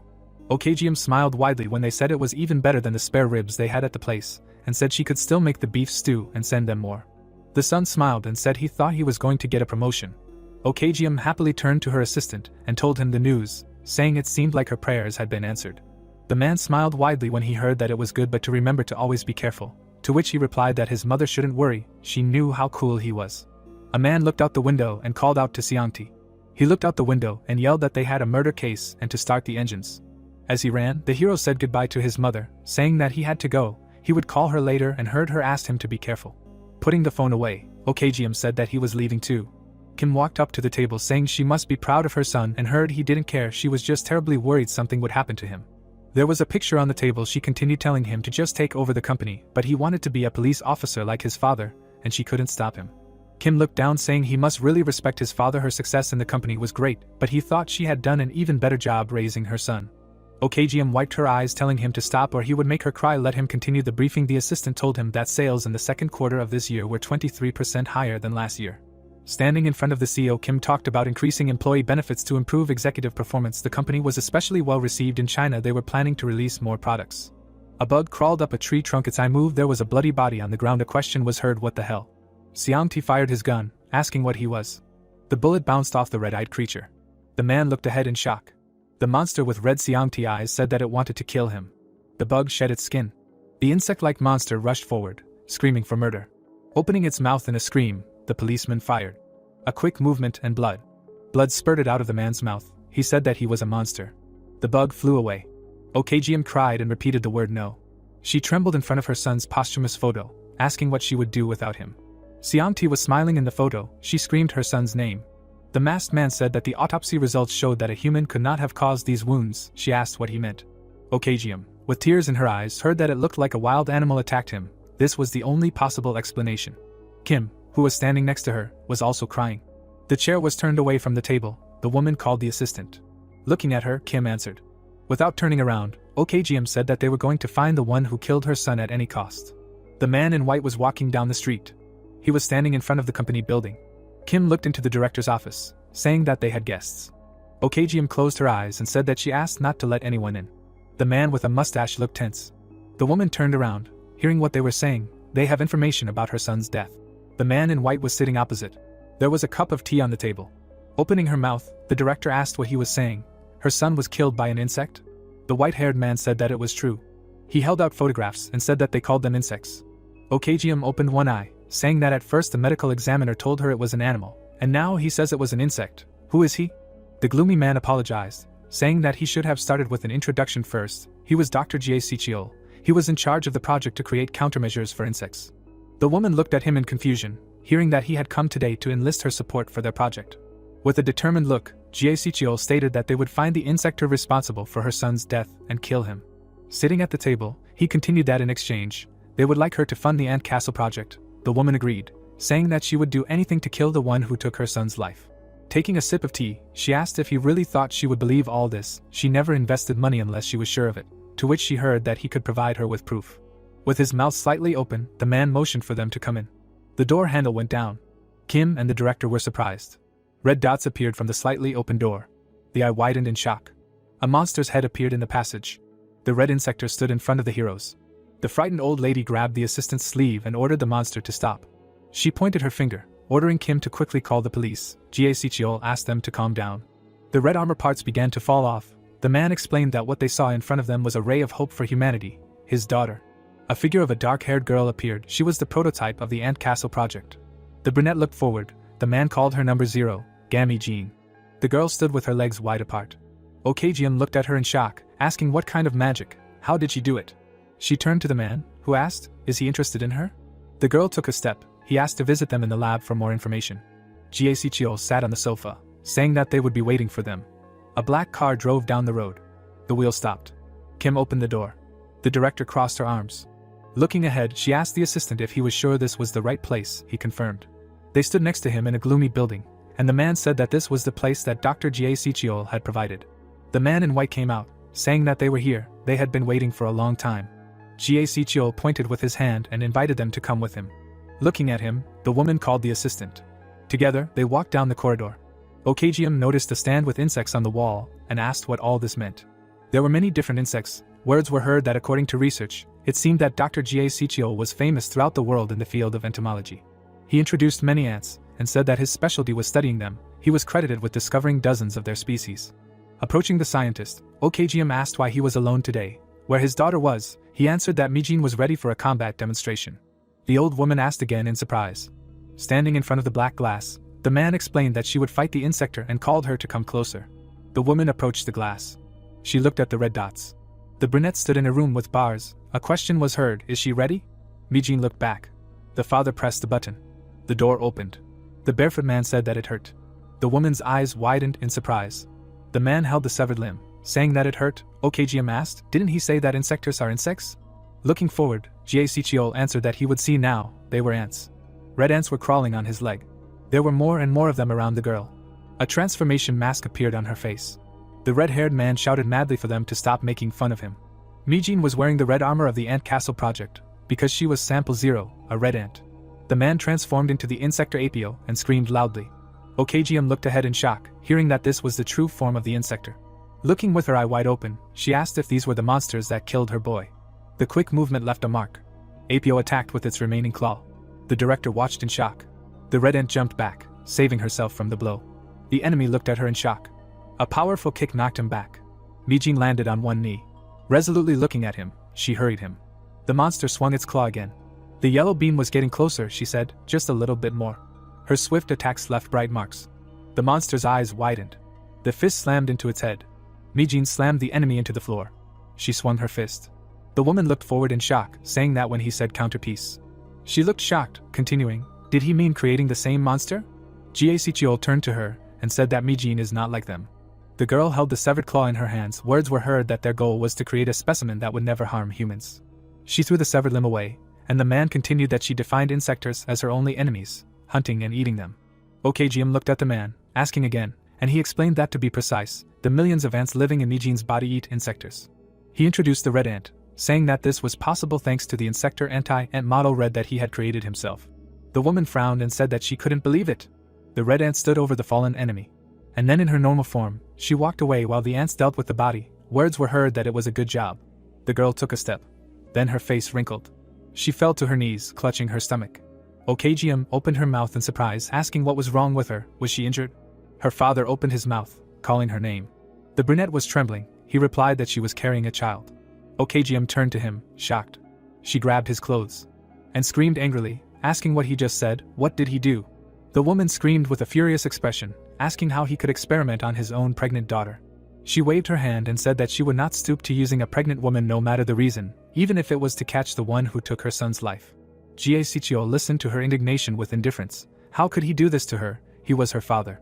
The girl who approached answered that he did it because he was her father. Holding her stomach, she asked not to blame him for this.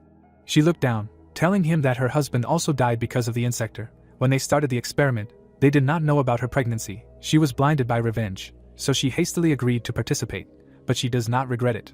The woman listened in surprise that the revenge no longer mattered. It was for her child. The thought of her child growing up in a world swarming with insects was unbearable. Mijin closed her eyes and resolutely asked for help to continue this project. Holding her hand to her stomach, she continued that it was for the future of humanity. Okjium was surprised and silent. She clenched her fists, asking how she could refuse a mother who wanted to protect her child. Jie Sichio looked at her, hearing that she agreed. Opening her mouth, she was about to continue. Pointing her finger, the woman exclaimed that the child should not be harmed no matter what. The scientist closed his eyes, agreeing, and thanked her. He extended his hand to her. They shook hands. Later, Okjium pointed to the meat. Kim watched ahead for some reason. The fighter clenched his fists. Jie Sichio looked at the ant. Okjium laid her head on her now large belly. A scream could be heard from behind the door of Mijin's office. Okjium was holding the baby, saying that he was fine, he was so small. She asked the girl lying on the bed what his name was, and she answered Sun. The baby was holding the woman's finger. She repeated his name and said that it was wonderful. She even gave him her last name. Okjium looked away, asking what about him. Jie Sichio was standing by the window, and she heard the answer that he was Maikon, Sun's younger brother. There was another child in the man's arms. His hair was blonde. The boys were running after the ball. A foot in a yellow sneaker kicked the ball. It hit the grandmother right in the face. The boys stopped in fear. Okjium held the ball, saying how naughty they were. The grandchildren ran screaming from the angry grandmother. There was a black symbol above the entrance to the building. On the table was a photo of Mijin with children. Okjium was lying with the boys among the toys, asking how old they were both. Maikon confirmed that they were 5. The woman closed her eyes, saying that at her age it was difficult to look after children. Maikon looked at her and asked when her mother would return. Sun was lying on his grandmother's arm and heard that she would return tomorrow, not to worry. Looking straight ahead, the woman repeated that she would return. Later, she became gloomy, asking, did they find him?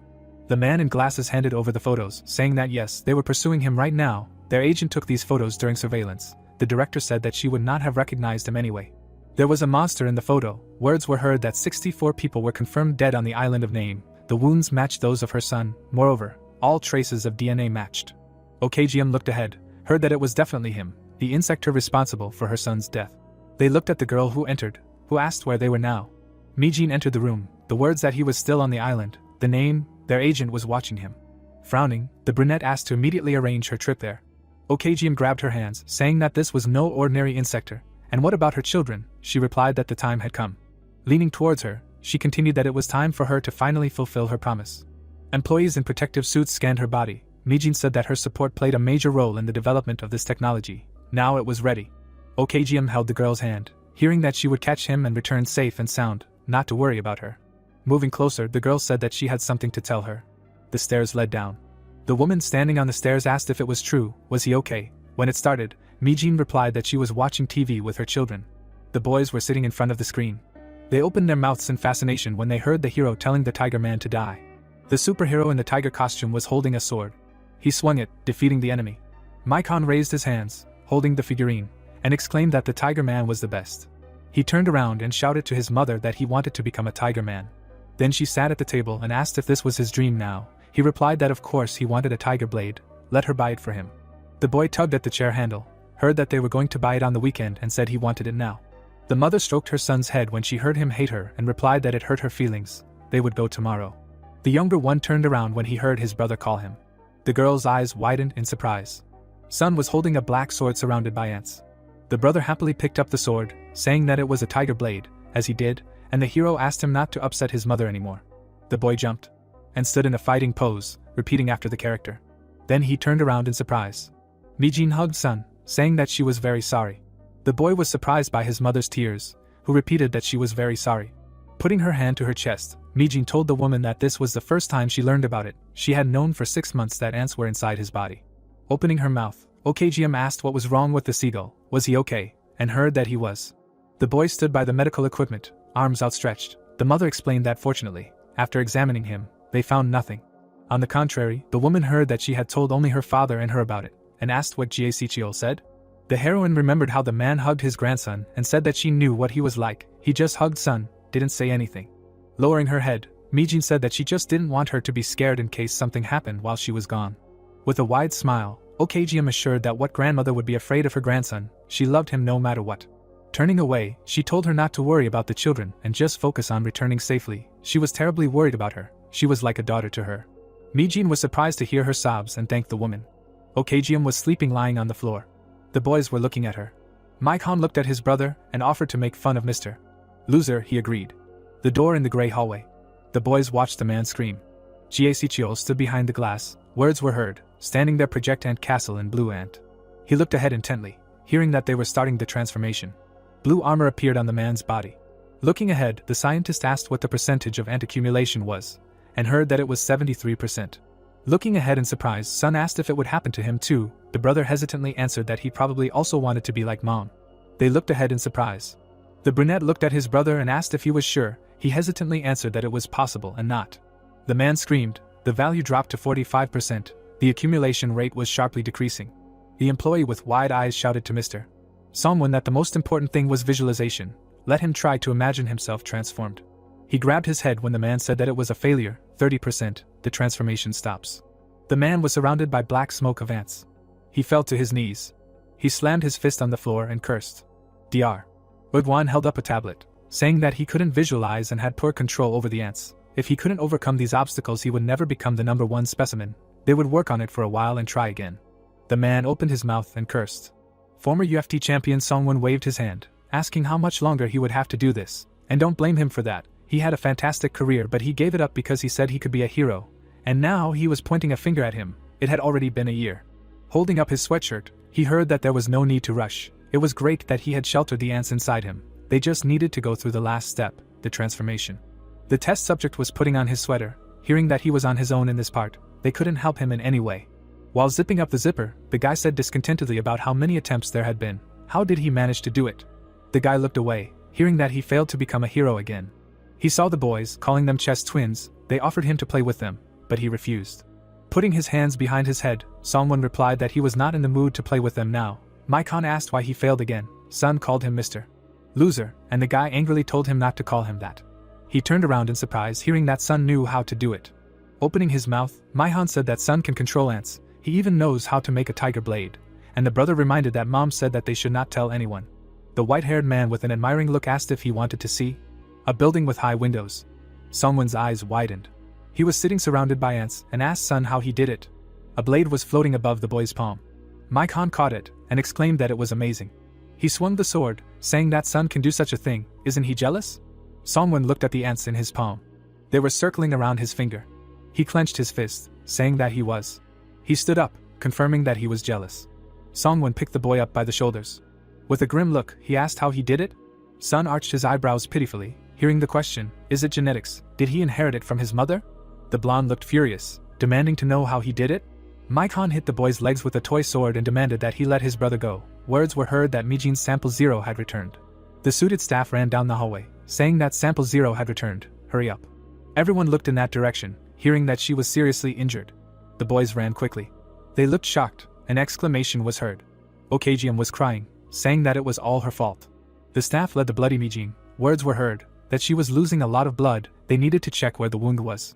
The children's eyes widened in surprise. Mijin, covered in blood, frowned. The girl began to fall forward. Okjium and the boys ran to her. Mijin tried to sit up, addressing the woman, but she told her not to talk. The girl lowered her eyes, saying that she had caught him. Okjium opened her mouth, hearing that she had caught this bad man. The monster was bound with black chains. Wigwan asked the boss in surprise, the Insector in charge of everything. Maikon looked ahead gloomily, hearing that it was the most immoral and strongest Insector. The black monster was chained. It was the stag beetle Kugo. The monster with glowing eyes repeated its name. On the glass door was the company logo. Surrounded by ants, Mijin lay in a special capsule. The woman and her sons looked at her with concern. The girl's eyes were closed. Words were heard that she would survive. The masked man looked at the girl, saying that her injuries were very serious. He thought that she would no longer be able to fight as a zero sample. Standing next to her, Okjium said that she was very sorry and asked her to just survive. Sun cried and, like his brother, asked him not to die and not to suffer. The gloomy woman turned around. She began to cry, like her grandchildren, thinking what did she do to these boys? Jiesichio entered the room. The woman turned her attention to him. He stood with his head down. The medic approached him, saying that her condition was stable, and the man asked to leave them for a minute. He took a step. He looked down. His fingers touched the capsule. The man was touching the capsule with his daughter. Okjium, who was standing next to him, said that she was very sorry. She closed her eyes and continued that she did this to his daughter, all because of her selfish revenge. Now he can stop, she does not want to lose anything again. Without turning around, Jie Sichio thanked her, and she asked what he was talking about. The scientist looked ahead, saying that the target was the strongest insector they had ever seen, and yet Mijin, their prototype, was able to defeat it. Turning his gaze, he said that it was all thanks to her support. The woman's eyes widened in surprise. She asked, "Is he smiling after what happened to Mijin?" She looked at him, asking if he was worried about her. He replied that he was. The boys looked surprised when the man called son. He extended his hand to him, asking him to come with him. He asked where he was going. The palm with the ornaments fell on his shoulder. Holding the named grandson, the woman screamed, "What is he doing? What is he going to do with this boy?" Looking at him, Jie Sichio answered that son is special. He has been with the ants since birth. The hero was surprised to hear that he is going to examine his body and improve the areas where Mijin failed. Pressing the boy to herself, the woman exclaimed that this is absurd. Maikon stood nearby, hearing her scream that he cannot believe what he is saying. He is just a child. Holding her grandson, she repeated that he was a child, and the scientist confirmed, saying that he was unusual. Maikon opened his mouth, amazed to hear that son would become a hero who would save humanity from the insectors. The man in white took a step. He took the boy by the shoulders. The younger brother watched in surprise. Jie Sichio lifted son higher and said that he was also his grandson. Holding him, he said that the insector was being held captive at the basement level. He could see him if he wanted, but the brunette replied that he wanted to stay with his mother. Okgm fell to her knees, saying what had she done. With tears, she clenched her fist, saying that she no longer cared about this insector. Her eyes opened when she heard that when her grandfather was hugging son, he heard someone say. He remembered how son was surprised to hear himself being addressed. The scientist closed his eyes, saying that he was the number one specimen. The white-haired boy turned his back, saying that he said it. A shadow fell over his eyes. He continued that he also wanted to be the first specimen. Okgm turned around, exclaiming in fear that there was no need to take this path. It only led to suffering. Remembering the footage of what had happened recently, Maikon said that if he became the number one specimen, everyone would hug him, protect him, smile and cry for him. He closed his eyes, screaming that he was the only one left behind, and rushed out of the room, screaming that he hated them all. The woman called out to him. Then she turned to the capsule. It was full of red ants. Mijin was lying with her eyes closed. Songwon sat next to the boy and asked if that meant he abandoned his family to find him. He confirmed. Returning to him, the kid asked if he wasn't trying to become the number one example, to be hugged by people. He didn't understand and asked again, to hug women. Then he answered that he just wanted fame. Above them was a hive of bees. A question was heard, what is fame? And an explanation that it means that he wants to become a hero, to become popular, I guess.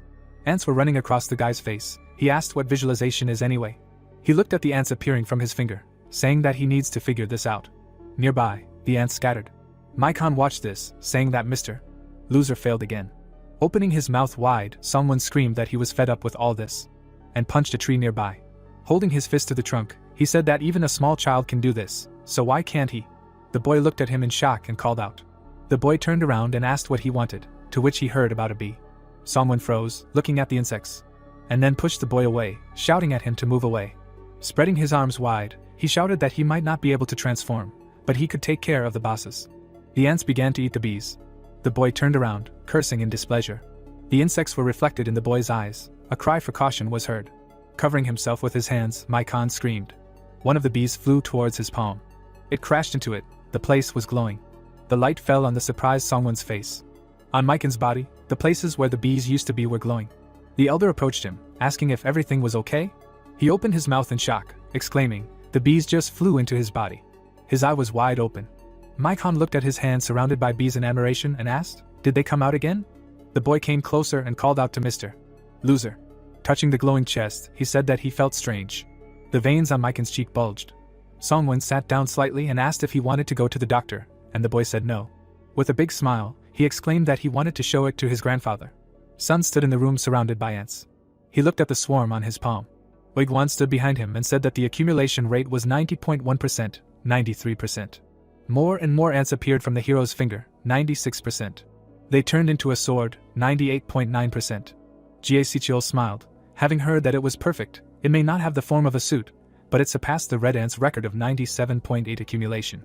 The boy held the ants after playing. He wants to eat. They heard him. He heard the words, it's true, then let him give the ants a small gift. A green paw appeared in the room. The sword distorted. There was a green limb on the stand. He heard the question, can he tell the ants to eat it? A swarm of ants immediately rushed in that direction when Sun told them to eat. They surrounded the green paw. Grandfather looked at it carefully, thinking that the black ant and the special kind that naturally formed in Sun's body. He imagined the red, black, and blue ants, thinking that it was superior to the red and blue ants he created in all respects, differing in a higher accumulation rate and quick response to commands. The ants surrounded the treat. The man thought that however they were aggressive, like wild ants living in the jungle, they probably still did not harm Sun because of their small numbers. The boy watched in amazement, while the man thought that once he had enough ants to create a suit, he would then become a bull, not an insector. He would not let that happen. The elevator sign said floor 83. The door began to open. Maikon immediately ran out, thinking that he also got one. He has power. With an admiring smile, he thought that he could also become a hero. He smiled, saying that Mom is number 0, Sun will be 1, and he will be number 2. With a satisfied smile, he said that they are a family of heroes. The finger touched the device. The system reported that the biometric authentication was successful. The boy rushed into the room, shouting to his grandfather that he also has power. He froze, looking ahead in surprise. The room was empty. He said there was no one. Thoughtfully rubbing his cheek, Maikon asked, "Wasn't Grandpa supposed to be here in the basement?" The chain fragments fell to the ground. The boy turned around in surprise. In front of him was a huge stag beetle. The siren on the ceiling was glowing. The scientist turned around. The light reflected on the face of Jiesichio, who heard the warning, code red. Insector Kugo broke free from his shackles. All units immediately go to the Insector's containment area on the 3rd level of the basement. The monster's eyes were glowing red. Maikon looked at it in fear. A crack went from the monster's palm across the glass. The boy realized that this was the one who hurt his mother. The glass shattered into pieces. Kugo swung his paw and attacked. However, someone appeared and screamed that no, he would not do that. Sparks flew from the blow. Maikon opened his mouth in surprise. The suit was almost formed on the boy's body. He said that he couldn't hold it for long. And clenching his fists, he ordered to run away. The Insector rushed at him. Songwon hit. Blood appeared on his cheek. He screamed. Does he know how hard it was for him to do this? He hit the monster's head. And froze, looking at it tensely. A swift movement. The boy grabbed his wounded stomach and cursed. He clenched his teeth tightly. The Insector punched him into the ground. Maikon froze, watching him attack. With wide eyes, he called out to Mr. Loser. Songwon's blood gushed. The veins on the child's face bulged. He asked for it to stop. Light spread from Maikon, who screamed stop. The glow was reflected on the bloody face. The Insector turned to him. He was standing not far from the boy. Kugo towered over him darkly. The boy cursed. Kugo turned around, heard that he was not finished yet. A bee suit appeared on the guy's body. He said that it was round 2. And attacked with the sting on his fist. Bright marks were left from the quick attacks. Maikon stood nearby, covering his head with his hands. He looked at the guy in surprise. His eyes were glowing. He said Kojima, and quickly rushed forward. His fist crashed into the Insector's body. It flew off and hit the wall. Blood gushed out of the monster's mouth.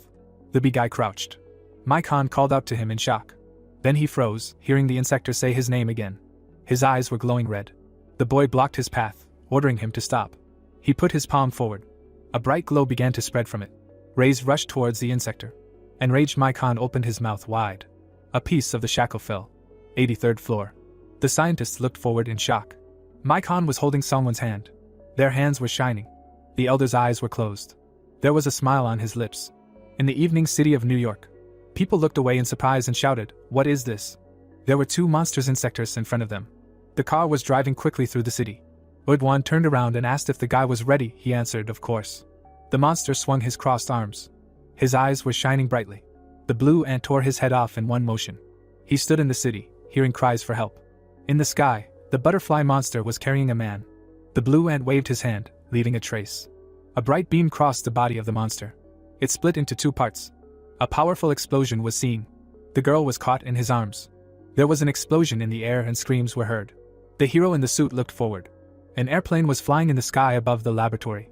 Scientists were watching the blonde, talking about 36 victims among civilians. Udwan stood next to Jiesichio, saying that the American news outlets claimed it was a monster. They took measures to keep the witnesses at the scene silent. He takes full responsibility for his mistake in watching him. He is very sorry. People forward, the man said he sent him to New York to take care of the insectors. And he killed people? The blue ant stood with his hands behind his back. A question was heard, specimen number 2, is he a hero or an insector? Someone smiled, saying that he believed that small sacrifices were inevitable for the greater good, but perhaps the sacrifices were not so small. He remembered the boy holding his hand, and said that after the incident that happened 2 months ago, he was like a reincarnation and was still figuring out how to control his power. Jiesichio listened to him with a frown. The veins on Songwon's face stood out, and he said that, more accurately, he bore some responsibility for what happened. Looking at him, the man said that he didn't need a hero who couldn't be controlled. The blonde man with the scar chuckled, saying that the world needed him, considering Mijin's inability to fulfill the role of Sample Zero. Jie Sichio looked down, hearing him say that he couldn't throw him away. The guy standing in the room continued that unless he wanted to entrust this task to his 5-year-old grandson. At this time, Mijin was standing in the kitchen. She was carrying a plate of food and called her sons to eat, saying that her grandmother had sent them beef stew. Sun ran with his arms outstretched, exclaiming that she was his favorite. He looked at his mother and asked why her grandmother didn't visit them anymore. Mijin looked at him awkwardly, remembering the words that she wouldn't come anymore. Okjium stood with her back turned, and when asked what she meant, she replied that she would continue to send money, so he shouldn't worry about it. The brunette's eyes widened when she heard that Maikon seemed to be feeling lonely, so she should take good care of him. The woman patted her son's head and said that she had been busy lately. The boy said that he missed her. Smiling a little, the mother suggested that they visit her in a group of 3, and the son agreed. He left the room when his mother asked him to find Maikon and invited him to eat. Bees were flying outside. The hero was calling his brother. Putting his hands to his mouth, Sun shouted that his mother said it was time to eat.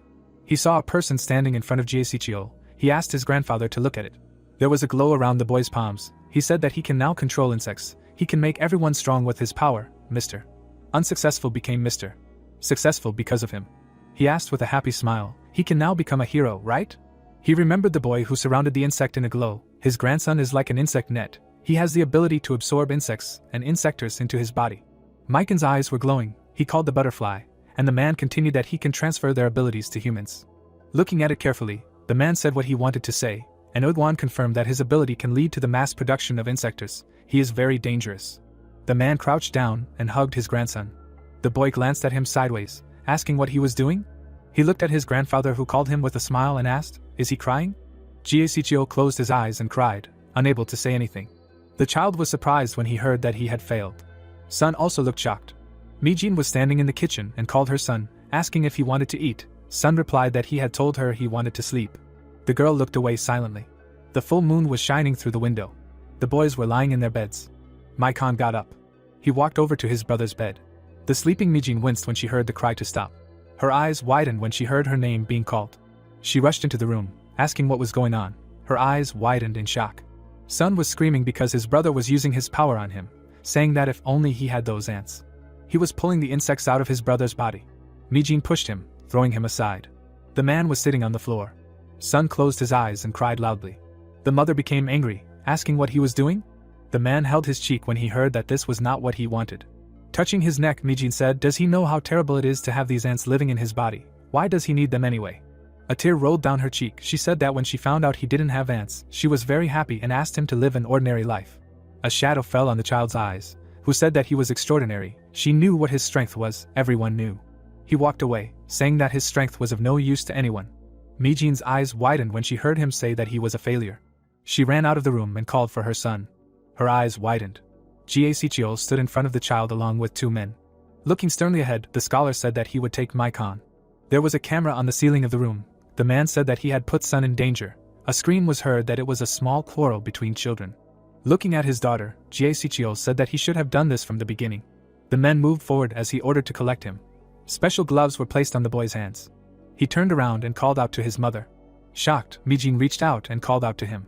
The boy sat in a room behind black glass. Words were heard that Maihan can accumulate and use the powers of insects, an ability called case. He can become a threat to humanity. He sat with his head down and said that he was a failure. Words were heard that therefore he will be quarantined until further testing and expulsion. Leaning over, Jiesichio said that this is the end of the report. The boy with his hands tied stood in the room, thinking that no, he is not a failure. A dark aura appeared around him. He said that he is the only successful one. Insect claws appeared around him. He continued that everyone should die. Mijin stood behind her father and said that it had been 2 weeks already. Could he please change his mind? To which she heard that he was still studying it. The girl opened her mouth and screamed, "Will this help improve Maiken's condition?" Looking at the device, Jiesichio replied that he had thought about it countless times. This boy would bring death to their world. He said that if he found a way to get rid of his cursed ability, he would be able to live a normal life again. The girl screamed, "What if he couldn't?" Someone was standing outside the door and heard her scream. What was he going to do then? The boy glanced back and said with displeasure that the old man was pathetic. He couldn't believe what he was doing to a child. His palm touched his chest, and he cursed at the ants. They were inside him. He thought that this body was his home. Stop trying to tear it apart. Songwon frowned. Mijin turned around in surprise. The heroes looked shocked, sensing the insector. Behind Maihan was a huge insect monster. Sicheol turned around and asked what it was. The words, "Stay here," were heard. Then she looked forward resolutely, said that she would go and take a look. Songwon ran quickly, thinking that the signal was near the place where the boy was. He was surprised to see Mijin running. The lab staff were screaming. The boy was standing in the broken wall. The men were shooting with pistols. The Insector protected Maikon with his wings. He said that with this power he can. His eyes glowed yellow. A scream was heard demanding that this stop. The grandson of the director of Sicheol. A glow was swirling around the boy's palm. He directed it forward, ordering him to die. Bright flashes flew towards the men. The staff behind screamed in shock. They froze, staring forward. Standing in the room, he called out for his mother. Surrounded by red ants, Mijin rushed into the room. Her eyes widened. There were 2 insectors next to her son. Opening her mouth, she screamed that she would save him. Looking at her fists, the woman thought that she could not control them because of her wounds. There were stripes on the man's face. He said that it was over, that's who he was. The mother was shocked. With a crazy look, the boy screamed that it was him. The insectors rushed to attack, screaming with orders to accept him as he is. The monsters threw the woman back. Dust rose in the room. The girl tried to keep the stinger to her face, saying that she would accept him. Maikon was surprised. Dressed in a red ant costume, Mijin screamed that he was her son. Attacking the monsters, she screamed that she would always be on his side.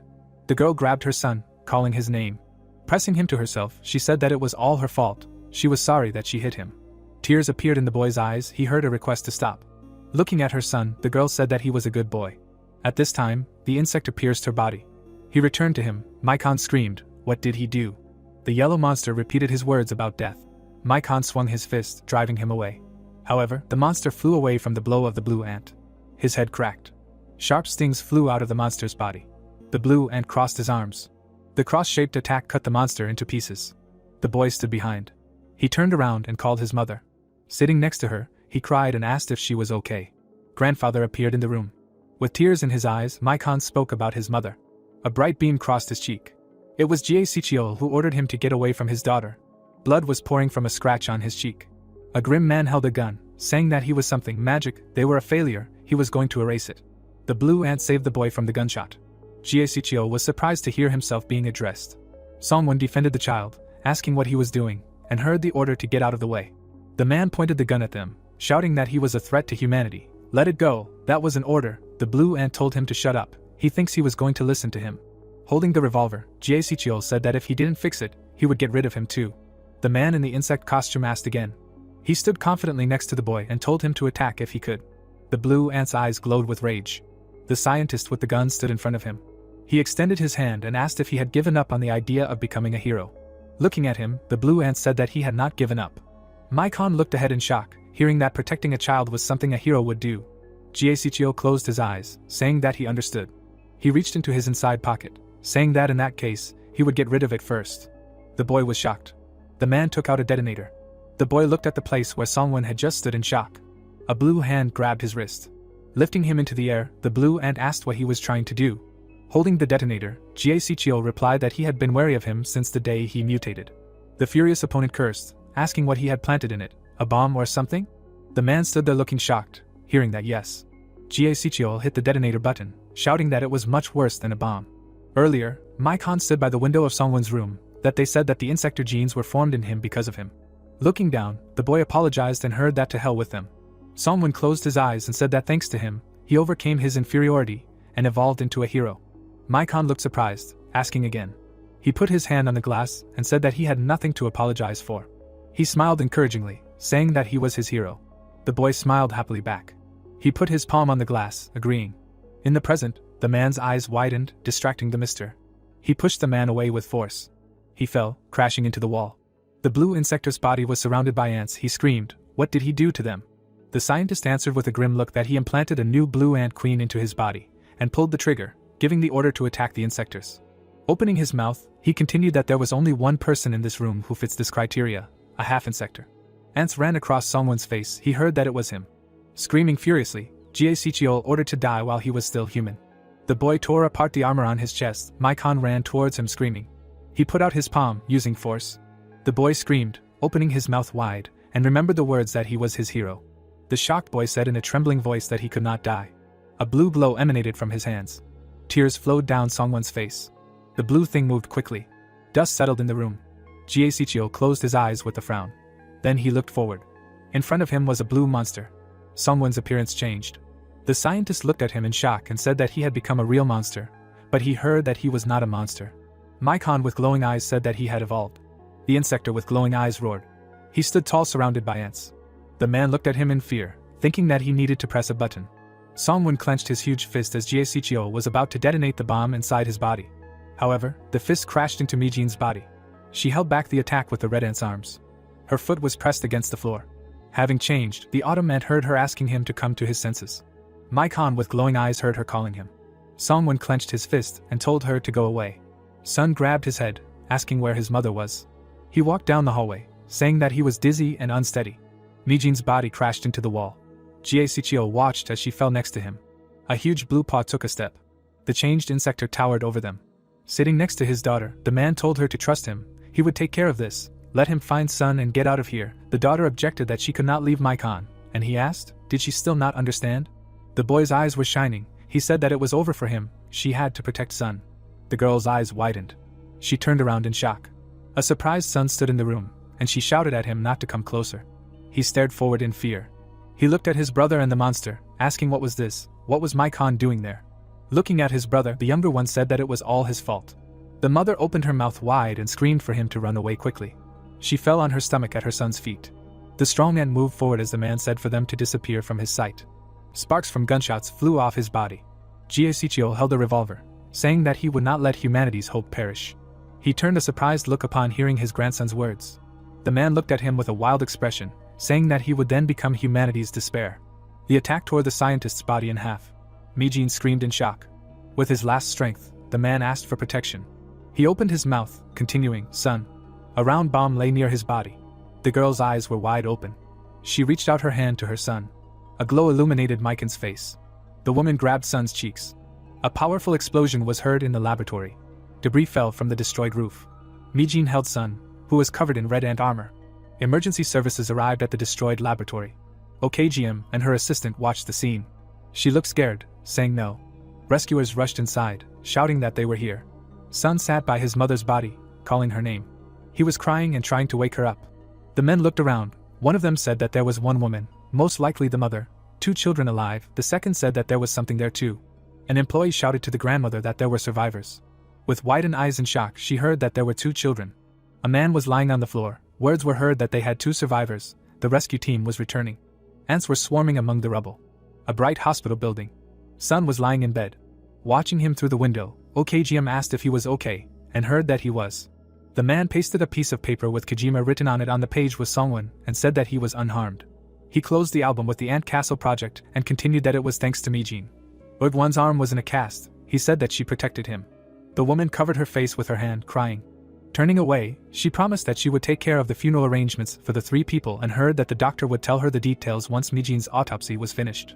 The man looked at her in surprise when he heard her address him. Without turning around, OKGM asked where Maikon was. The man looked at her. The boy was sitting on a chair, and she heard the answer that he was currently being held in an underground facility on the outskirts of the city. Turning around, the woman clarified that he was being held, that he was only 5 years old, to which she heard that the fact remained that Maikon was dangerous. The woman clenched her fist, saying that it was all because of Dr. Jie Sichio. No, who was she kidding? It was her fault. She bowed her head and said that she would no longer participate in the Ant Castle project, and also recommended that he stay away from this vile project in the future. She was surprised when the scientist said that it was okay. He no longer had a job. She had some plans if he wanted to join. Udwan put the book on the table, saying that as Dr. Jie Sichio's assistant, he also bore some responsibility for this tragedy. Standing in front of him, the scientist promised that he would take care of Maikon in the facility. The heroes stood by 3 graves. It was raining. Sun held his grandmother's hand and spoke to her. Turning around, he asked with tears in his eyes, "Is he alone now?" OKGM smiled encouragingly and asked what he was talking about. He had her, didn't he? Rain was falling on Mijin's photo. Grandma promised she wouldn't live with her now. The tall building of the company. Kim stood in the office, asking the woman if she had decided to disband the company. She replied that she was finished. She handed the assistant the documents, said she wanted him to take care of it. It said about the registration of the Insect Reaper business, private insect extermination, and the director of OKGM. The man looked forward, heard that he was now the president, let him just write her name as the founder and director. OKGM smiled and said that she was retired now.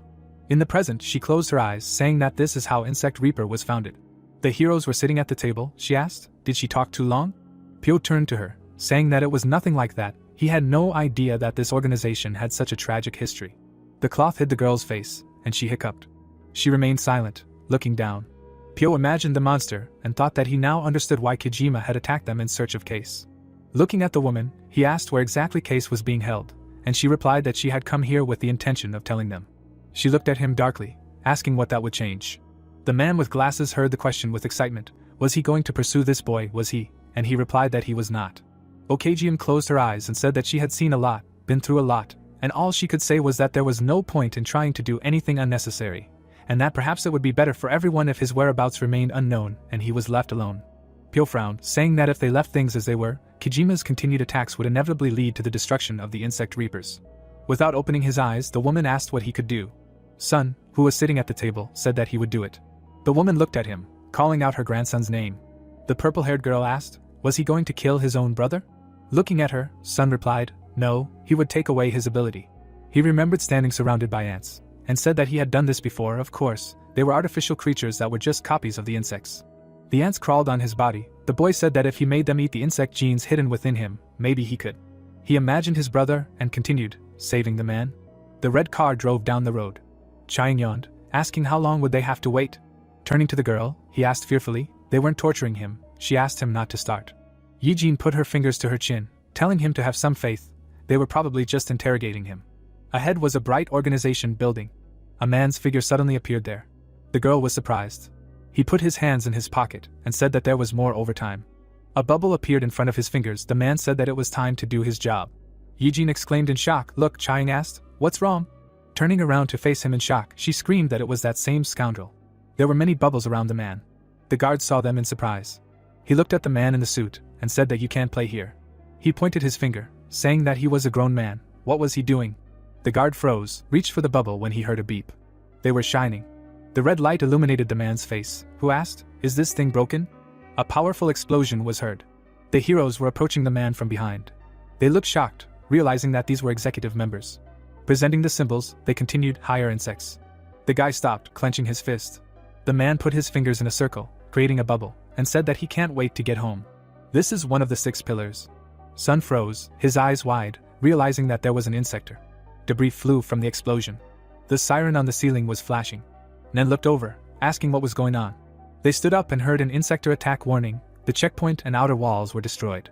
The man stood surrounded by fire. Words were heard that the insector in question had not yet transformed. The camera was illuminated in green. On the screen was an image of a guy and a girl. Words were heard that 2 more unknown. The insect scouter device they also have, so they do not have any further information. The girl looked ahead in shock, heard that all patients who were able to move, they were asking to go to the underground shelter. The man with scars winced, hearing that all combat-ready agents were to immediately come to the scene. Sun stood up, saying that these 2 were his friends. They did not need to worry about them. With his back turned, he told Mr. Glasses to go to my con and grandma. Turning around, he said that he would be right behind them. The heroes were surrounded. Words were heard that it was them. But he saw that they were missing one person. Supreme Insect, 6 pillars. Gunayo bent his hand, asking if they remembered his offer to join the Supreme Insects. They did not change their minds. Yijin was indignant, shouting that no, let him go to hell. Comrade added, what is he doing here? The man looked at them darkly, asking if they, the Insectors, needed a reason to attack the Insect Reapers. The comrades were shocked when they heard that of course he didn't come here for nothing. He presented a figure and a limb and said that he came to take Mr. Kijima's arm and also to find out if Case was here. Chang glanced at the girl and asked who it was. She said that she didn't know. He presented a figure of Kijima, hearing that in fact, all 6 pillars were currently on standby. They were ready to attack the Insect Reaper headquarters in all regions to find Mr. Case. Yijin's eyes widened in shock, asking, in all regions? Chang took off his glasses, transforming, and asked. He was planning on starting a war against the humans. It seemed like it was getting more interesting. Gunayo looked at his watch, saying that he came a little earlier than planned because he didn't like working late. He turned around, saying that dealing with these lower beings was already troublesome enough for him. He held out his hand, asking them not to interfere. Silk flew up, saying that she didn't care about his reasons. He wouldn't go through there. Red added, they were so slow, he thought he'd let them hit him? A red light flashed inside the bubble. He realized that it was a bomb inside the bubbles.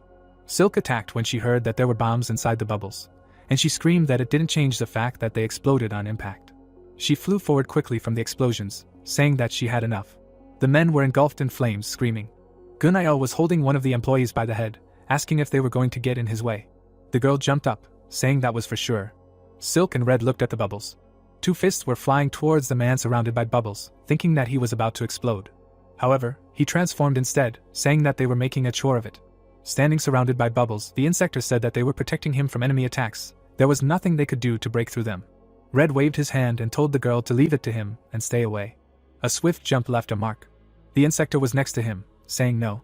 There were marks on his lips. He said that they would not waste time, they would both go to him. Red looked at him carefully, thinking that this man did not say his nickname. He swung his fist and told him not to be impudent. However, the Insector was behind him, saying that it embarrassed him that he did not say his name like others did. Red turned around, mentally asking how he managed to get behind him. A fist flew into his face. The enemy landed some distance away. Silk called out to her comrade in amazement. The enemy approached again, attacking, and said that the more ferocious and wild they become, the more likely they are to repeat words. Red struck while the enemy was speaking. That word became the Insector's nickname. Ladybug attacked the enemy's head. Several bubbles appeared next to him. They blocked his fist. The enemy asked not to interrupt him while he was speaking, and struck him in the torso. Debris flew near Red. He heard that this was the reason he did not have a nickname. Black Paw took a step. Coming closer, the Insector asked if it was the same for both of them. He was Red because he was a ladybug. Sector heard that she was Silk because she was a silkworm. The enemy touched his chin thoughtfully, saying that perhaps he should choose a suitable nickname for himself. He needed to think about it. The supreme insect Penica touched his chest, asking, "How about Bubble?" Red sat on one knee, hearing that although he had a rather useful skill besides creating bubbles in this form, so perhaps it wasn't the most appropriate nickname. He quickly moved forward and asked to be allowed to demonstrate what it was. The hero shouted at the girl to be careful. Silk's mouth dropped open in shock, hearing that it was useless. Bubble hovered nearby, saying that he had the ability to jump higher than skyscrapers with ease. He swung his leg, saying that when using the same power to kick. The eye moved quickly, asking if she could dodge it. The impact raised dust on the ground. Red slammed his fist into the ground and cursed. He showed footage of himself being beaten, saying that he had embarked on this path of violence to push himself to the limit, but he was defeated every time. He seemed to remember that the undefeated Chiang was challenging for the Asian featherweight title, and he shouted furiously that he was undefeated. Touching his chest, he said that it was all because of this. The center of his chest was glowing. Red shouted that this shell was very heavy and only hindered him. It did not suit his style. Debris flew in different directions. He shouted that he was an infighter. Bubble came closer. Silk was lying on the ground. Raising his leg, the opponent said that now they would finish this. Sparks flew from the blow. He used a reverse jump. The leg stood in a large crack. Several ladybugs quickly hit him. Bubble raised his head, asking what was going on. He watched as Red carried the girl away, and said that it looked like he would be coming home late. The hero put his girlfriend on the ground, saying no, and quickly approached, surprising the opponent. Turning his head, he gasped. Red's appearance changed. He said he would knock him out. Ladybugs were flying around. Red said they had reached the end of their rounds. This is Red's ladybug, in fighter form. Hannah turns around in displeasure after being called. She asks if it's obvious she has things to do. The red-haired guy, arms crossed, asks if it's true that eating this stuff makes her stronger. She says it's obvious, she made it. Hannah holds a larva with tweezers and says that everyone on the border of lawlessness had them. She twirls the larva in front of his face, and says that she has one too and it may not taste great but it works. He yells at her to get it out of his face. He clenches his fist, and says that he will only become stronger because of himself. Hannah looks at him with a smirk, and says that his time will come once he surpasses his limits. She places the larva with the others and states that they are just pills that temporarily grant the power that would otherwise appear at will. The boy is surprised to hear that when his desire for power reaches its peak again, he will break out of his shell.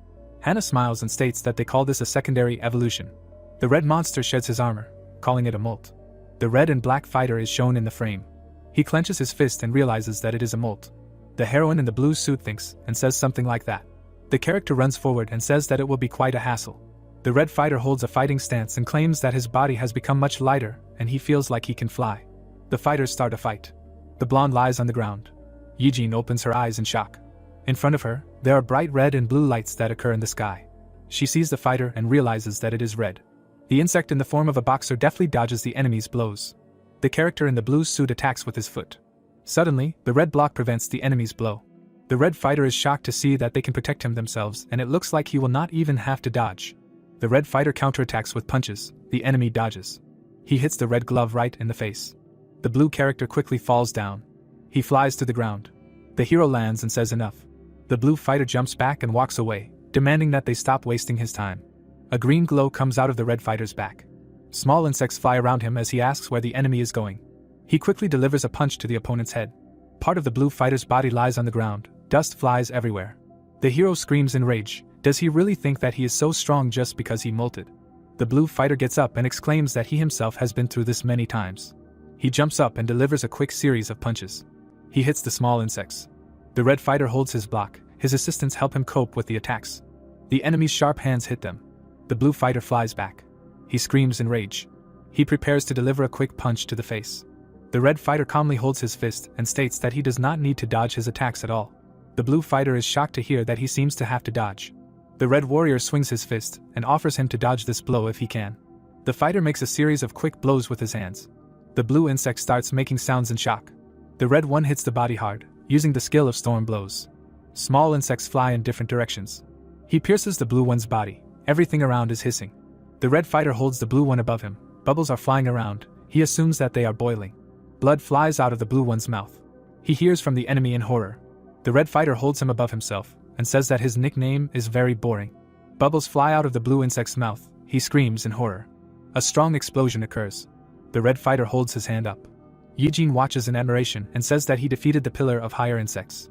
The blonde turns around, seeing something in front of her.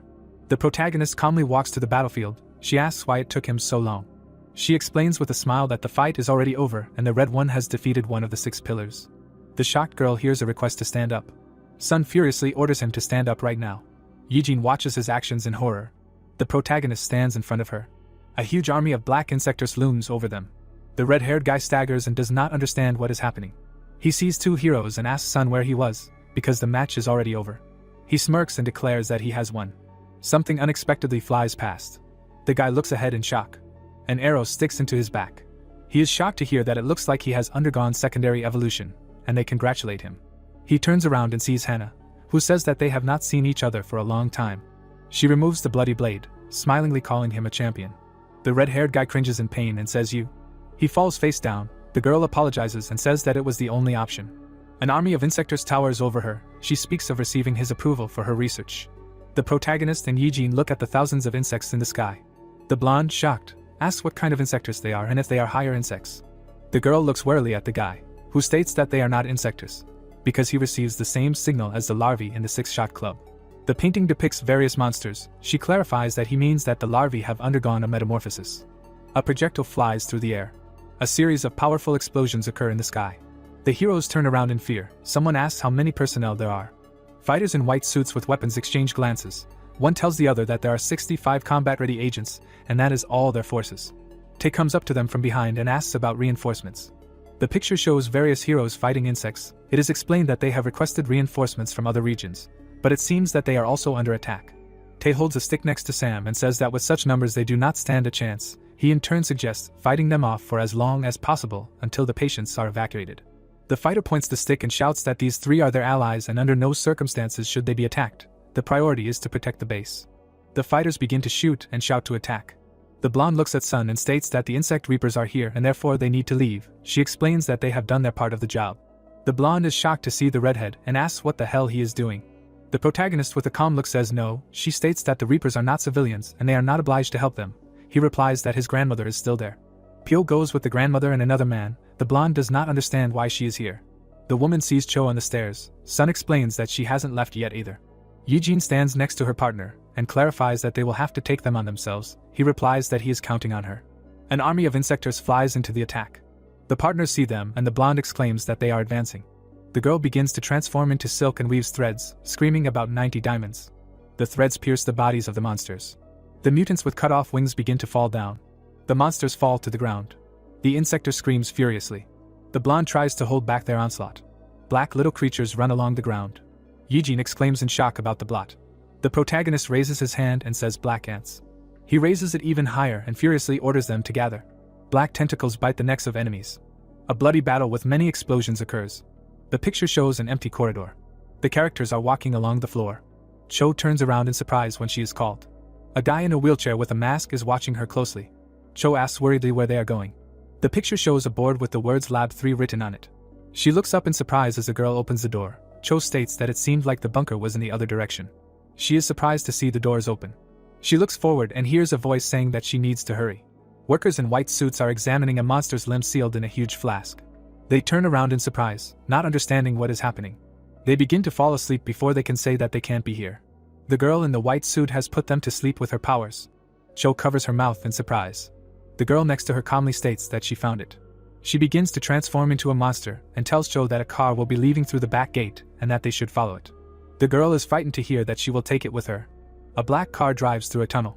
The man driving with Pyo, Granny and the others drives forward. Hannah watches the car and exclaims that it is them, which means it will lead them to the case. She flies in the sky and says that this is great work, and as expected from her research, she succeeded with what she has. Hannah folds her fingers and smirks that now they can be together forever. The picture shows blue wings. Cho looks ahead in shock and says no way. In front of her is Sae with beautiful wings. She looks sadly at her friend who says her name. She takes off, saying that she did not expect to see her here. Sae takes the girl's face. She flies near her and tells her to come with her. Cho looks at her in fear and says something. The butterfly smiles and asks if she looks beautiful. Sae lands and says that her friend probably won't understand. A blue butterfly is depicted against a background of monsters. She explains that she is apparently one of the extremely rare larvae that has grown into something unique and is now strong. The girl holds her frightened friend by the shoulder and says that she no longer needs to be afraid of insects and does not need to rely on pathetic excuses from people. A bracelet shines on her hand. She calls Cho to come with her. The girl sadly hears that she will protect her. Sae asks again with a smile when she clarifies if she is okay. A medical four is flying in their direction. It flies right into the face of a surprised Sae. The butterfly sharply dodges and the vessel with green liquid breaks. Cho turns around. Green liquid starts pouring out of the vessels. Sae is furiously told to keep it to herself. Disgusting insect.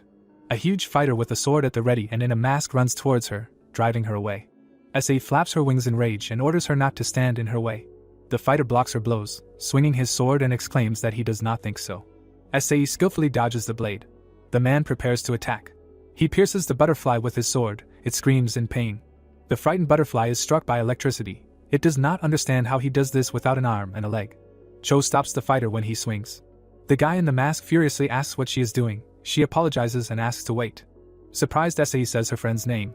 The girl with a beaten look asks her to leave quickly. Sae is frightened to realize that her friend suffered because of her. The butterfly quickly starts to fly away. She turns around sadly. Beaten Cho holds on to the warrior. The butterfly flies out of the hospital. Reapers in white suits and heroes fight insects in the air. A flying monster bites the warrior on the arm. He screams in pain. Tae deftly beats it away from his comrade with a stick. He skillfully beats the flying reptiles. He realizes with a tired look that these are insects. He sees the beaten monsters and wonders why they do not die. Sam shoots a rifle and screams that even a shot to the head cannot stop them, and they continue to rise. The guy breaks away. The black ant smashes the monsters' heads in one motion.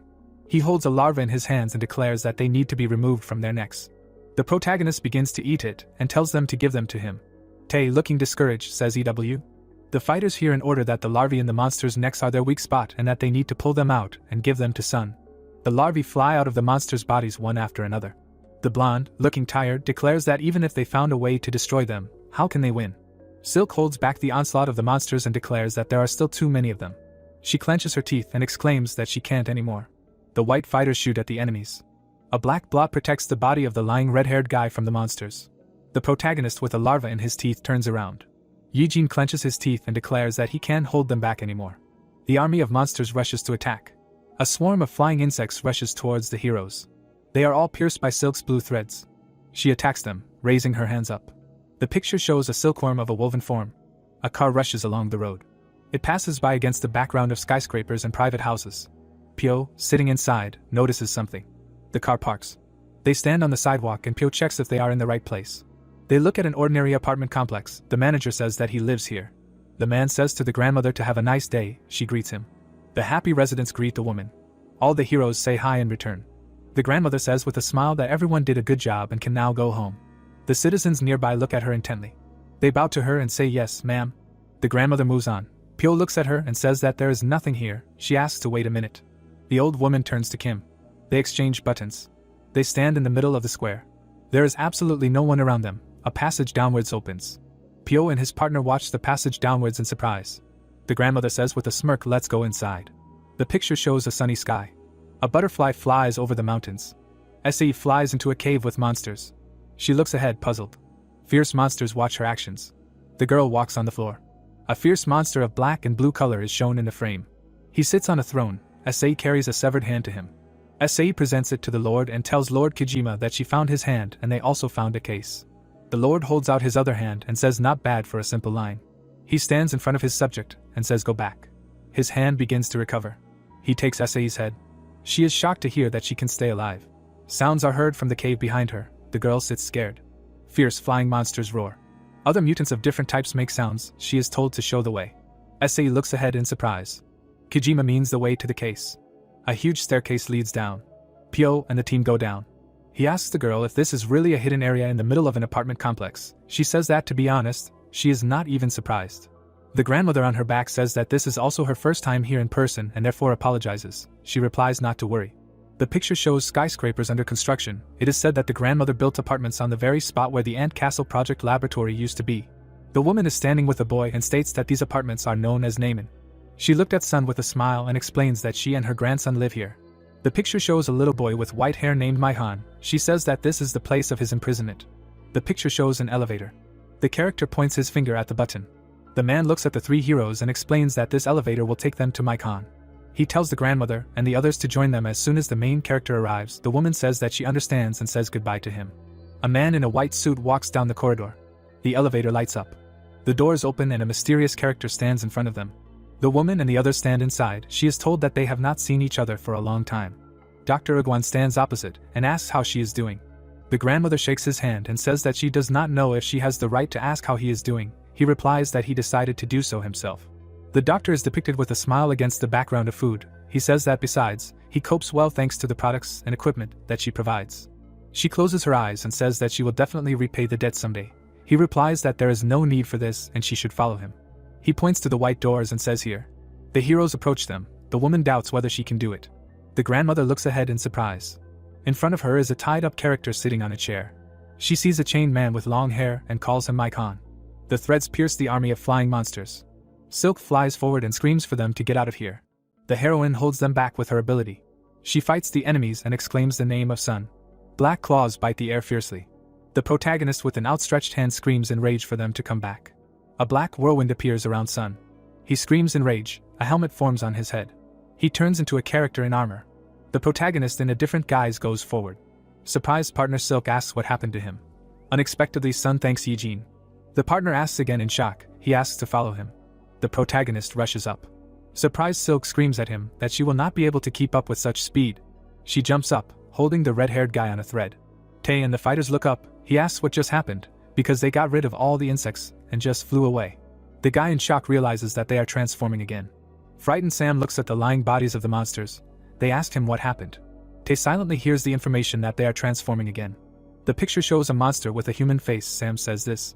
The shackled Maikan sits opposite the grandmother. She starts to say something. The white-haired guy is silent and looks down. He looks up and tells his grandmother that he missed him. The shocked old woman quietly says his name. The guy looks at her and asks why she hasn't come to visit him. She apologizes and says that she went down to the entrance many times, but she couldn't. Pyo and the girl with purple hair watch this. He says that Maikan looks like someone. The white-haired guy watches them closely and sees that he has visitors. There is a gun on the director's shoulder. The shocked heroes hear if they are really here to kill him. The grandmother loudly shouts at him that they are not. The old woman loudly explains that these two are employees of her company, and they are not here to cause harm. The surprised grandmother hears the question, what is the matter then? Maihan with a calm look asks what she wants after so many years. She tells the guy sitting opposite that Sun is already on the way. The surprised guy hears that maybe he can cure him. The old woman looks at him and sees how he starts to laugh. Maihan bursts into insane laughter, opening his mouth wide. Grandma is shocked to hear that she has gone completely crazy, and the guy hasn't heard the name of that fool for a long time. Pyo and his partner hear that the main character can't do anything, because all he has is a bunch of ants crawling inside him. The doctor closes his eyes and hears that he did everything possible to get rid of this curse, but no matter what he did, nothing worked. Maikan screams that he lived 11 years in an empty room, tied up and unable to do anything. The white-haired boy furiously states that even if Sun can, he does not want it, because he does not need help from a fool who was born successful. The grandmother tries to calm him down, hearing that he would rather die a loser. A strong explosion occurs behind the heroes. Pyo and the girl turn around. The director loudly screams what happened. In the resulting hole in the wall, a monster comes, who threw Kim to the floor. The shocked woman begins to scream. The girl calms her down. Kijima frantically watches them and says his name. A discouraged Iguan along with Maikan look at him, and he exclaims that this cannot be. The white-haired boy looks at him in shock. Kijima begins to swing a fist blazing with fire and declares that he is the embodiment of his kind. Pyo, sword in hand, rushes to attack, telling his partner to protect the missus. The monster waves his hand, calling his opponent a hero. A bright purple beam pierces the director's body, and he screams in pain. There is a huge explosion. A bloody Pyo stands with a sword. Behind him a girl with purple hair is kneeling. She looks down in shock and screams, "Ma'am." A terrified Pyo hears her trying to wake up her grandmother. An elderly woman with a bloody body lies on the ground. The protagonist in red flies forward and realizes that he has a bad feeling. He looks forward and realizes that this is worse than anything he has ever felt. Son inside the monster asks him not to be what he thinks. The protagonist flies forward thinking about his grandmother. The girl with purple hair looks ahead in shock. The heroes see the monster and realize that it is Kojima. The partner in shock hears the grandmother wheezing. The woman lies unconscious. The girl realizes that she is still breathing. Pyo swings his sword towards the monster. He is furiously preparing to attack.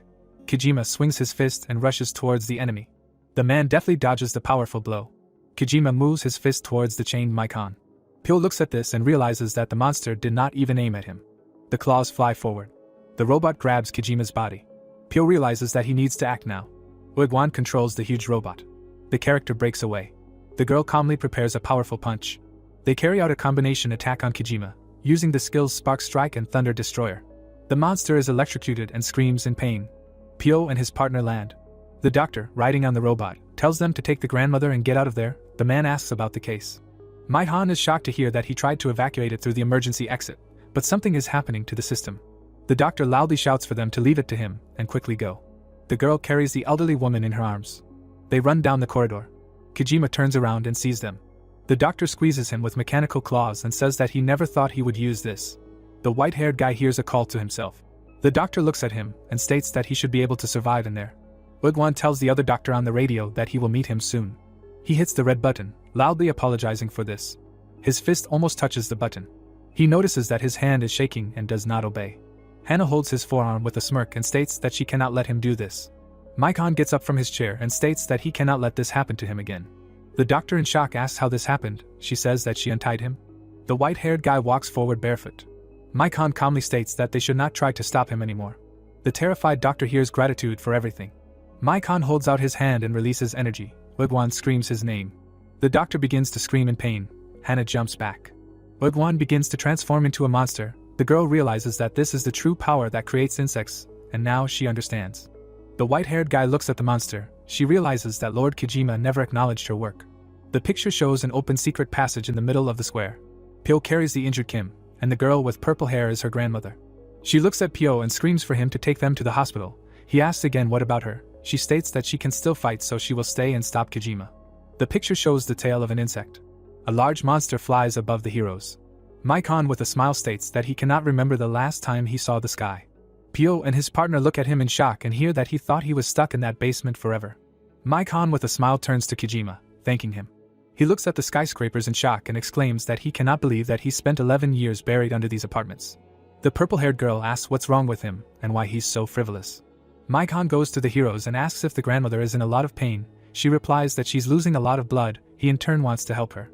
Maikon extends his hand and asks with a serious look that she doesn't have much time left, and he should let her spread her wings before it's too late. Don't they think so? The white-haired fighter releases a beam of energy with a cry to let him take revenge. The heroes jump to the side.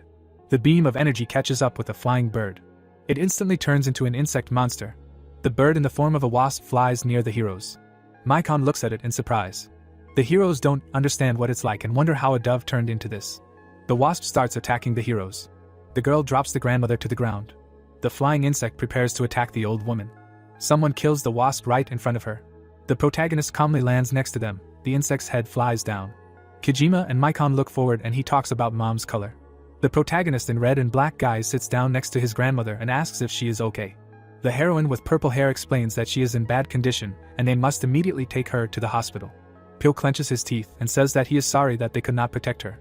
The protagonist looks forward and orders them to take her and leave right now. His partner clarifies what about himself. He straightens his back and calmly declares that he is going to kill Maikon. The white-haired guy warily calls his opponent by name. Kojima runs to attack. He strikes the body of the black ant. The blue monster tells the protagonist that they have not seen each other for a long time. The protagonist exclaims Kojima's name. The enemies begin to fight. Flashes occur near the building. The black ant quickly flies to attack, swinging his fist. He hits Kojima in the face. He continues to attack his enemy. Kojima tells him that he is quite fast.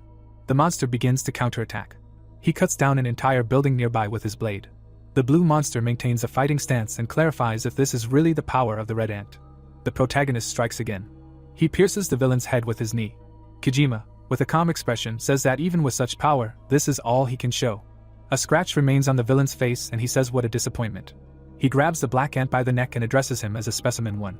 Kojima throws the enemy aside. The red ant flies into a skyscraper. It breaks through several residential buildings at once. Kojima frantically follows it. He swings his fist, aiming for the protagonist's face. He deals a powerful blow to the red ant, which leaves a crack in the ground. The protagonist screams in pain. The blue ant strikes again. It beats the protagonist and screams that he respected her and wanted to become a hero like her. The red ant pierces the ground with its body. Concrete debris and pins stick out of the ground. Kojima hangs over the lying hero and declares that he could not do it and therefore he will not let him become one too. The villain looks at his opponent and wishes him death. He cuts the ant's body. Limbs fly to the sides. The protagonist stands behind Kojima and says enough. Sun looks forward with a serious expression. Kojima prepares to strike and screams, "Stop using your little tricks." The protagonist pierces the villain's stomach with a sword. He screams in pain. Sun calls on ants to eat the enemy. He screams in rage for them to absorb him entirely. Black blots envelop the villain. They begin to eat him. Kojima feels all this in shock. The protagonist falls to his knees as a villain is eaten alive by ants nearby. Sun sighs in exhaustion. He looks ahead and says Kojima. The boy looks up and sees a blonde man. Kojima is half-eaten and hanging over him. The protagonist looks at him in shock. His face is half-human. The monster's appearance continues to talk about Kojima. The protagonist wonders if he was really already dead. The villain raises his hand in rage, screaming his name. The terrified protagonist sees a fist approaching and feels that he cannot move. The fist flies down. Maikon stands in front of Sun and says enough. Kojima looks at him, who states that he has not yet had a chance to even talk to him. Maikon takes the villain's hand. The surprised protagonist hears him calling to come back to him. He dissolves the monster's appearance with his energy and thanks him for everything. Kojima, with a disfigured face, hears that he will always be his hero. Happy Maikon holds the weapon and shouts that this is the same tiger blade that the protagonist made for him as a child, who in turn does not understand what is happening. The white-haired guy looks at the blade and declares that after the explosion of the laboratory, he became him, and he is a monster. Maikon, with wide-open eyes, says that it is he, Kojima. Sun asks again in shock. Maikon pierces the protagonist's body with the blade, asking if he was happy, living a successful life without him. He pulls out the sword, stating that he was unhappy. The white-haired fighter looks at the wounded man with a smirk and says that he inherited his mother's abilities. He holds out his hand, declaring that now it is his turn to have fun. He reaches his palm to the protagonist's face and says that he will take it. A distraught Maikon claims that he will take him all. He grabs the ant by the neck. The white-haired fighter screams in rage. The protagonist orders the ant not to let him swallow them. Sun and Maikon scream in pain. The protagonist orders to eat the enemy. Silk flies along it with the red-haired and asks where he went, realizing that the thread broke here. The partner looks down and notices something. She sees a bright flash in the middle of the houses and wonders if this is Sun's apartment, and what kind of light is that? Silk feels something in shock and covers herself with her hand. A powerful explosion occurs, which spreads throughout the area. The picture is blurry. It clears up, the ceiling is visible. The bandaged protagonist begins to wake up. He glances to the side and someone says that he finally woke up. Pyo stands next to the blonde and replies that Sun is in the hospital and his friend saved him. The protagonist looks away and thinks about his grandmother. Sun looks around and asks where his grandmother is. Pyo begins to explain that since the day the old woman and the employee went missing, but then they ask Sun not to rage. The protagonist grabs his shoulder in pain and groans. He looks ahead and thinks about his grandmother. Pyo explains to him that the insect reapers and the police and even the military are coordinating efforts to find them. The protagonist lies on a hospital bed clutching his head, talking about the latest news amid growing concern around the world about insects. The TV is broadcasting a news report, explaining about a private insect extermination company and that it has received official permission from the Korean government, and since society is facing a threat from insects, all eyes are on the insect reapers to see their next move. The manager looks at Sun and speaks to him. Pyo stands next to the blonde and says that he is embarrassed to ask, but they need his help. The protagonist, with tears in his eyes, hears that he probably noticed that he no longer has the power of the ants, but they still need him. The guy clenches his fist and hears an offer to join the insect reapers. Yijin and Pyo look at him in surprise while he states that if he can kill the insectors. The protagonist, in extreme rage, claims that he will do anything for this. A dark spot is visible on his body. Red eyes are visible inside it. A small ant with red eyes looks forward. The poor guy without an arm tried to save himself. He hid around the corner from the villain, who had already caught the ninth. He closed his eyes when he heard loud screams from the side that now they will all be food for insects. But then a bald evil man found him, who said with a smile that this was the 10th. The black-haired man immediately stood up belligerently and begged them to stop, because they had already taken his hand, but he laughed and said that it wouldn't work that way. The villain smiled, and a tattoo appeared on his neck, and they tried to explain to him that they were both people. But he made glasses out of his hands and said not to equate him with such inferior creatures as that one, and then said that he would sacrifice 10 of them and become an inspector himself. The poor guy was completely horrified when he was asked to give up his worthless life for the common good. The sun was gradually appearing on the horizon. 2 years had passed, both after the explosion in Yin and Seoul since that day. The grasshopper sat on the edge of the rubble of houses. Immediately after, a black bird grabbed him. But then it was grabbed too, because a lot had changed. The monsters were in formation, and by the way, the insects found themselves at the very bottom of the food chain. One of the horde of monsters was chewing a bird, and another was holding a man on a chain. There was a whole army of insectors, and they were gradually climbing to the very top. At the top of the church was glowing. The leader of the insects was sitting next to his subordinates, and they brought him victims. The bald one stood in front of them and said that he had brought him 10 people, as they had agreed. He smiled anxiously and asked to give him a pill and turn him into an insector. The formidable leader sat motionless. Then he bowed his head in thought. He stood up and began to count the victims brought to him. But seeing the last cripple, he said that it was 10 3/4. Then the scoundrel went crazy and began to drive at him, saying that it was just a hand and that he had already eaten it, and that it was still 10 people. He immediately grabbed an axe and screamed that they should give him a pill right now. But at that moment his hand was cut off. The victims were scared when they saw it, and the leader said that there were now 10. The bald one grabbed his wand in horror and insulted them, saying that he should never have trusted them, but they immediately told him not to worry. They handed him a crystal, and the ant said that he always keeps his promise. There was a small larva inside it. Then he turned away, while his sycophant was happy and said to absorb it. The villain fell to the floor crawling towards the crystal, after saying that they needed to feel its power, and he said that he felt it very well, and now he would become an insector. Suddenly 2 insectors approached the victims and said that now the time had come. They looked at them with wild pleasure and said that it was time to enjoy the meal. The 2 winged ones moved towards the church wondering how much time had already passed. The white-haired one with an emotionless look gave the order that they needed to move out. Then a thread appeared near the bald man's mouth and cut his cheek. The window was immediately broken. The victims were immediately tied with a blue thread. The villain stretched out his hand, shouting that the pill was for him, and the blonde pulled them up and said that the blue pill had been received and 3 insectors were confirmed. She turned out to be a silkworm insector and ordered the destruction to begin. The 6 monsters immediately went berserk and shouted that they were insect reapers. The 4-winged one put his hand in front of him, pointing it in the shape of a pistol. He immediately hit 2 monsters. He grabbed a finger, saying that they were dark reapers. The ant remained silent, and his subordinate went berserk and said that they had heard about them and asked how they dared to interrupt their meal. He immediately jumped up and shouted that they were dead. But right after he was cut in 2 by a powerful cut. The blonde pulled the collar and asked what it was for. He got angry and wondered if he really needed to wear it, because it sucked. The blue-eyed girl turned to him and said that he didn't like it, then he could just take it off, and he immediately asked if they had told him that if he took it off he could explode, and when they told him that this was true and asked him to take it off, he immediately said that he would kill her. The 4-winged man immediately came down to them and asked why they were arguing again, and said that he didn't know where they had enough energy for this when they only had 20% of their strength left. But they didn't listen to him and continued to quarrel without paying attention to anything, and they were asked to stop again. At that moment, the ant rushed into battle raising his blade. The shooter got scared and cursed. They barely managed to avoid the huge cut in the floor. Silkworm told her ally in fear that he could have at least warned her, but he only said that he simply did not have time. But then she noticed the smoke and was surprised. The one in the collar crossed blades with the leader and said that he was with them for later, and said that they had a reason for the visit. He asked with an evil smile if that black ant was true, and then said that it was just funny. Insector tensed up and said that it was still true and was unfolding exactly as he said, and they were told that they could get rid of them all using this name. He threw the enemy away and shouted that this was against the dissidents. The swordsman tried to stop on the floor. He got furious and told him to shut up, calling him a fake, and he himself thought that this scoundrel was stronger than he thought. The ant folded his arms, putting his cat eyes in front of him. At that moment, he managed to pierce the enemy through and through. Mingyun immediately screamed in wild pain. But then 2 shots were fired at the insector. The 4-winged one kicked him with his huge leg. He got mad again when they stretched the threads near him and said that it was a pity. Silkworm tied him with threads and squeezed him with her feet. Then she leaned towards his ear and said that this name does not suit him, and she says this because he is her friend. The swordsman turned into a new form and clicked his tongue. He got mad and his collar caught fire after he said that he is not so easy to anger, but he really cannot stand it when ants bite him. Suddenly the blonde's thread broke. Madman got into a Hidari Kami stance and screamed that he would kill him when they tried to stop him. Their blades were almost at their target. But then the hero parried both blades with one swing. The swordsman looked at him angrily, but he said that they needed to change plans.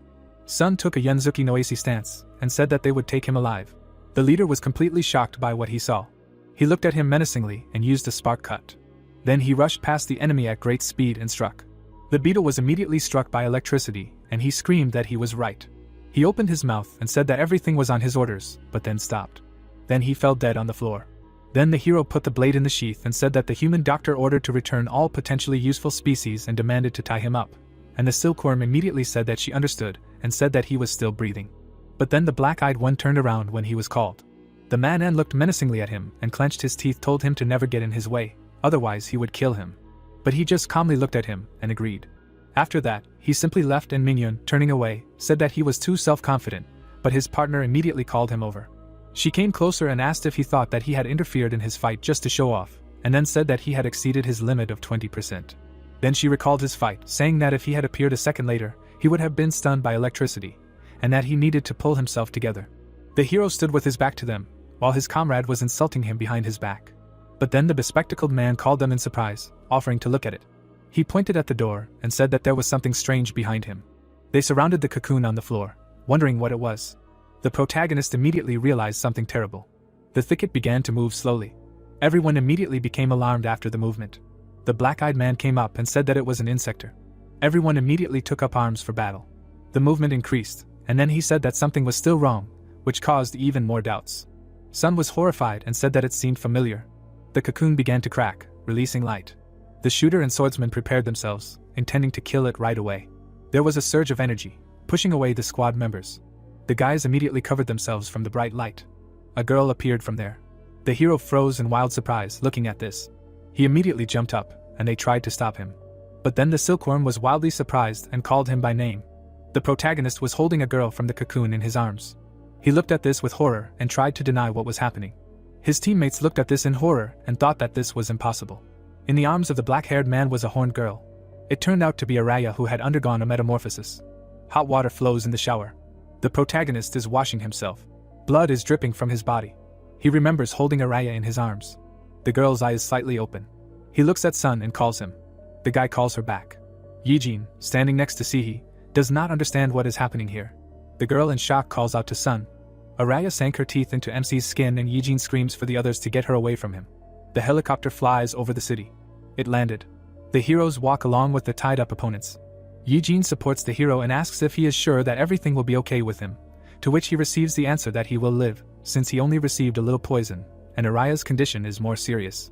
MC hears how they tell him that they have not seen him for a long time. The man with glasses looks at him. Pyo, the director of the Insect Reapers, stands next to the guards. He approaches.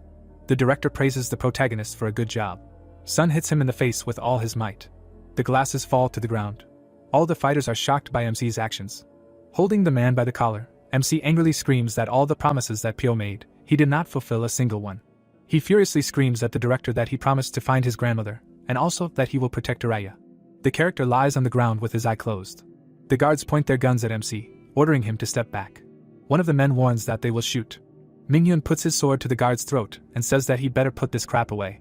Standing in front of the man, the warrior threatens to cut off his head. Pyo raises his head and says that this is enough. The guards lowered their guns. The director, looking at MC, claims that he is sorry. Sun abruptly leaves and Yijin catches up with him, asking him to wait. One of the assistants sat down next to the director and asks if he is okay, and the man orders to take the insector and the girl to the human doctor. As the guards lead Araya away, Sihi asks Minhyun if this is the insect weapon he heard about and if they are finally ready. But the man replies that they could have been the ones used to create it, and he is being too cheerful for his own good. Pyo peers through his glasses. As he adjusts his glasses, he realizes that he seems to have committed another sin. Yijin and Sun are shocked to hear about amnesia. The human doctor, leaning on a cane, explains that he will need further testing, but that is his current assessment. As Araya sits behind the glass, the older man asks if the heroes said they found her in an egg or some kind of cocoon.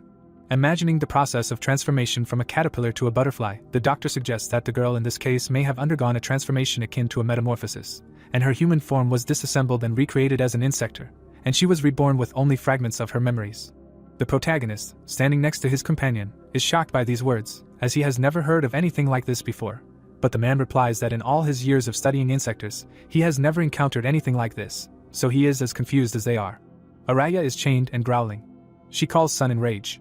Smiling, the doctor notes that it seems like the name MC has become a pseudonym for the girl, and she shouts his name, but still does not recognize it. The protagonist's face turns pale after the man says that this is a terrible irony of fate. Water drips off Sun. He gets out of the shower with a towel on his head. The guy takes off his towel. He narrows his eyes. The photo shows him with his grandmother. MC became a little sad. Yijin opens the door and sees the half-naked protagonist. She holds boxes of food and tells him to boil water. Pouring noodles, the girl asks if MC has eaten anything in the last 2 days.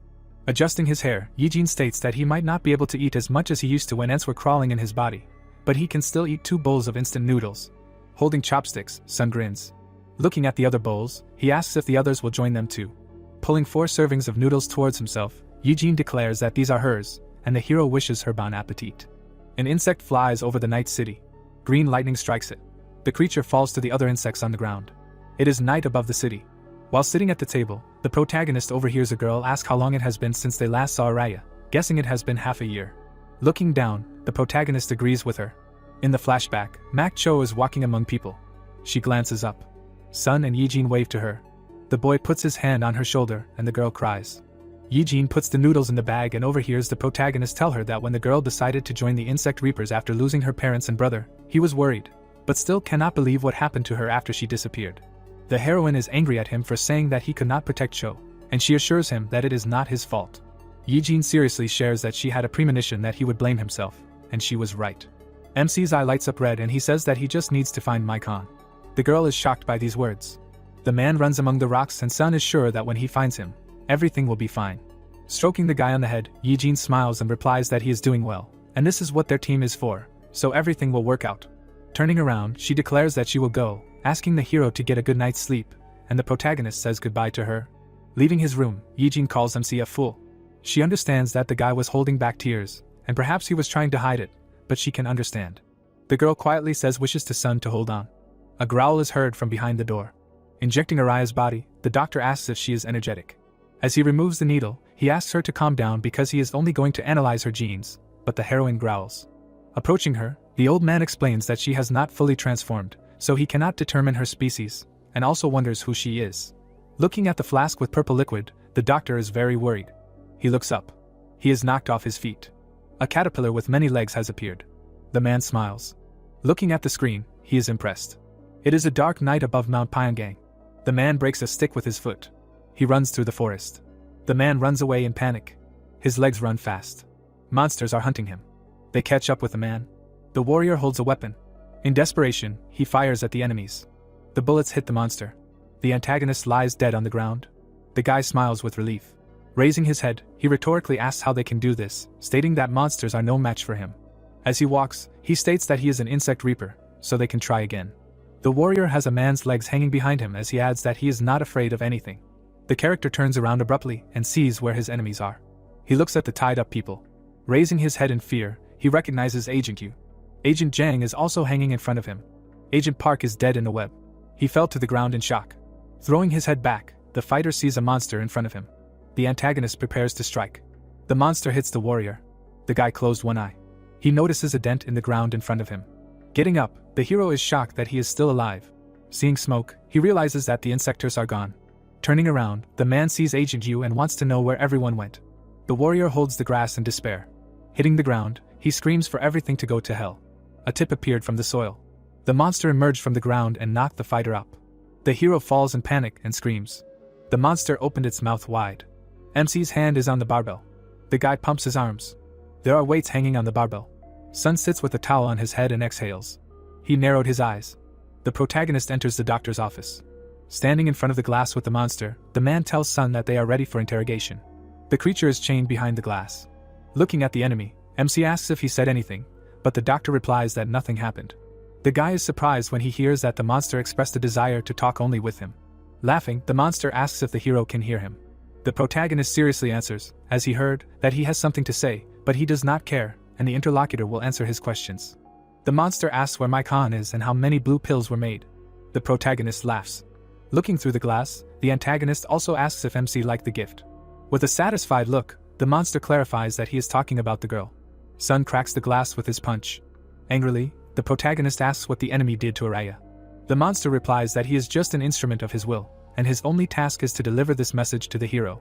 Blue streaks come from the man's eyes and the monster adds that Sun is powerless without his ants, so he should stop his useless resistance. The protagonist is furious when he hears that there are no more heroes. He puts a towel on his head and thinks about Maikon. The siren lights up red and announces a code red. Eugene shouts to Sun that they have received a dispatch order and all agents sent to Mount Pyongyang have lost contact. As MC gets up, he hears that they need to leave and replies that he'll get ready in a minute. The doctor waves to Sun and calls him over. He asks for a minute with a grin. The guy turns around, puzzled. The helicopter is flying over the forest. The fighters are inside the cockpit. He puts 2 fingers to his ear and calls Sihi and asks what the status is. The partner is hovering in the air and reports that he's still flying but will be there soon. He notices something on the ground. The warrior sees a lot of webs on the ground. Sihi tells Sun that he needs to see it for himself and asks how far they are. MC says that they're already there and asks what he's looking at. The guy holds his hand when the hero says they need to get there, asking if he can clear a path for them and replies that he'll take a look if he can. Sihi switches his hand to automatic mode. The warrior fires at the web. The road is free of threads and the guy reports that he has cleared the way. He sees the ropes grow back together. Sihi watches as it grows back.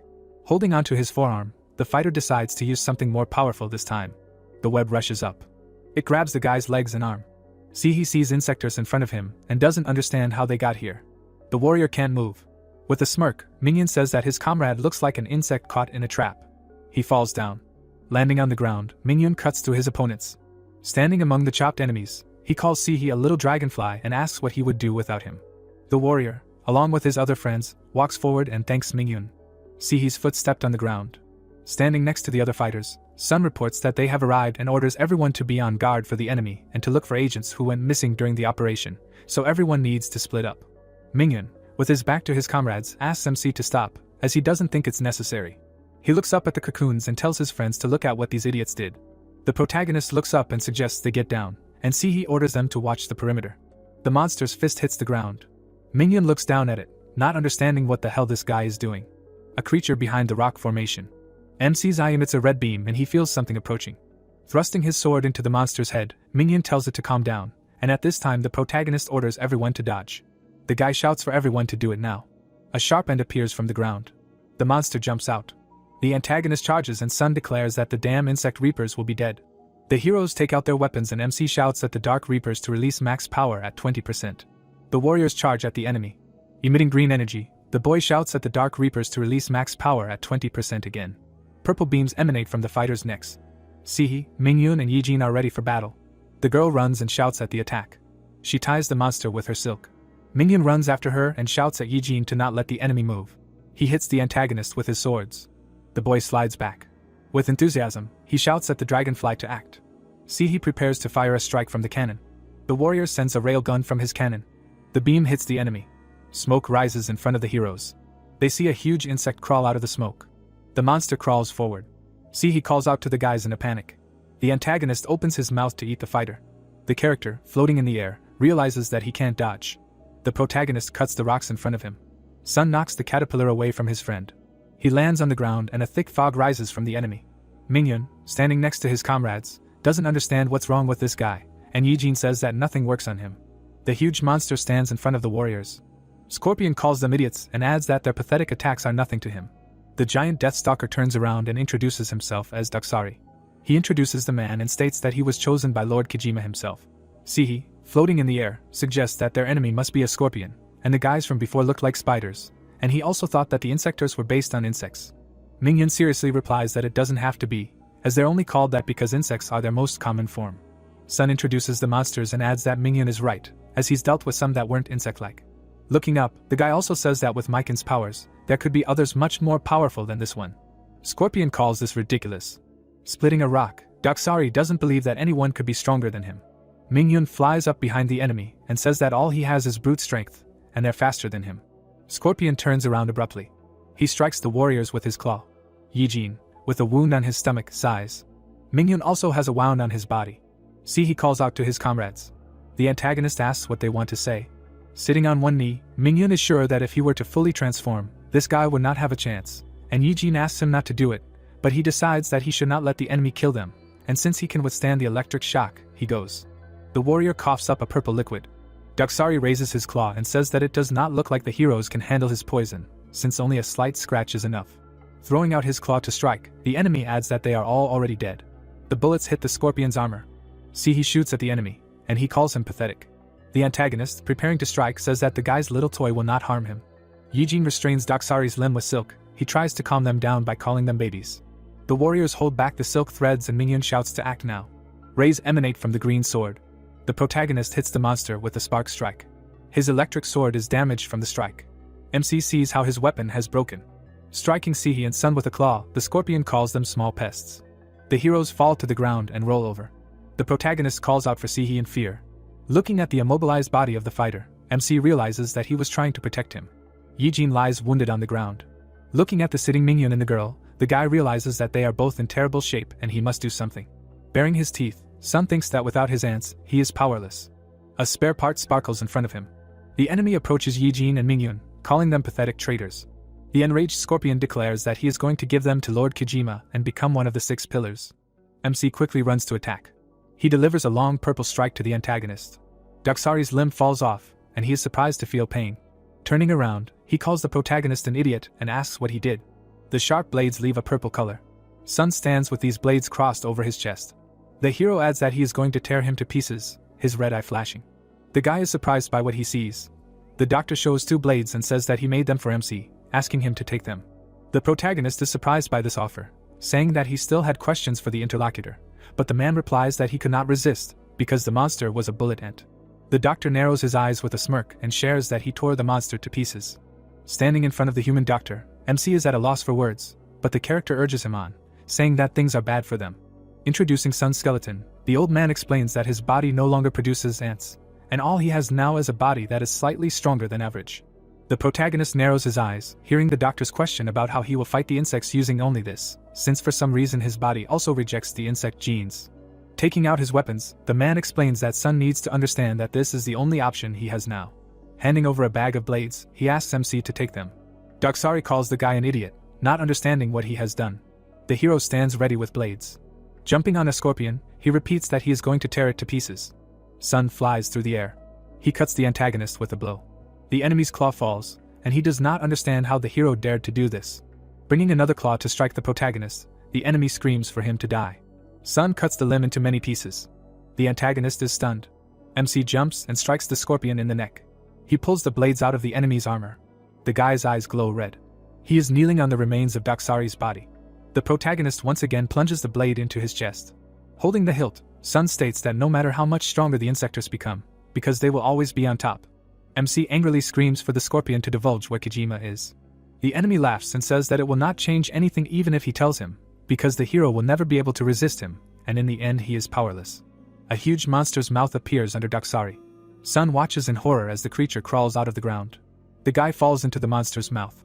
Sihi manages to grab MC before the monster slams its jaws shut. The protagonist panics and asks what happened to the others. His partner calmly replies that while Sun was busy, he moved everyone, including the missing agents, to a safe place. Looking down on the valley, MC tries to seriously understand what their enemies are up to. Sunset falls over the secret base. The door is closed. The girl comes out of the room with the warriors and says that they have been taken care of and can now rest. The heroes are in thought. Mingyan seriously begins to say how he heard that their leader used weapons and holds their fools. Yijin sullenly replies that he should stop, because if MC had not used them, they would all be dead. Pulling the bracelet on his neck, the guy declares that none of this matters if it weren't for these ugly things, because he could have dealt with this idiot himself.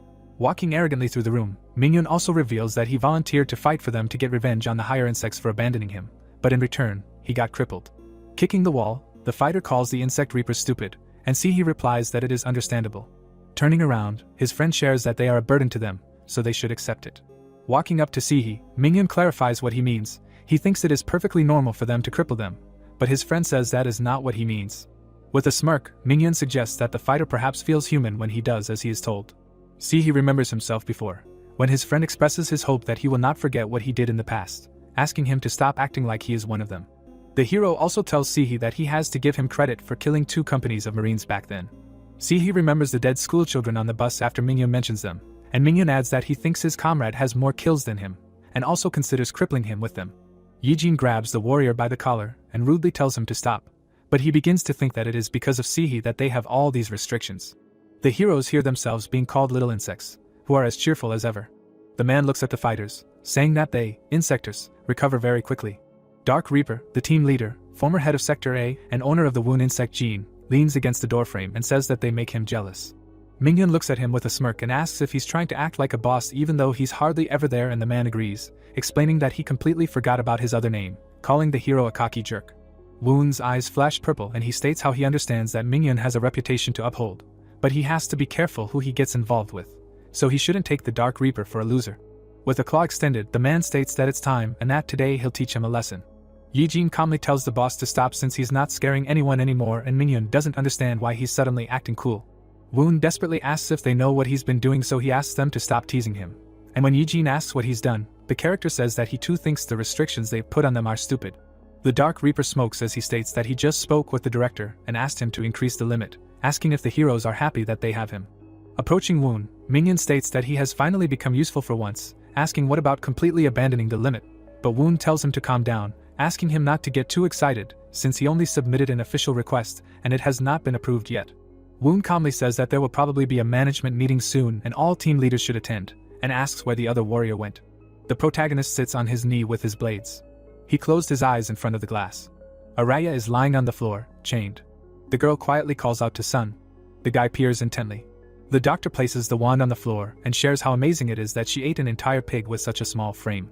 Standing behind MC, the man asks if he has anything to say, but the hero asks in return if the doctor is going to interfere in her affairs too.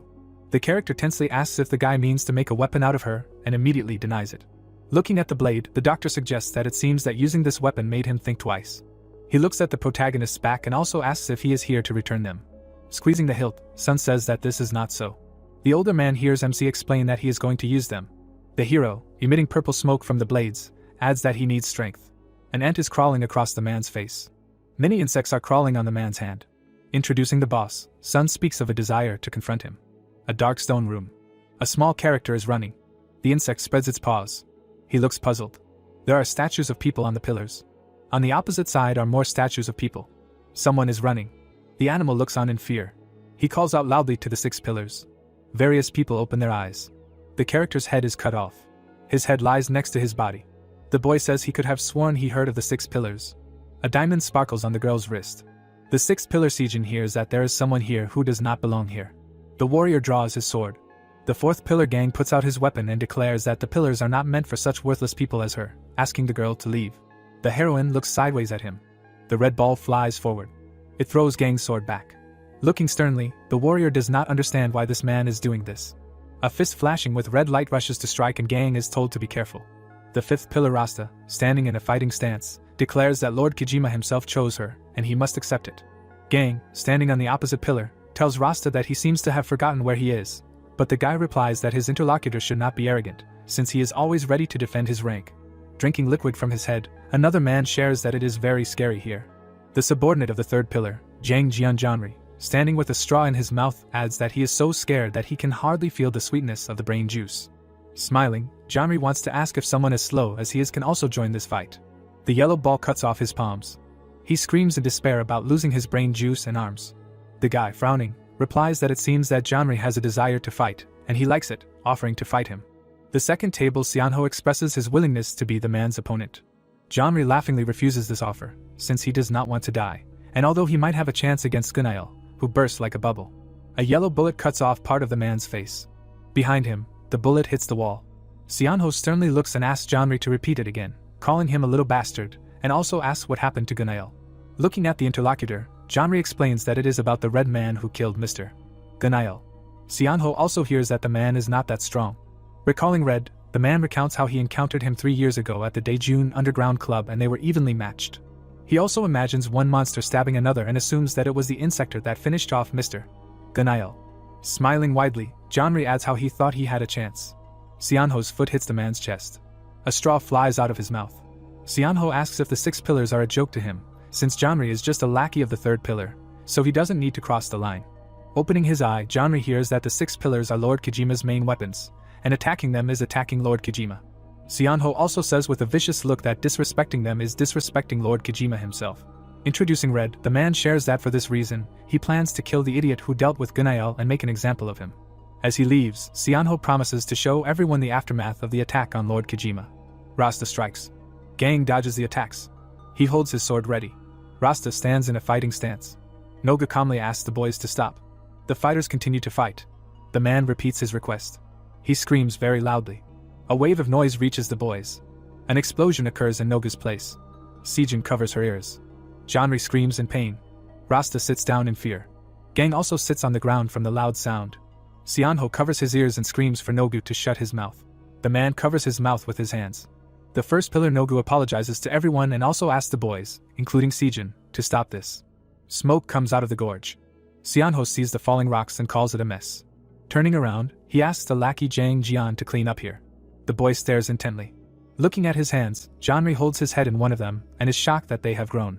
Rasta looks back in surprise and shares that the wound Gang left on his hand has also disappeared. Gang stands in thought. The small character runs. The insect shouts for the 6 pillars to gather. The warrior looks at the girl next to him, who asks if he still thinks she is worthless. She looks at him with blue eyes.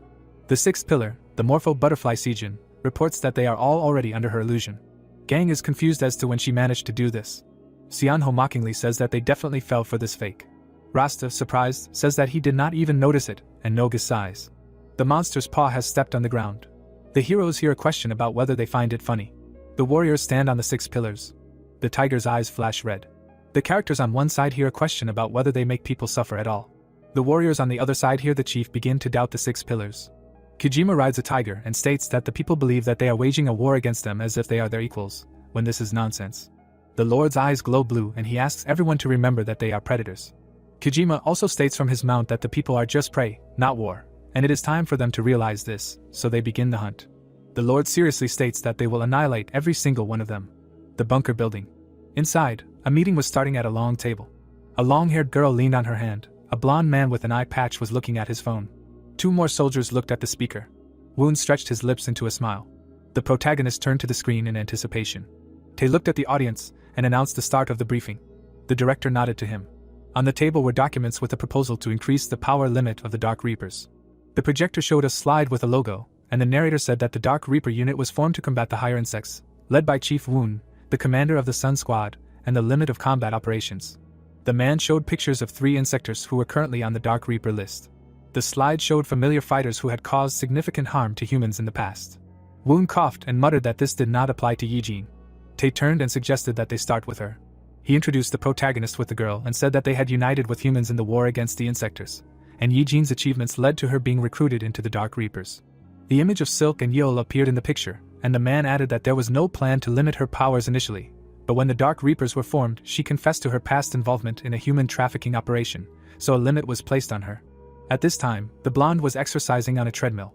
The protagonist's eyes widened when he heard that the girl demonstrated better social skills than him despite being an insector, so she could be a suitable candidate for increasing the power limit. Woon exchanged glances with the guy next to him and bragged that the subordinate was a little cheeky, but a good girl.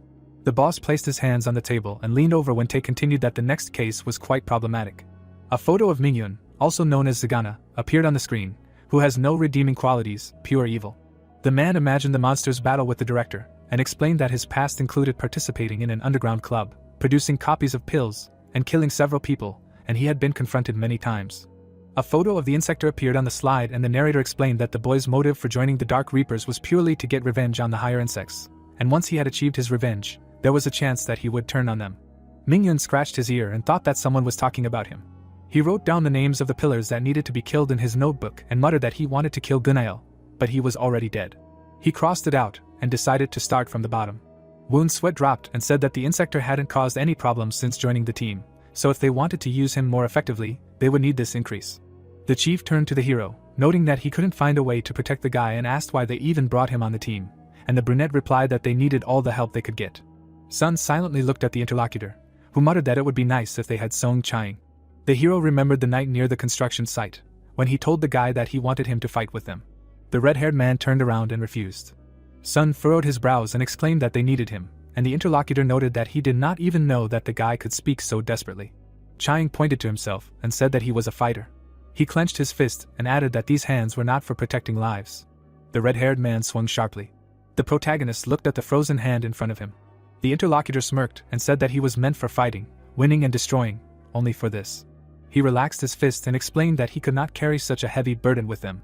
The guy put his hand on the brunette's shoulder and said that he will continue to fight his battles.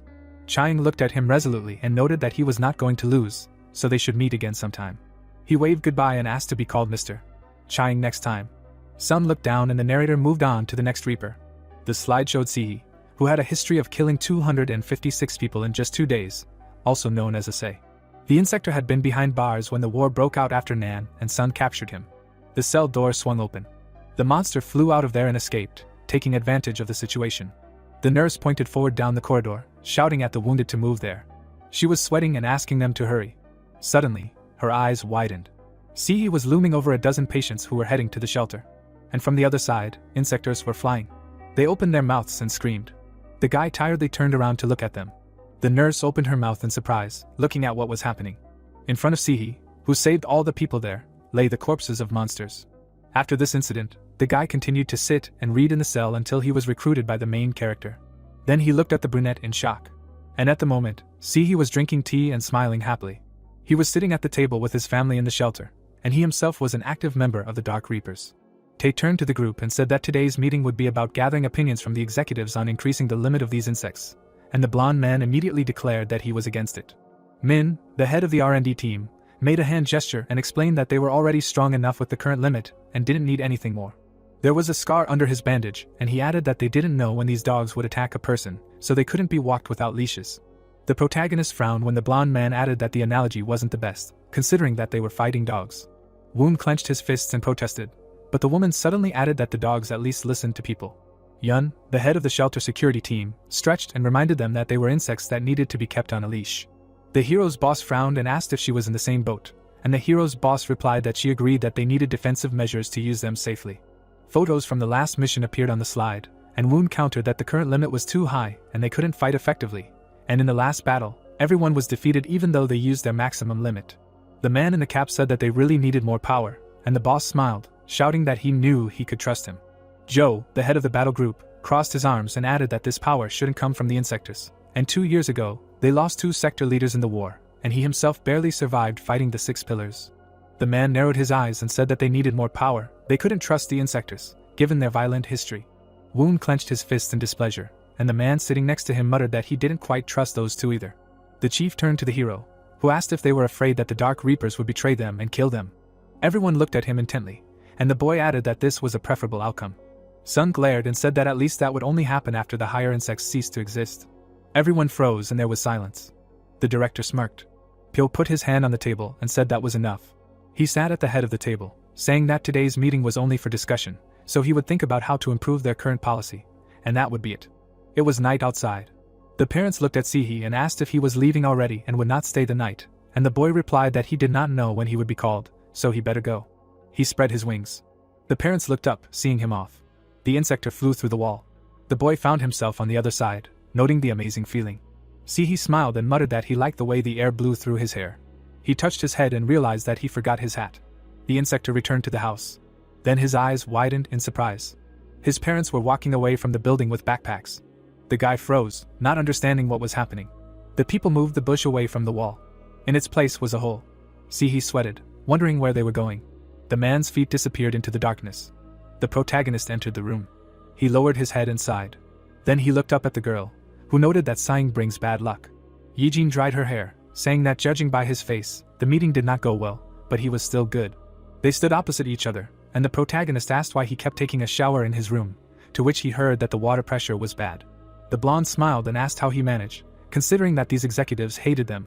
Sun looked away and replied that they were too stubborn, so he told them something, but now he was worried that he made things worse. His eyes widened when the other girl grabbed his cheeks and praised him for doing a good job. Yijin fidgeted with his face, mumbling that she didn't know what he told them, but even if it didn't work out, they would work harder to make that 20% better than their 100. Yijin smirked and asked him not to worry about it too much. The hero smiled and agreed, then asked what the others were doing. Mingyun was dozing off in his room, and the girl answered as such, adding that Sihi was probably at his parents' house for the night. The boy made his way through the tunnel, wondering why they did this. The insector sweated, wondering when they had managed to dig this up. He remembered his parents at the hole and thought that he should have stopped them earlier, but he was so shocked that he froze in place. The passage ahead was dark, and the boy decided that he had to bring them back and find out why they were leaving the shelter. Sihi froze and assumed that it could be because of him. He remembered himself in his school years with his mom and dad, who were veterinarians. A young man in uniform smiling, and although his parents saved lives, he himself was a killer, but they found out about it not after the incident was closed, but a year after the war, when he joined the Dark Reapers. Then the boy came into the house and saw the shocked faces of his parents. Everyone was crying, and the woman was examining his prosthetic, because they were just happy to have him back, although until now they believed that he was among the victims of the incident with the Marine Corps Insector. His parents hugged him, accepting him even though he was a killer. He crawled out and thought that no matter what their reasons are, he needs to find them. He stood up and looked around, seeing the corpses of the monsters and noting that it was dangerous outside. The boy turned his head. There were fresh tracks on the ground. The Insector spread his wings and rushed along the tracks. There were bodies of monsters lying around, but the path led into the forest. His eyes flashed as he tried to see them. There were trees ahead. Through the crown, he saw 3 people. His parents were standing in front of the girl. She was sitting with her head down. His eyes widened in surprise. The Insector quickly hid behind a tree. He began to sweat, wondering who was with them. The boy flinched when he heard a scream. The doctors leaned over her and asked her not to move and be quiet. The boy frowned in surprise. The woman looked at the cut and noted that the infection looked serious, so it needed to be removed, after which she asked her husband for a scalpel. The doctors concentrated on performing the operation, asking the girl to hold on. The red-haired girl smiled weakly when it was all over and said that she was feeling much better, and the man reassured her that she would recover quickly if she changed the gauze regularly. The boy sighed in relief. He smiled and muttered that his parents had apparently been helping wounded civilians outside the shelter. He burst into tears from the realization. The doctors were carefully explaining to the girl how to care for the wound. The young man covered his face with his hands and said that he was worried about nothing. A clawed paw stepped on the grass. The boy's eyes widened and he flinched. He turned around when he heard a growl. The frightened people recoiled at the sight of the Insector. Longhorn Beetle bared his teeth and exclaimed that he never thought he would find people here. He rushed at them, noting that he was very lucky. He kicked the monster with a roundhouse kick. The red-haired girl stared at him, dumbfounded. The boy's eyes flashed. He had the Dark Reaper emblem on his shirt. The monster skidded to a halt on the grass. It turned around and asked who he was. The opponent raised his fist. The enemy rushed at him, calling him a fly. He dodged and hit the Insector hard on the head. He fell to the ground. The parents looked at their son in alarm and called out to him. The boy put the gun in the monster's mouth, not giving him a chance to say a word. He half transformed, saying that anyone who touched his family would die. He gritted his teeth and flashed his eyes. Then the Dark Reaper shot at the enemy. Dust rose from the ground. The boy was standing on the monster. He turned around and asked if they were okay. However, another monster grabbed the man by the head. The boy's eyes widened and asked if there was another one here. The Insector opened his mouth and offered to shoot him if he had the guts, and the bespectacled man asked everyone to run. Everyone else turned pale in fear. The young man frowned and shouted at the enemy to stop, and the red-haired girl looked at him sideways. The monster opened his mouth and said that it had been a long time since he had eaten human flesh, after which the man asked him to close his eyes. His wife and son began to cry and scream. Suddenly, spikes pierced the monster's body. They left deep wounds on him. The enemy staggered and screamed. The man managed to crawl away, and the woman immediately ran to him and asked if everything was okay. He looked back, and his father added that he now knew about her. The boy sweated and asked if she was an Insector. Instead of a red-haired girl, there was a monster with spikes. She turned her gaze to him.